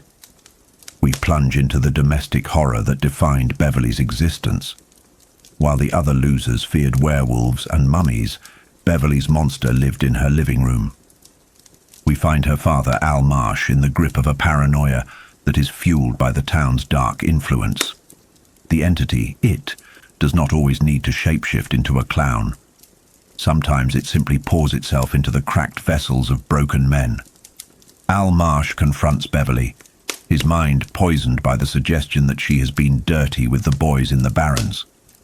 The language he uses is obsessed with purity and corruption, a projection of his own incestuous, violent fixations. He demands she prove her innocence by undressing, a horrifying violation of the father-daughter bond that reveals the entity's ability to pervert love into obsession. When he strikes her, it isn't just discipline. It is an attempted erasure of her autonomy. Beverly realizes in this moment that her father is absent. The eyes she looks into belong to the town's curse. She flees. This chase sequence is a masterclass in claustrophobic terror. She runs from the apartment, her father pursuing her with the stamina of a predator. As she spills out onto the street, we see the true horror of Derry, the indifference. Neighbors watch. They see a grown man chasing a bleeding child, screaming threats of violence, and they turn away. They fold their newspapers, they water their lawns. The entity's greatest power is not its teeth, but its ability to cast a fog of apathy over the adults, isolating the children in their peril. Beverly scuttles through the alleyways, effectively turning into a creature of the underground herself to survive. She crawls beneath a running garbage dumpster, immersing herself in the filth and stench of rotting meat to escape the man who should be her protector. It is a stark metaphor for the loss of innocence. To survive the father, she must embrace the garbage. She outwits him, barely, scrambling up the hill toward the seminary, leaving him confused and raging below. But the safety is an illusion, for as she catches her breath, she is unaware that another set of predators is closing in. Henry Bowers, the adolescent sociopath whose madness mirrors Al Marsh's, is hunting her. Guided by the voices in the moon, the telepathic static of it, Henry, along with Belch Huggins and Victor Chris, moves with lethal intent. Henry is armed with a switchblade and a directive from the sewers: kill her. The entity is tightening the noose, using its human puppets to cut off the losers before they can regroup. Back in 1985, the narrative eye shifts to Mike Hanlon, the librarian, the keeper of the flame. He is alone in the vast, shadowed library, trying to document the returning memories. But the solitude is broken. He senses he is being watched. This is the classic suspense of the invaded sanctuary. Mike arms himself with a pathetic weapon, a letter opener, and faces the darkness. Emerging from the shadows is Henry Bowers. But this is not the young greaser thug of 1958. This is a ruined man, escaped from the asylum, his mind completely eroded by decades of listening to the ghost voices in the moon. He's a time capsule of hate, preserved by the entity for this exact moment. The confrontation is brutal and clumsy. It is a fight between two aging men, heavy with the baggage of their past. Henry taunts Mike with racial slurs, the vocabulary of his hate remaining unchanged by time. He reveals that he has already killed, driven by the entity's promise that he is doing good work. They clash, and the physical violence is sharp and bloody. Henry stabs Mike with his switchblade, the same weapon from their youth, piercing Mike's thigh, severing the femoral artery. Mike fights back, driving the letter opener into Henry, but the damage is done. In a moment of hallucinatory horror, Mike sees the severed head of Stan Uris pop up like a jack-in-the-box, urging Henry to kill. It is a psychological assault, the entity using Mike's grief and guilt against him. Henry, wounded and screaming, flees into the night, leaving Mike bleeding out on the library floor. Mike drags himself to the telephone, a desperate attempt to summon help. He dials the hospital, but the voice that answers is not a doctor. It is Pennywise. The clown mocks him through the receiver, a chilling confirmation that the lines of communication in Derry are compromised. "I think you're dead," the clown sneers. It is the ultimate isolation, to call for salvation and hear only the laughter of your executioner. Mike Hanlon collapses, his lifeblood pooling around him, removed from the board just as the game enters its final phase. We pivot back to the aftermath of the violence in 1958. Beverly, having escaped her father, is intercepted on Kansas Street by Henry's gang. The threat here is immediate and sexualized. Henry captures her, dragging her by the hair. An elderly woman in a car witnesses the assault, but when she tries to intervene, Henry attacks her vehicle with feral intensity. The woman flees, abandoning Beverly. Again, the adult world fails to protect. Desperate, Beverly delivers a crippling kick to Henry's groin, a blow for every victim he has tormented, and sprints for the Barrens. She knows there is only one sanctuary left, the underground clubhouse, the space the losers built together. Simultaneously, in 1985, Bill Denbrough and Beverly Marsh find themselves walking back to the hotel. The trauma of the library and the resurfacing memories have stripped away their adult inhibitions. There is a magnetic pull between them, forged in the fires of their shared terror. They go to Bill's room. What follows is a sexual encounter that Stephen King frames not as mere infidelity to their respective spouses, but as a desperate affirmation of life in the face of encroaching death. It is a seeking of comfort, but it unlocks a crucial, suppressed memory. As they lie together, the physical act triggers the recollection of the sewers in 1958. Beverly realizes, with a shock that nearly stops her heart, that this has happened before.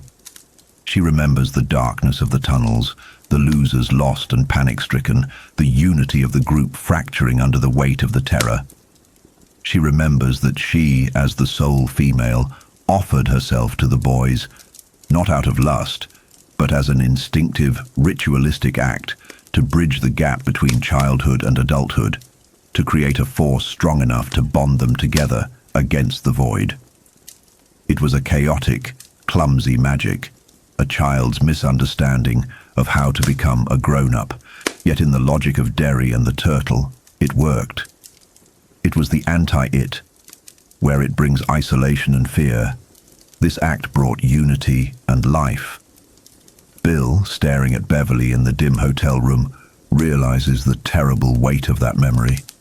They had wished their way out of the sewers, and the price was their innocence.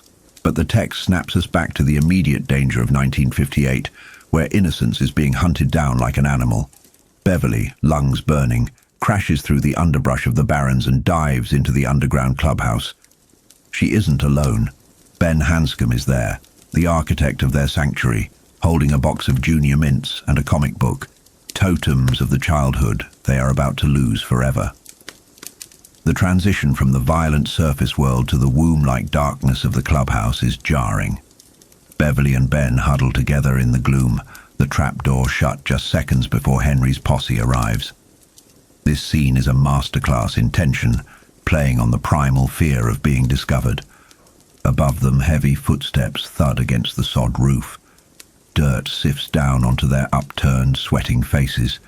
It's Belch Huggins standing right on top of them. The wood groans under his weight. One loud crack, one sneeze, and it's over. The horror here is mixed with the grotesque absurdity of adolescence. Belch releases a massive fart while standing guard, and down below, terror briefly transmutes into hysterical, stifled laughter. It's a psychological release valve. They are so close to death, yet they are still just kids giggling at a fart. It grounds the horror in reality, making the stakes feel even more fragile. In this intimacy of the dark, stripped of pretenses, the truth comes out. Beverly confronts Ben about the haiku, the anonymous poem of admiration she received months ago. Ben, terrified of rejection, tries to deny it, but the bond between them is too strong now for lies. He admits it. I wrote the poem. It is a quiet, beautiful moment amidst the filth and fear. Beverly wipes the grime from her face and tells him she loves him.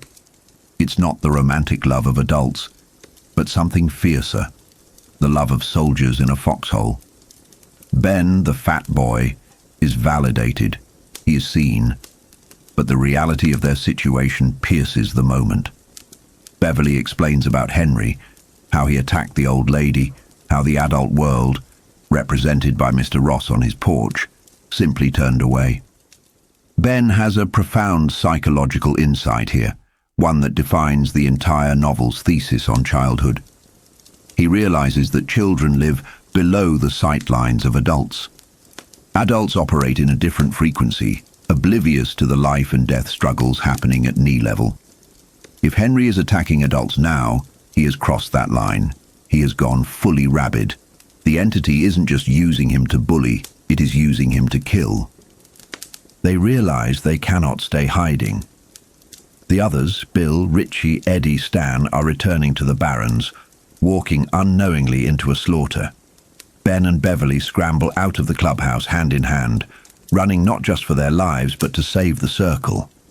Finally, we cut back to the early morning hours of 1985, to the aftermath of the library duel.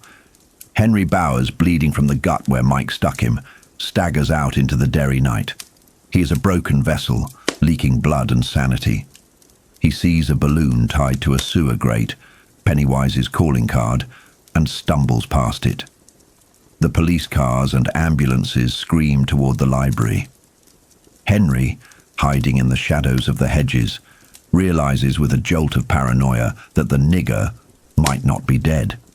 If Mike survives, the game isn't over, but Henry is too far gone to care about strategy. He is hallucinating, the pain in his body merging with the poison in his mind. He looks up at the sky, and the stars terrify him. They are too big, too cold. He remembers the voices in the moon, the ghost static of it.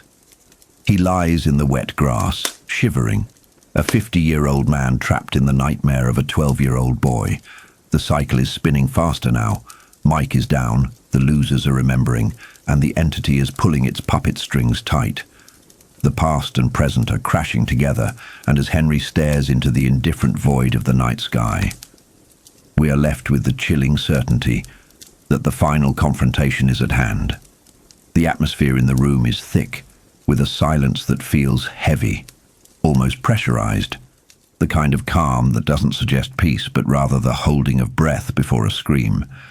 In the adult timeline we find Henry Bowers, but he is no longer the greaser king of the schoolyard. He is a ruin of a man, escaped from Juniper Hill Asylum, his mind thoroughly colonized by the entity, Pennywise.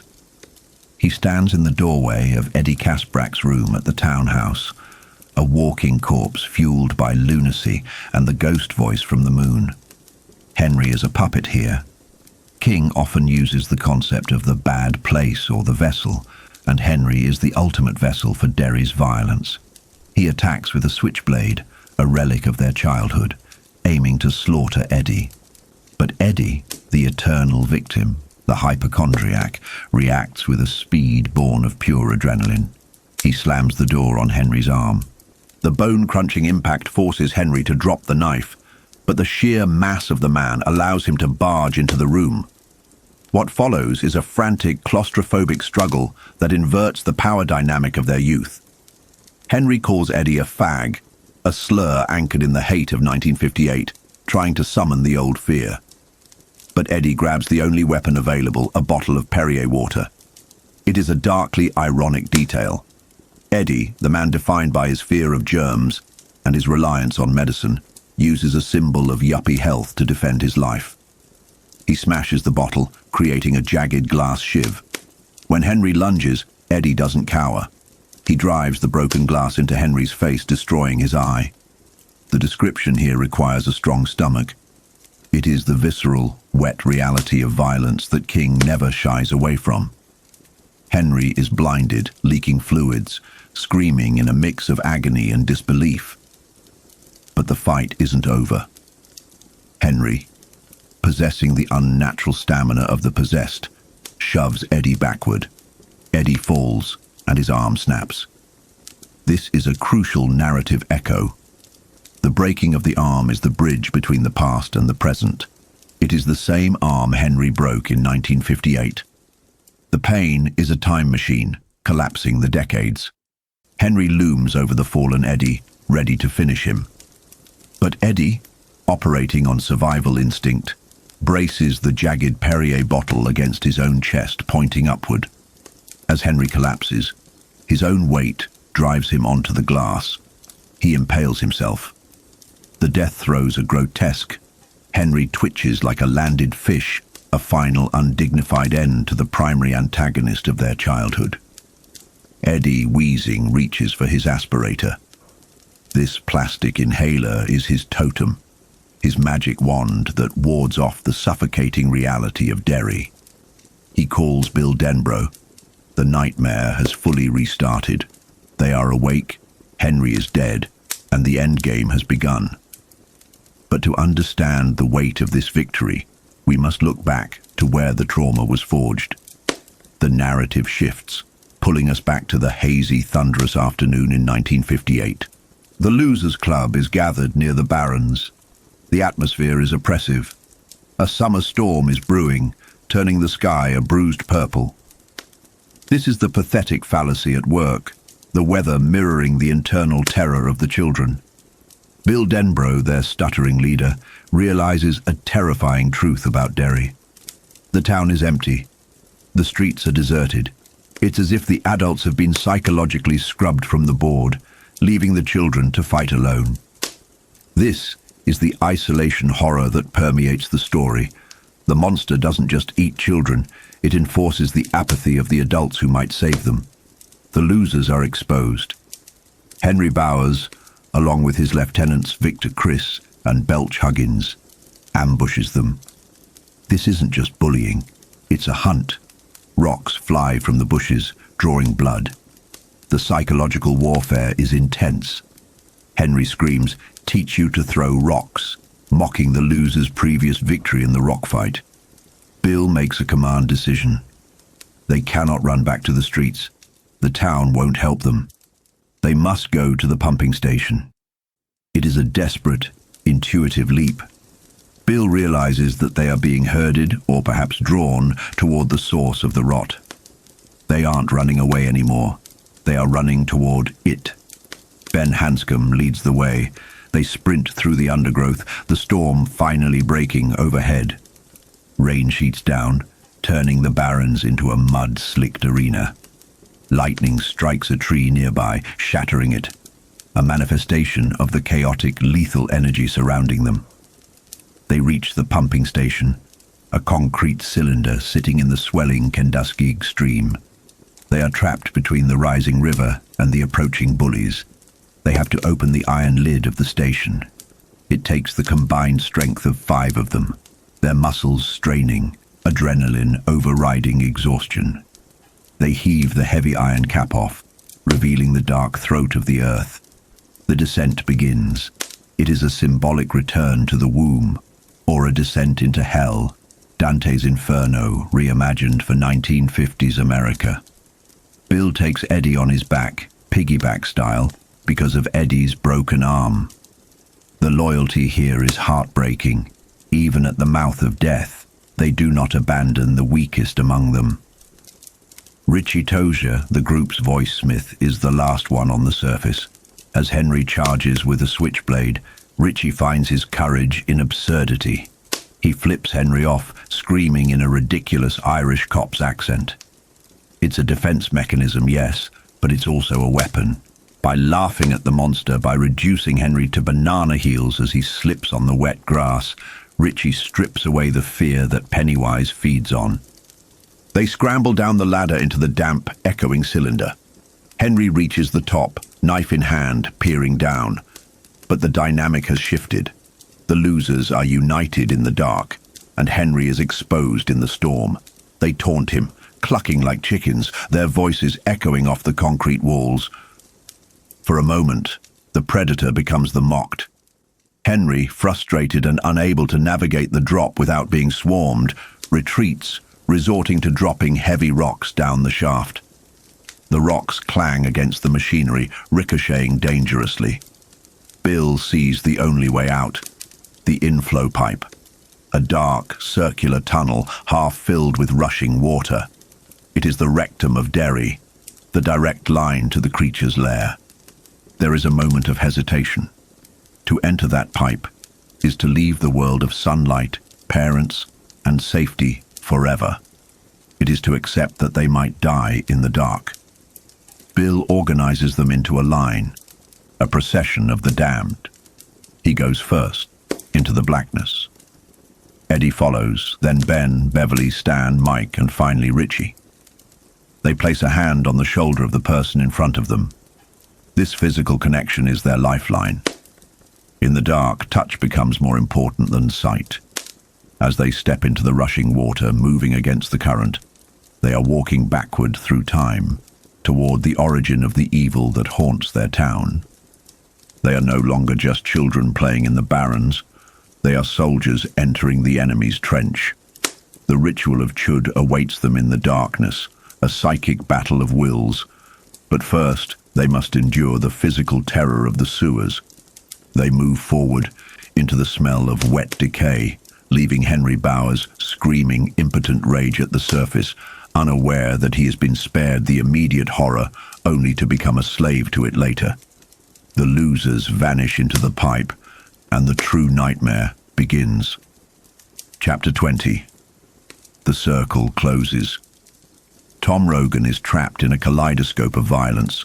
He dreams of murdering his father, a man long dead by suicide, but the weapon in his hand transforms into a switchblade, and his identity begins to blur.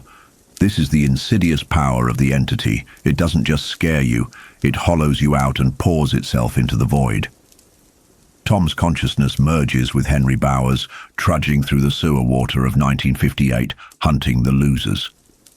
The hate is timeless, a baton passed from one damaged psyche to another.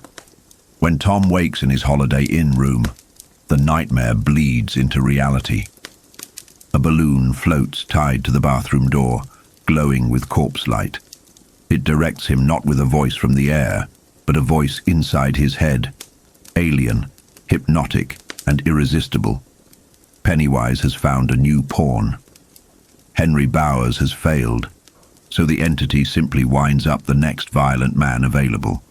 Tom is given his marching orders: go to the sewers, hurt them, kill them. Across town, Audra Phillips is suffering a parallel psychic assault. She too dreams of the sewers, her mind hitching a ride on her husband Bill's childhood memories. She feels the camaraderie of the losers, but also the crushing terror. She wakes up in her motel room, disoriented and drowning in dread. Desperate for Bill, she calls his room at the townhouse, but there's no answer. The isolation of Derry wraps around her like a shroud. Then the psychological warfare begins. A voice gurgles from the bathroom. "We all float down here, Audra."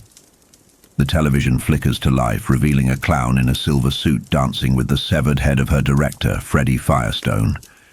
It is a grotesque display designed solely to herd her like cattle. Panic overrides logic. Audra flees the room, running for her car, but in her hysteria, she leaves her keys behind. Fate, orchestrated by the clown, closes the trap. As she fumbles at the car door, Tom Rogan steps out of the fog. He recognizes her from the movies, but his smile is all jagged teeth and malice. The two spouses, drawn to Derry by love and hate, collide in the mist. At the townhouse, the losers are staring at a corpse. Henry Bowers lies dead on the floor of Eddie's room, gutted by a Perrier bottle. Eddie is in shock, his arm broken, a grim echo of the fracture he suffered in the Barrens 27 years ago. The symmetry is horrifying. The cycle is repeating itself with brutal precision. They face a critical choice: call the police or handle it themselves. But Derry is a town that looks the other way.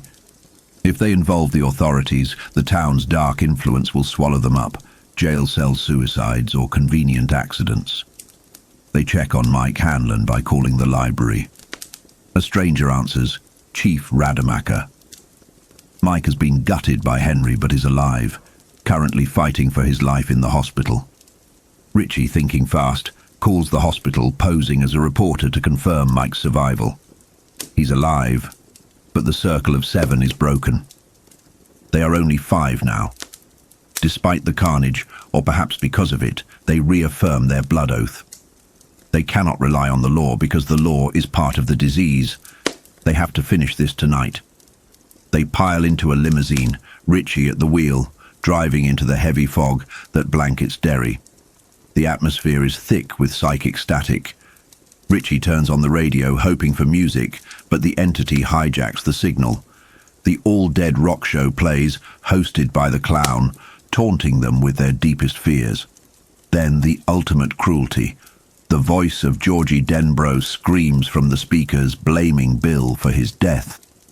It's a low blow, designed to unbalance their leader right before the final confrontation. They arrive at the Barrens. The landscape has changed, overgrown and wild, buried under nearly 3 decades of neglect. It's a physical manifestation of their buried memories. They hack their way through the brush to the old pumping station. The concrete cylinder is choked with vines, but the iron manhole cover has been dragged aside, the metal scraps fresh. Bill spots something near the dark opening. It's a purse. He recognizes it instantly. He bought it for Audra. The realization nearly breaks him. The entity hasn't just threatened them. It has taken a hostage. It has raised the stakes from survival to rescue. Finding Audra's license confirms the nightmare. She is down there, in the dark, with Tom and the monster. There is no time for planning. The terror is raw and immediate.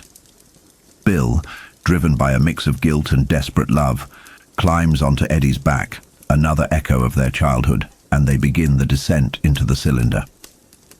The smell of the sewers rises to meet them, damp and rot. They are returning to the womb of their trauma, slipping beneath the surface of the earth to face a horror that has been waiting, hungry and awake, for 27 years. The circle has closed. Chapter 21.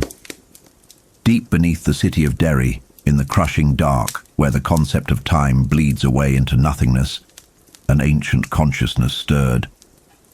For the first time since the cooling of the earth, the entity known only as It felt a sensation that was entirely alien to its existence.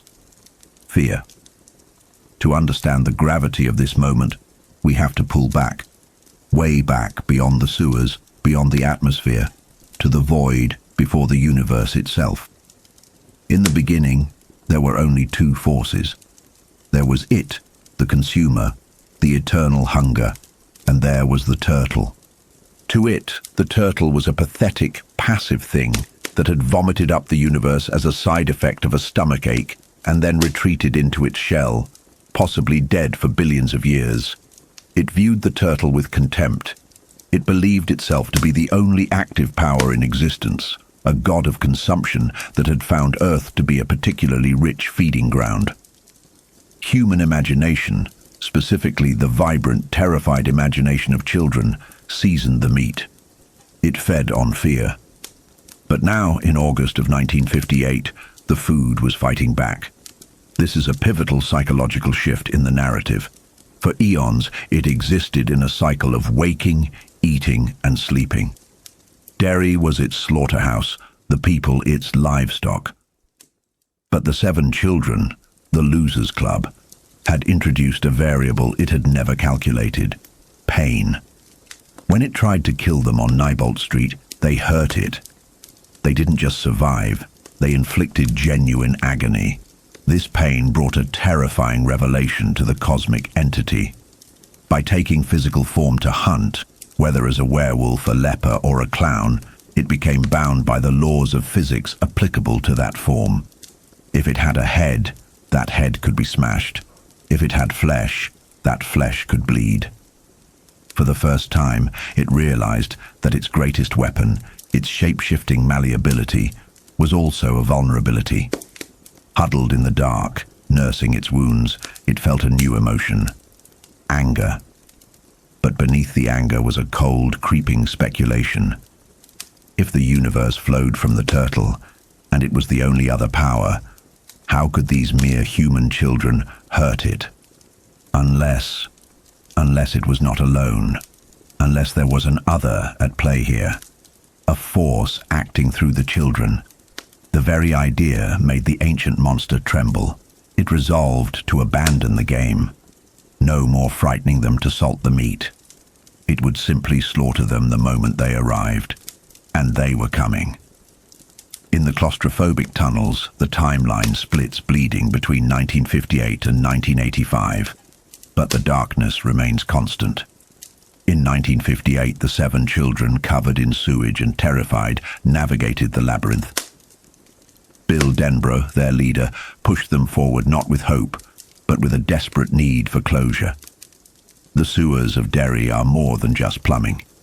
They are the subconscious bowels of the town, a place where all the waste, both physical and spiritual, washes down.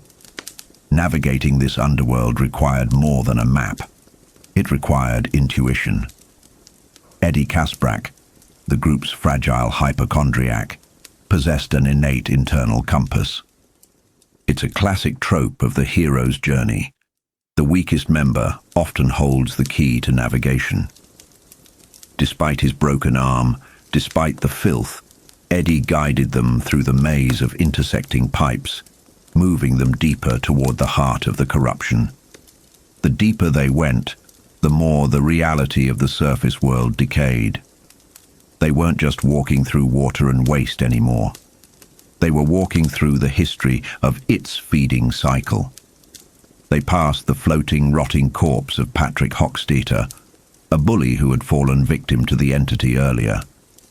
The sight of the body broke something in them, but it also hardened their resolve. The horror was no longer theoretical. It was a rotting reality in front of them. But the horror wasn't limited to the supernatural.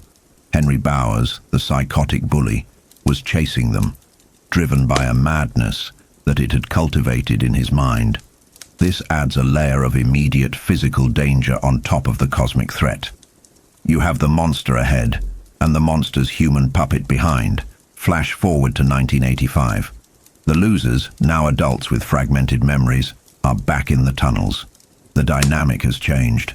They are fewer now. Stan Uris is dead by his own hand, and Mike Hanlon is hospitalized. But the grim atmosphere is identical. The entity, waking again, felt the old fear return.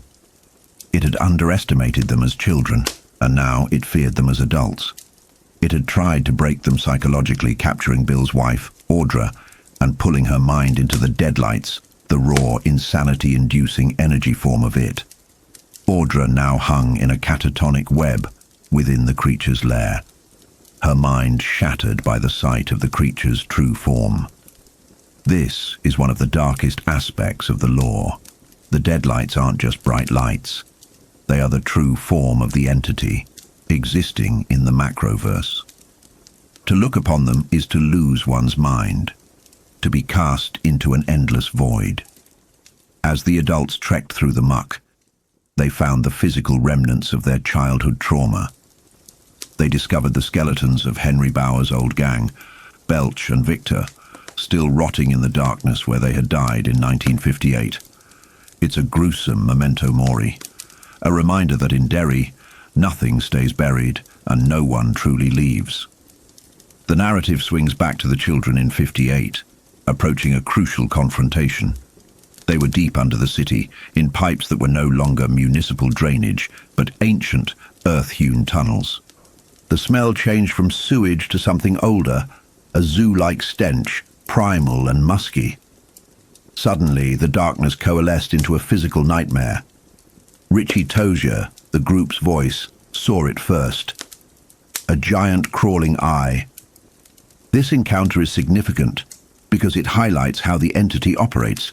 It pulls from the children's minds. They were afraid of being watched, of the unknown, so it became a giant, lidless eye, dragging itself along on raw, gelatinous tentacles. It wasn't a biological organism that made evolutionary sense. It was a nightmare made flesh. As the tentacles lashed out, ensnaring Bill and Ben, the group froze. This is the Medusa effect of high-level horror, the paralysis of the prey. But Eddie Kasprak broke the spell. Eddie, who had been raised to fear every germ and draft, charged the monstrosity. Here, the law of the universe is critical. Belief is a weapon. Eddie pulled out his asthma aspirator. In the real world, it was just medicine. But in the sewers, facing a monster born of imagination, Eddie's belief that the aspirator contained battery acid made it true. He screamed at the monster, spraying it with the mist. The entity, bound by the rules of the shape it had taken, burned. It shrieked in pain and retreated. It's a triumphant moment, but also a darkly humorous one. A child defeating an ancient cosmic evil with a placebo effect and the sheer force of will. It proves that while it feeds on imagination, it can also be hurt by it. Back in 1985, the town of Derry itself began to convulse. As the losers drew closer to the final confrontation, the city above reacted like an infected wound. A massive storm battered the region. Transformers exploded, sewers backfired, killing citizens in their bathrooms. This is the pathetic fallacy writ large. The entity and the town are one organism. As the parasite sickens, the host body goes into spasms. In the hospital, Mike Hanlon lay wounded. But the entity wasn't done with him. It sent a nurse, a man named Mark LaMonica, whose sister had been killed by it decades prior, to finish Mike off. The nurse was in a trance, a puppet of the entity. Even from miles underground, it could pull strings. But Mike, tapping into the collective psychic energy of his friends underground, fought back. He smashed a glass into the assassin's face, breaking the connection. This psychic link suggests that the ritual of Chud, the psychic battle they were about to engage in, was already beginning. The seven were one, even when separated. In the tunnels, the adult Bill Denbrough faced his own personal hell. The entity did not send a monster. It sent a memory. George. Bill saw his little brother, clad in the iconic yellow slicker, missing an arm, rotting and accusing. "It's your fault," the phantom whispered. "This is the entity's cruelest weapon. Guilt." It tried to make Bill believe that his entire life, his writing career, his trauma, was all a punishment for letting his brother die. The George thing transformed, morphing into a creature of dead leaves and snapping fangs, lunging for Bill's throat. But Bill, anchored by his friends, refused to accept the illusion. He rejected the guilt. "You're no ghost," he screamed. He shattered the glamour, grasping the creature, which melted into warm taffy in his hands. It was a victory, but it left Bill sobbing in the dark, finally grieving the brother he had lost 27 years ago. The catharsis was necessary. To fight it, he had to clear the emotional blockage that it had been feeding on. They moved on, the air growing hotter, the light growing stranger, a sick yellow-green phosphorescence that seemed to come from the walls themselves. They were entering the main lair. The architecture ceased to be sewer pipes and became a titanic, vaulted cathedral of stone, vast enough to hold a jumbo jet. This space defied geological logic, confirming they had crossed a threshold into a place where physical laws were bending. They reached a final door. A small door, barely 3 feet high, marked with a symbol that shifted depending on who looked at it. A paper boat, a balloon, a bird. It was the door to the inner sanctum. Bill pushed it open. The smell hit them first, the stench of the reptile house, of ancient sour spice, and then the sight. In 1985, as the adults crawled through that tiny door, the final glamour fell away. They saw it in a form that their minds could barely comprehend. The closest human understanding could get to its true nature on the physical plane. A spider, but not just a spider. This was a nightmare construct 15 feet high, black as void, with legs like tree trunks and eyes that burned with a malevolent ruby sentient intelligence. It wasn't a biological spider, it was the concept of a spider, the archetype of the predator that binds and consumes. As they stared, frozen in horror, Ben Hanscom realized something that stopped his heart. He saw the creature's anatomy, the way it moved, the heaviness of its abdomen. The entity was pregnant. This revelation changes the entire stakes of the story. It wasn't just an immortal monster. It was a biological dead end that was about to overcome its limitation. If it spawned, if it released a brood of these cosmic horrors into the world, it wouldn't just be Derry that suffered. It would be the end of everything. Stan Uris, the one who committed suicide, had understood this. He knew that the stakes were not just survival, but extinction. The spider thing rushed them, dripping living acid, its mind screaming with telepathic rage. It was no longer playing with its food. It was a mother protecting its nest. Bill Denbrough stepped forward. He didn't have a weapon. He didn't have magic. He had only his will, and the collective spirit of the losers.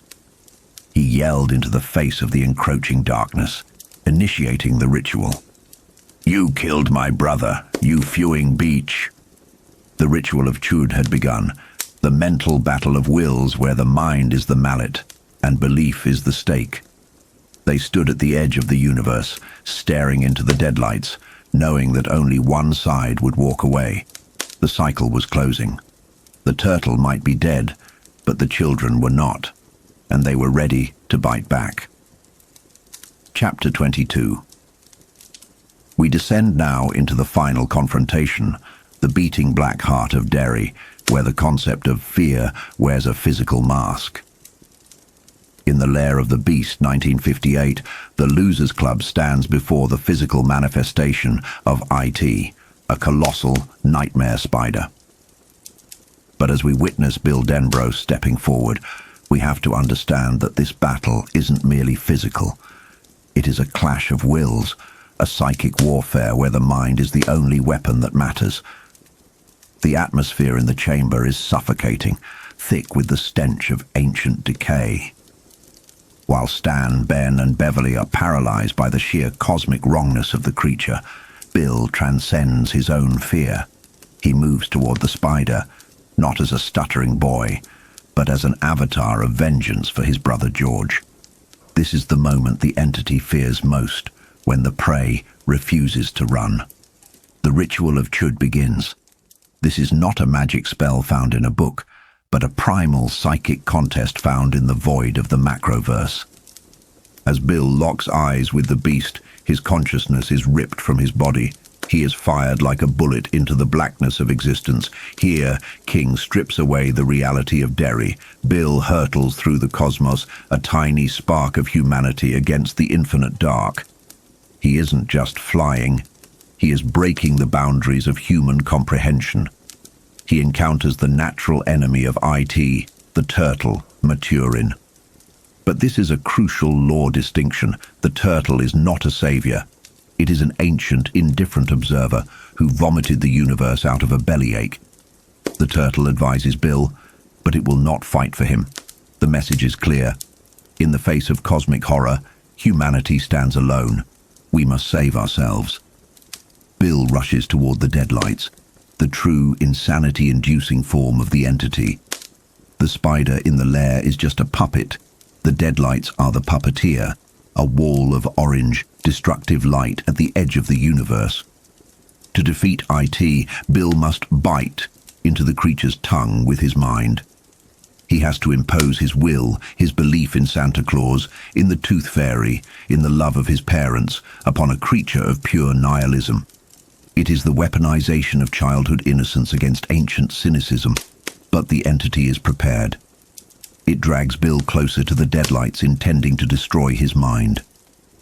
Back in the physical world, Richie Tozier sees his friend fading.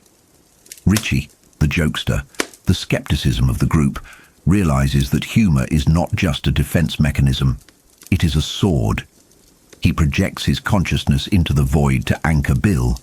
He uses his voices, the Irish cop, Pancho Vanilla, screaming absurdity into the face of the eldritch horror.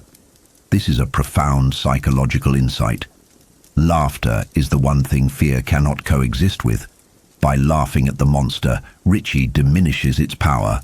Richie and Bill, united in the void, bite down on the ethereal tongue of the beast. The ritual of Chud is a mutual wounding. They force the entity to feel pain, perhaps for the first time in its eternal existence. They are two small minds screaming defiance against a storm of evil, holding hands across the barrier of sanity. While the mental battle rages, the physical situation in the lair turns catastrophic. Eddie Kasprak, the fragile hypochondriac, steps forward. Throughout the story, Eddie has been defined by his sickness, by his mother's overbearing Munchausen by proxy. Now he reclaims his agency. He advances on the spider, wielding his aspirator. This is the ultimate triumph of belief. The aspirator contains only camphor and water, but because Eddie believes it is acid, because he wills it to be a weapon, it burns the creature. He blinds the spider, dissolving its eye. But the victory demands a terrible price. In a moment of chaotic violence, the spider shears Eddie's arm from his body. Eddie Kasprak bleeds out on the stone floor, but his death is not in vain. It provides the distraction Bill and Richie need to snap back into their bodies. As Eddie fades, the clarity of the end washes over him. He dies in the arms of his friends, offering a final correction to Richie. "Don't call me Eds." It is a final assertion of self, a reclamation of dignity before the dark takes him. Simultaneously, the destruction of the entity triggers the destruction of Derry. The town and the monster are symbiotically linked. As IT writhes in death throes, a cataclysmic storm tears the town apart. Steeples fall, the earth opens, and the standpipe explodes. This is not just weather. It is the psychic backlash of a god dying. The rot that has festered at the core of the town for centuries is finally being excised, washing away the sins of the community in a deluge of rain and blood. We flash forward briefly to 1985. The adult losers, Bill, Richie and Ben, chase the wounded creature into the depths. They find the horror of reproduction. Eggs. The entity was pregnant. Ben Hanscom, the architect, the builder, is forced to become the destroyer. He crushes the eggs one by one, extinguishing the future of the species. It is a grim, necessary task. They are scrubbing the stain of IT from the universe, ensuring the cycle ends here. But let us return to 1958, to the survivors in the dark. Eddie is dead. The spider has fled. The remaining losers, Bill, Ben, Beverly, Richie, Stan and Mike, are lost in the labyrinthine sewers. Their matches are gone. The darkness is absolute.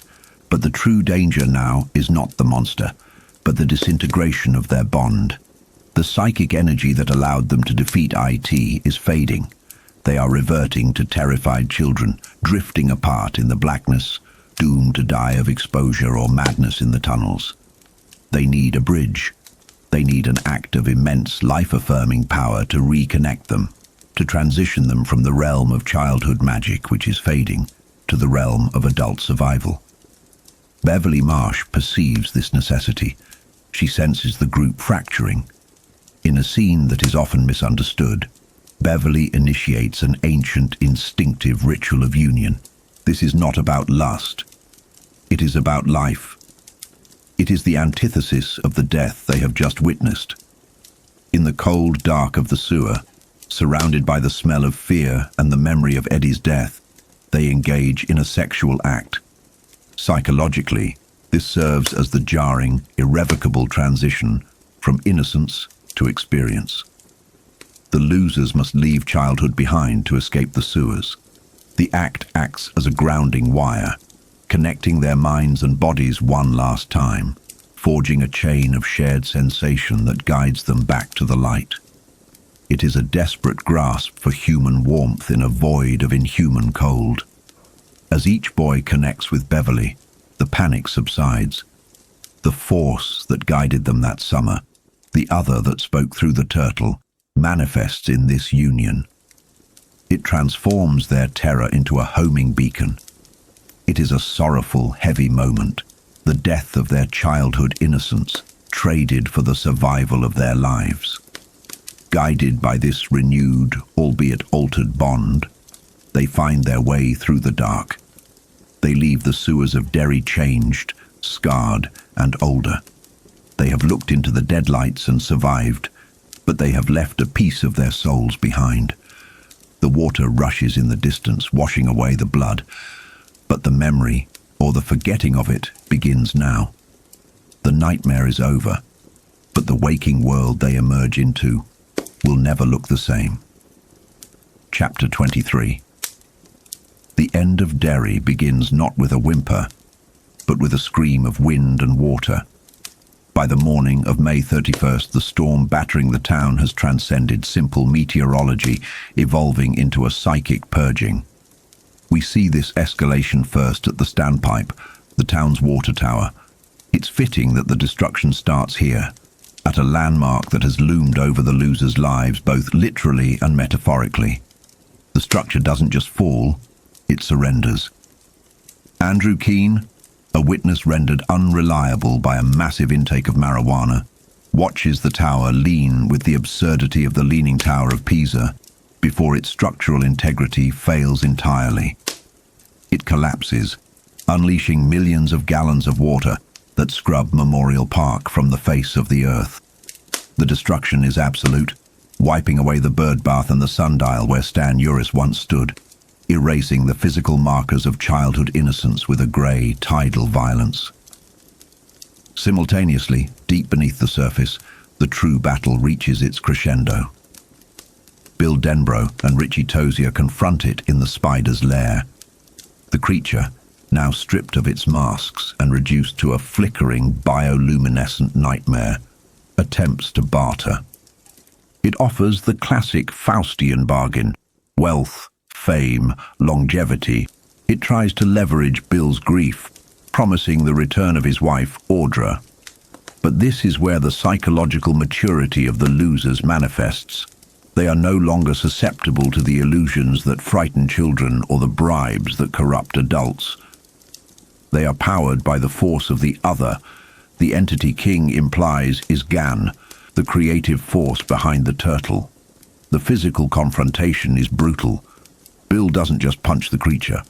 He propels himself into its very anatomy, a human torpedo fueled by love and memory. He plunges his hands into the writhing wetness of the spider, seeking the heart. The auditory hallucination of the heart, a rhythmic booming bass drum, dominates the sensory experience here. This isn't a surgical strike. It is a visceral, messy execution. Bill crushes the heart between his hands, and as the creature dies, the psychic weight holding Derry together evaporates. The spider is left as a husk of alien meat, and the turtle is confirmed dead, yet the benevolent force remains just long enough to tell Bill he did well. Above ground, the death of the creature triggers the death of the town. This confirms the long-standing lore implication that Derry and it were symbiotic. The town was the body, and the monster was the parasitic soul. With the parasite dead, the host begins to necroticize immediately.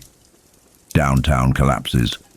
The statue of Paul Bunyan, a symbol of the town's rugged fake mythology, explodes. Buildings that stood for decades, representing the commercial heart of the city, simply sink into the earth. It is a literal hollowing out of a town that has been morally hollow for centuries. The ground liquefies, turning the business district into a churning soup of debris, claiming landmarks and lives impartially. Back in the dark, the cost of victory becomes clear.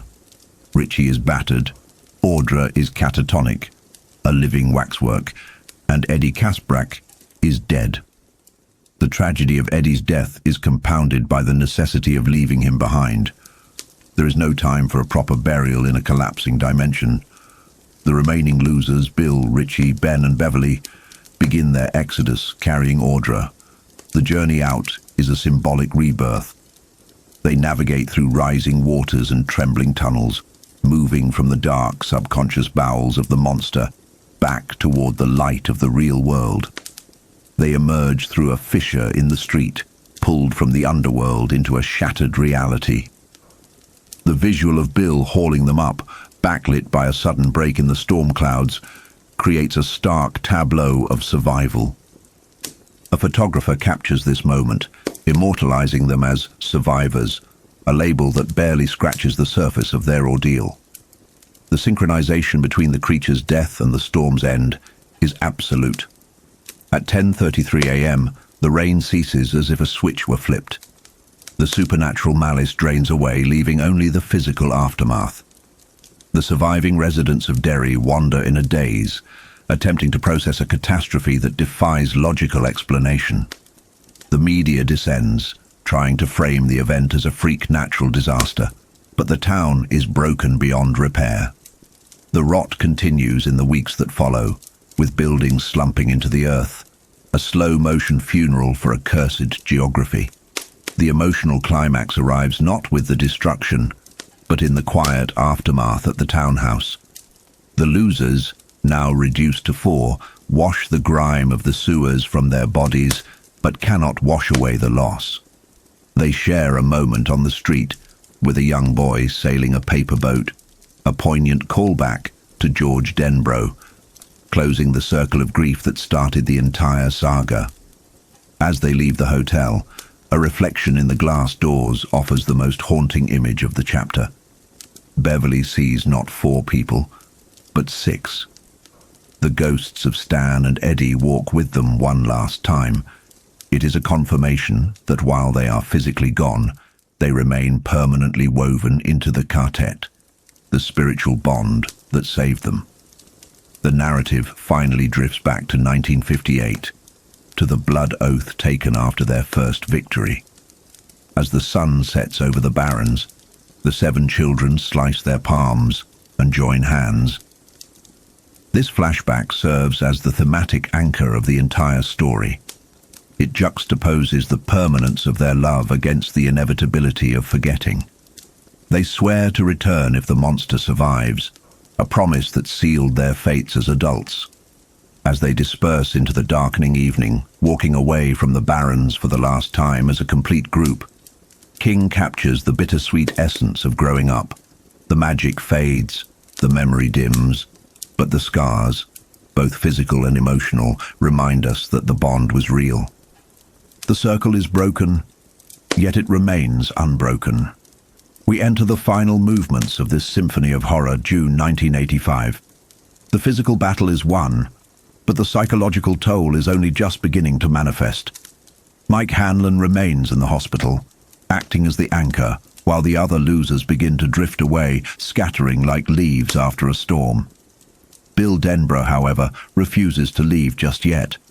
His wife, Audra, is physically healing, but mentally shattered, catatonic, a living doll with empty eyes. Instead of sending her to a mental institution, Bill takes her to Mike's house. There is a desperate, unspoken logic here. Clinical medicine cannot fix what a supernatural entity broke. Then a new kind of horror sets in. The fading. It starts subtly. Mike and Bill realize they are forgetting things, names, faces, the specific texture of their fear. When Mike calls Richie in California, they struggle to recall Stan Uris's last name. This is a profound psychological mercy disguised as senility. The universe is scrubbing the chalkboard clean. If they remembered Ite clearly, they would likely go mad. The fading proves the monster is truly dead. No watchman is needed anymore. But for Mike, the keeper of the lighthouse, this loss of memory feels like a terrifying erasure of self. Derry itself is dying along with the memories. The flood has ruined the town's economic future, and in a twist of grim poetic justice, Chief Rademacher is crushed to death by an antique torture device in the police station attic. The town's dark history literally collapses upon its enforcers. Ben and Beverly finally leave for Nebraska, their shared trauma blossoming into a quiet romance, leaving the ghosts of their abusive pasts behind. But the climax of the human spirit happens with Bill. He looks at his old bicycle, Silver, the vessel of his childhood power. He realizes that to save Audra, he cannot be an adult. He must tap into the raw, reckless belief of a child one last time. As that random kid told him, you can't be careful on a skateboard, you have to commit. Bill places the catatonic Audra on the back of the bike. She is dead weight, limp, and unresponsive. The suspense here is palpable. It is a middle-aged man trying to hotwire the magic of the universe with nothing but nostalgia and adrenaline. He begins to pedal. He pushes his aging muscles to the breaking point, forcing Silver toward the steep, dangerous drop of Upper Main Street. He isn't just riding. He is racing against the fading light, trying to beat the devil. He screams, "Hi-yo, Silver, away!" The playing cards in the spokes roar like machine gun fire. They careen down the hill, picking up lethal speed, rushing toward the gaping wounds in the street where the pavement has collapsed into the sewers. It is terrifying, irresponsible, and magnificent. They skirt the edge of oblivion, tires inches from the drop. And in that crucible of terror and wind and velocity, the spell breaks. The sheer physical immediacy of the danger jolts Audra back to the land of the living. She screams, she clings to his waist, and the catatonia shatters. They skid to a halt at the bottom, alive. The stutter is gone for good. The memories are fading into a dreamlike haze, but the love remains sharp and clear. The wheel of K has turned, the nightmare is over, and the darkness is finally left behind in the rearview mirror. If you enjoyed this video, please subscribe to my channel, Horror Tales, where we dive deep into the lore of Stephen King novels and other terrifying stories. Good night.